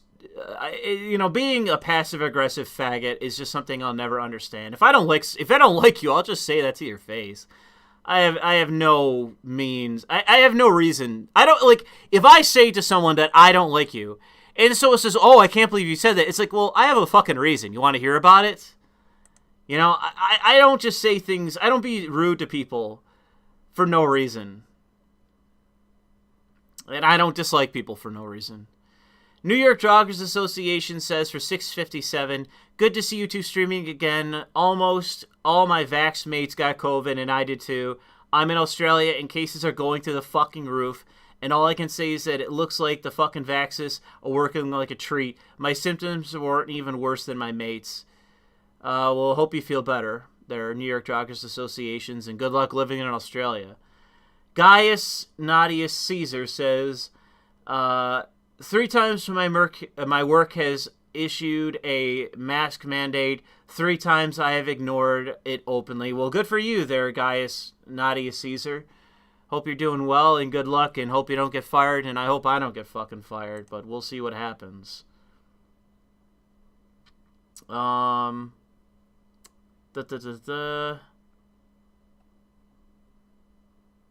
Anyways, where was I? Yeah, that was the last that I had on here for a few minutes ago. Let's see, where was that? Oh man, I gotta catch up. King Spectre says charcoal or lead is the ultimate. Is the ultimatum that will lead us to a prosperous future. Unironically, I know that's a meme from an older stream, but unironically, charcoal or lead. Seriously. We live as a society, we have been far too permissive of criminality and subversives for far too long. That is, King Spectre for 650, just right out of my mouth, dude. Right out of my own mouth. Totally aligned. You know, one big suburb. That's what I'm going to make America. And it starts by dealing with the subversives and all the undesirables that need to be cleaned off the fucking streets. Cheese says for 650, hey Louis, here are a few good proposals. Remove the Emma Lazarus plaque on the Statue of Liberty. Sure. An act to defund subversive cultural institutions, enhance and reauthorize the 1994 crime bill, and abolish the Department of Education. Well, I would agree with you, other than making sure we can't utilize the Department of Education to our own ends first. If we can basically gut that institution and use the laws they have on the books to basically exile and fire all the fucking... It may not be necessary. Like, if we look into the Department of Education and we can't do anything with it, get rid of it. But if we could use the Department of Education to get rid of all the communists in academia, then we should utilize it. So I need some serious people within politics to look into it first. Can we utilize the Department of Education to land a critical fucking blow against communist academics? If we can't, get rid of it. If we can, let's keep that fucking gun and let's wield it like a fucking Matrix agent, all right?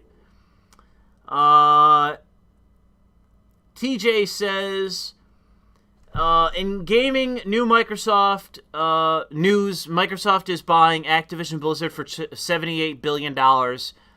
I mean, that's a really big amount for the company and the state that it's in. Tangentially, do you think MFST is sitting on billions in cash, and with inflation, it is better to invest and devalue that cash?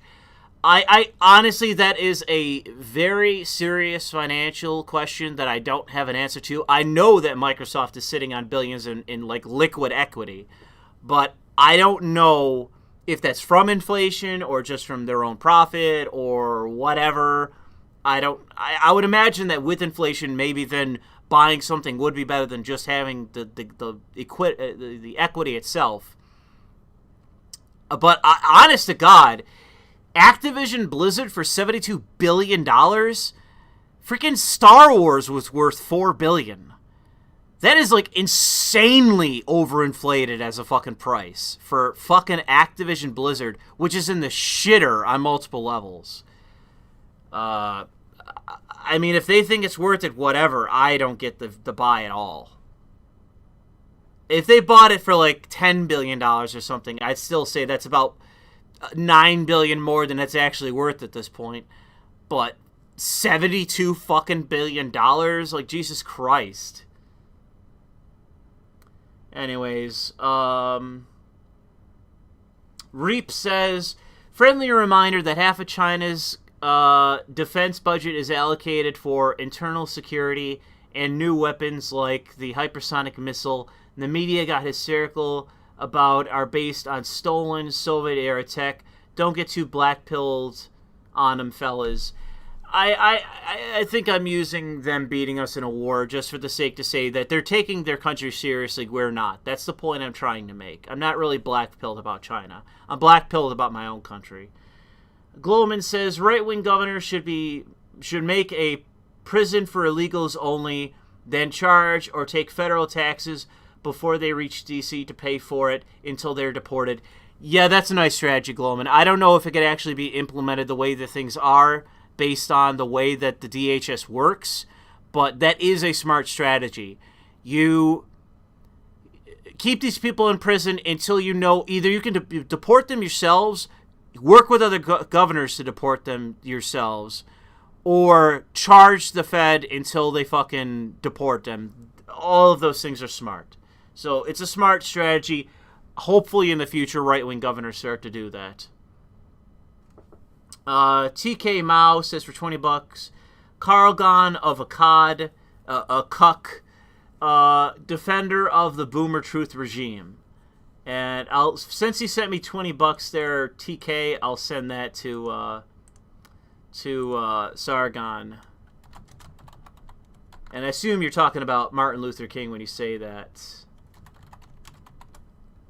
So I sent that to him over Discord, that they called him the defender of the boomer truth regime. Reap says my China comment probably sounded like it came out of nowhere, so I guess I'll talk about something from this stream instead of the last stream you had with the Don. If MLK is the shield, then who is the sword? Should they be the higher priority? The sword is the apparatus. It is the NGOs. They are the sword. MLK is the shield. Simple as. Glowman says, wow, a lot of Glowman. If people are evil on a subconscious level, they will seek out evil and its symbols on an instinctive level. They will congregate together because they can tell who is on their level. People are born good and evil and need to stop all this. Stop this. All people are good inherently. Well, I don't believe that. I would say that all people are inherently selfish, but that most people in society are well-intentioned and are ultimately therefore good. Like, I still experience that on a day-to-day basis, that the majority of people I interact with are well-intentioned. You know, they may not be all polite, or they may not be all helpful, but they're still conscientious. Like, they still try, they still make an effort to be a decent person, and that's the majority. I experience it way too much to say otherwise. But the idea that people are born good, I don't, that's, like, ideologically false, and just, you know, it's an ideological ism that's false, and it is simply not panned out by reality. Glowman says, I am tired of the argument, what gives you the right to make a judgment on criminals? What gives you the right is they are criminals and have done evil. What gives these people the right to judge me for dealing with this scum? Yeah, it's just sort of like your typical bleeding heart faggotry. That would be how I would label it as. I mean, if you're a cop, if you're an NYPD officer that's shooting random civilians while you're trying to shoot a person, I take great issue with that. But if you are a police officer that sees some random Muslim man or Muhammad man, however it's said, taking some Jew hostage, and you're like, hey, stop taking that Jew hostage, and that person says, no, I'm going to hurt this Jew unless you give me what I want, and you just fucking nuke that fucking person, you nuke that Muslim man, well then good for you. Good for you. I support you. That was a good move. That's the moral thing to do. This guy is trying to take some innocent hostage. This person doing some criminal shit, being violent, saying, or else, I'm going to engage in violence. You better listen to me, or else. It's like, yeah, just kill them. Fuck them. Fuck these people. Fuck this filth. You know, they're given every consideration in the world when all they are just evil. And, you know, enough. Enough is enough. Enough is enough. Enough with defending these fucking people. You know, if you're going to go out there and just deal out violence and evil and just pain to all around you, and you get what you fucking deserve, then so be it. That's morality. That's justice. You know, that's my sentiment on it.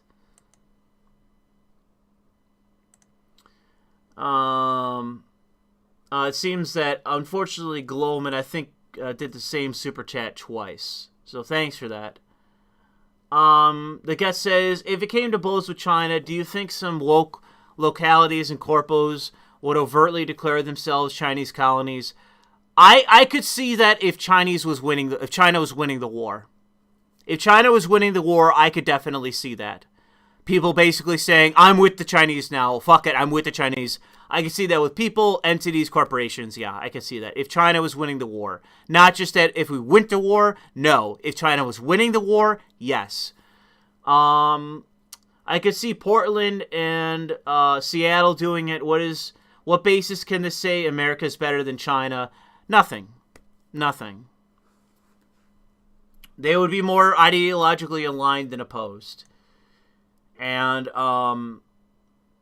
if they were winning the war, I could see corporations aligning with the Chinese. I could see it. All right.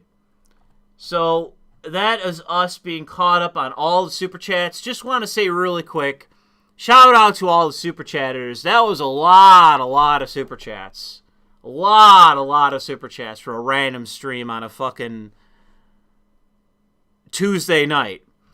You know, I very much appreciate that. That was a lot of activity right fucking there. So thank you for that. Especially after the fact that I haven't really been doing anything for months.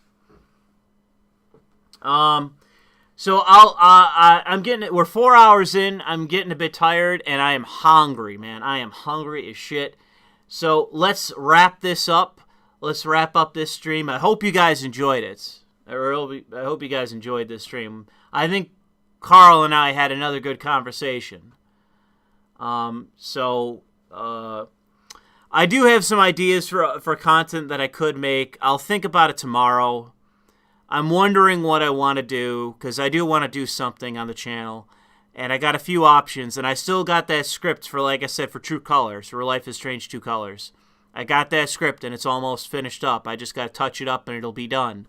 So I'm thinking about pulling the trigger on that and doing that video. So, if you got any last-minute stuff to put it in right now. Say it in the chat, put it in the super chats, whatever you got, put it in right now, because I want to bounce out of here and get some fucking food, because I'm hungry. So I'll start the wrapping this up by once again thanking Carl for stopping by. I think we had a great conversation, good chat. Glad that he agreed with me on setting up a new apparatus within the state to target subversives. He seemed like he was in full agreement with that, so I'd thank him for that full agreement and that. Glad he's finally dropping all this, like, oh, we need to just do the liberal stuff, and I'm a Whig, and I'm a liberal. No, full-on prosecute and persecute the fucking subversives. Bring on the top-down fucking purging of our society of these people. I'm glad he's in full agreement with me on that. Anyways. So yeah, I'm glad he did it really last minute too. So I got to give full credit to Carl. He did it really last minute. I asked him yesterday, like, yo, are you available? He goes, yeah, let's do something tomorrow. I was like, kick ass. So, yeah, got all credit to fucking Carl. It's always great when he's like, last minute, yeah, I can do this. So it's props to him for being that way. I appreciate that very much. I very much appreciate that. Someone in the chat says, when will Wanborn return? It's coming. I gotta straighten that out. I gotta find the time and basically figure that out. Get the video, compile the videos, figure out what I'm gonna do, and just get all that set up and then just pull the trigger. I just gotta still do that, so maybe that's what I do tomorrow. You never know. I do plan on doing something tomorrow though for the channel. If I'm not doing something, I gotta start something. You know what I mean? Would you do a stream with Razorfist? Yes, I of course would do a stream with Razorfist. It's been said many times. He hasn't contacted me. I haven't contacted him. I'm not really sure how to do it. One of the two has to happen. So I'm not really sure how we could do it. But if we could come into contact somehow and set it up, I absolutely would, so long as I had the day available. I have played Ready or Not, and I was not impressed. I had a friend of mine who's over the moon by Ready or Not. I played it, not impressed. Used to be a big SWAT 4 fan, played Ready or Not, was not impressed. So, unfortunate. In any case, let's see here. Anything else, guys, before we wrap this up? Because I think this is a good stream, good turnout, great turnout, in fact, great turnout, big super chats, great guest.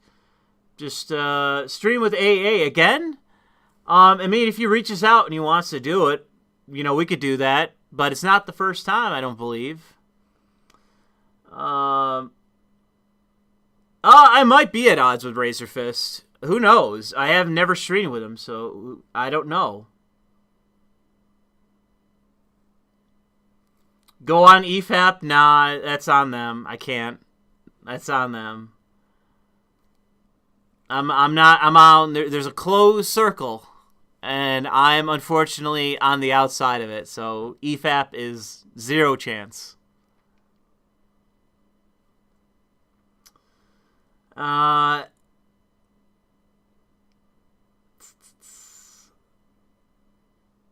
AA about Boomer Truth. And if you want to, you can email me or link me something if he's done a video on it. Diddly Doodler says, talk about getting on one of Recada's streams. I don't know. I mean, I would be willing to go back and be on Nick's streams. I remember last time being on it being totally good. It seems like I attracted some like hostile retards in his audience, but that was about it. You know, otherwise it was good. So he's a bit bigger now than he was then. So if he wants to have me back, I'm not sure if I can still contact him or not. I'm trying to remember how I contacted him the last time. So I could ask to be on or something. I know that a lot of people, I think the guy's name is Drexel on his show, the black guy. A ton of people have said this, that they desperately wanted me to be on a stream with him and Nick.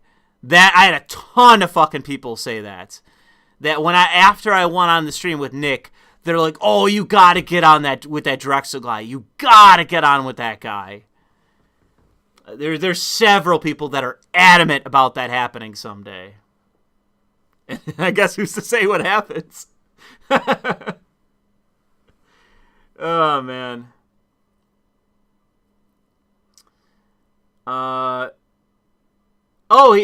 According to Jack, he says that he brought me up about several times he had streams that he liked a lot. Well, that's cool. That's very cool. I've never heard that. I've never heard that he considers our stream to be a very good stream. Because the guy streams a whole hell of a lot. So he have quite the catalog to choose from. So that's really cool, if that's the case. I just read through every single super chat, dude. Skeptical Waves. I've read through every single one. I don't believe there's a single fucking chat that I've missed.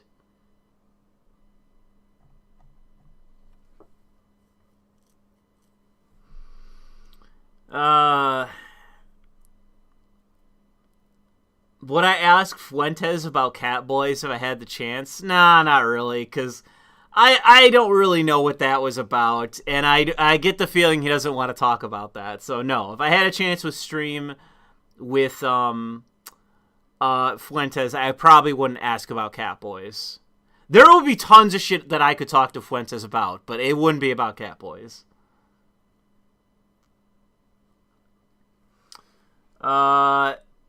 You'll super chat who? Which one? We've talked like 4 people right here. 5 people, I think. Which one? A Diddly Doodler about Recaida. Yeah, I mean, cool. I'm up for it. If he wants to stream with me again, sure. You know, it's fine. I thought the last time we had a stream together was fine. You know, I was surprised by it in the fucking first place, because he's kind of like on another level than I am, man. Nick Recaida is like a legit streamer, You know, I'm just bullshitting around here. That guy's like a legit streamer. And I was totally surprised that I got on with the ease that I did. And I would be totally fine going on again. And like I said, I can only say that there's some people that are subscribers of mine that like me and support my channel that desperately want me to get on there to talk to Drexel, which I believe is his name, who's like, I don't know if he's like the co-host or a regular guest. I'm not that familiar with the guy, but I know that he's got glasses, he wears like a hat, he's black, you know, he's that guy. He's got a good voice too. I like his voice. You know, a lot of people, I got some subscribers of mine that are like, dude, you got to get back on there. You got to be on a show with that guy. And I only have like a rough idea. I know that him and I would probably have some really like spicy takes about women and this and that. Like there is definite crossover that we could discuss that would probably be spicy and funny and that kind of shit. But we could see otherwise. I don't know what other kind of crossover that we could have. Skeptical Waves in the chat. There are when I'm saying super chats, I'm talking about Streamlabs. My channel has been permanently demonetized. There are no super chats. It's me saying, you know, Streamlabs, super chats, or whatever. Tips on super chats. Or, Jesus! Tips on Streamlabs. Jesus. I guess, do you think if Chernobyl happened in the United States today, it would be the same crap just with corporate contractors lying? Would you trust the U.S. government and corpos to manage nuclear energy? I don't know. That's kind of like a big question. I unfortunately can't answer that. It's a big question. All right, well, let me see. It wasn't on Discord.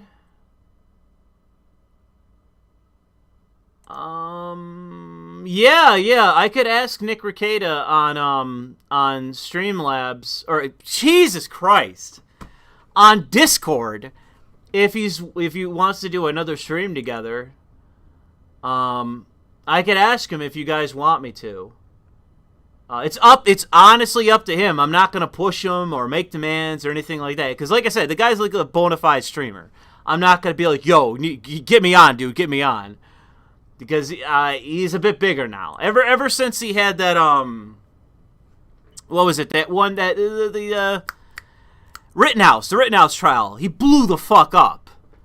He blew the fuck up because of that. Like everyone that was talking about fucking Rittenhouse was talking about Nick Rekieta in his stream. Everyone.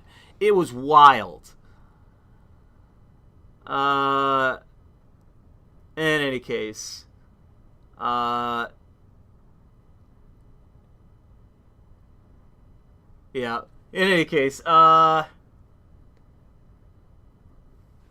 sure that with Nick Rekieta, we could talk about, like, the Fed shit. I think that might be a topic we might want to talk about. Is, like, all the Feds and Ray Epps and, like, all that kind of stuff. I can't imagine Rekieta's not like versed into that kind of shit and is interested in that kind of shit. We could talk about that kind of stuff. That would be funny.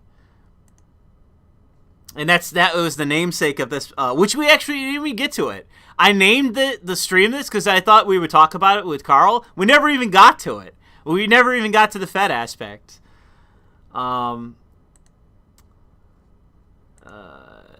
Yeah, I'll send that to Sargon right now. It'll be like, we never even talked about Ray Epps and the Feds that we really should have. Alright, I sent him that to Sargon. We really should have talked about that. Maybe we could set up a stream for like next week or something where we talk about it. Because that is something, that's some wild shit right there. That's some wild shit. In any case, I'll wrap this up because I gotta go. I gotta get something to eat, dude. I'm fucking starving. I really ought to create a script like Matt Christensen so I can read this off and get it over and done with. But I'll just say that first I'd like to start by thanking everyone who turned out tonight to listen to this chat with Sargon and I. We had very good turnout tonight. Very good. And second to that, I got to once again thank Carl for stopping by, especially on short notice, to do this stream with me. Very good of him to do that for me. Great stream, good conversation. Always glad to have him here. Great conversation. Very great guy. Nothing but praise for Don Carlos. I'm glad that he's doing good too. Seems like everything is going his way right now, and I'm glad to see it, and he deserves it. I'd also like to thank all of you tonight who sent in some big super chats and some consistent super chats. Got a lot of super chats tonight, or Streamlabs tips, whatever. Got a lot of tips on Streamlabs tonight from a lot of people. So very generous tonight, very good guys, very much like that and appreciate it. Shows your dedication to me and the channel, which probably don't deserve after months of inactivity. So very much appreciate that, even if I don't deserve it. And I have to once again say that, we'll see what I can do into the future in terms of content. I got a few things that I got, that I'm waiting to execute, and one of them is Copcast 4. I'm waiting to execute on Copcast 4. I just got to set it up. I do have that planned. I just got to follow through. And I got a script to do the Life is Strange, not really review, but correction. And I got a couple topics I could talk about. And I'm thinking about it. I'm interested in doing it. And I do plan on doing something tomorrow to see how far I can go, what I can do, what my plans are. So, shouldn't be too inactive for too much longer on the channel. I got stuff planned. And it's unfortunate that I had stuff to talk about with Sargon tonight, and I totally fucking blanked on it. So maybe I can set up with another stream with him later on. We can follow up and talk about that shit. It's some funny shit. Some funny shit that's going on with all the Fed stuff. And so once again, thank you guys for turning out tonight. I'm leaving the stream with 500 viewers right now, which is pretty good size. We got a lot of people listening to this even still. So good turnout tonight. So I'm grateful, guys. I really do appreciate it. And we'll see what we can do I can do for the foreseeable future on this channel. All right, got to get something to eat. Talk to you guys later, all right?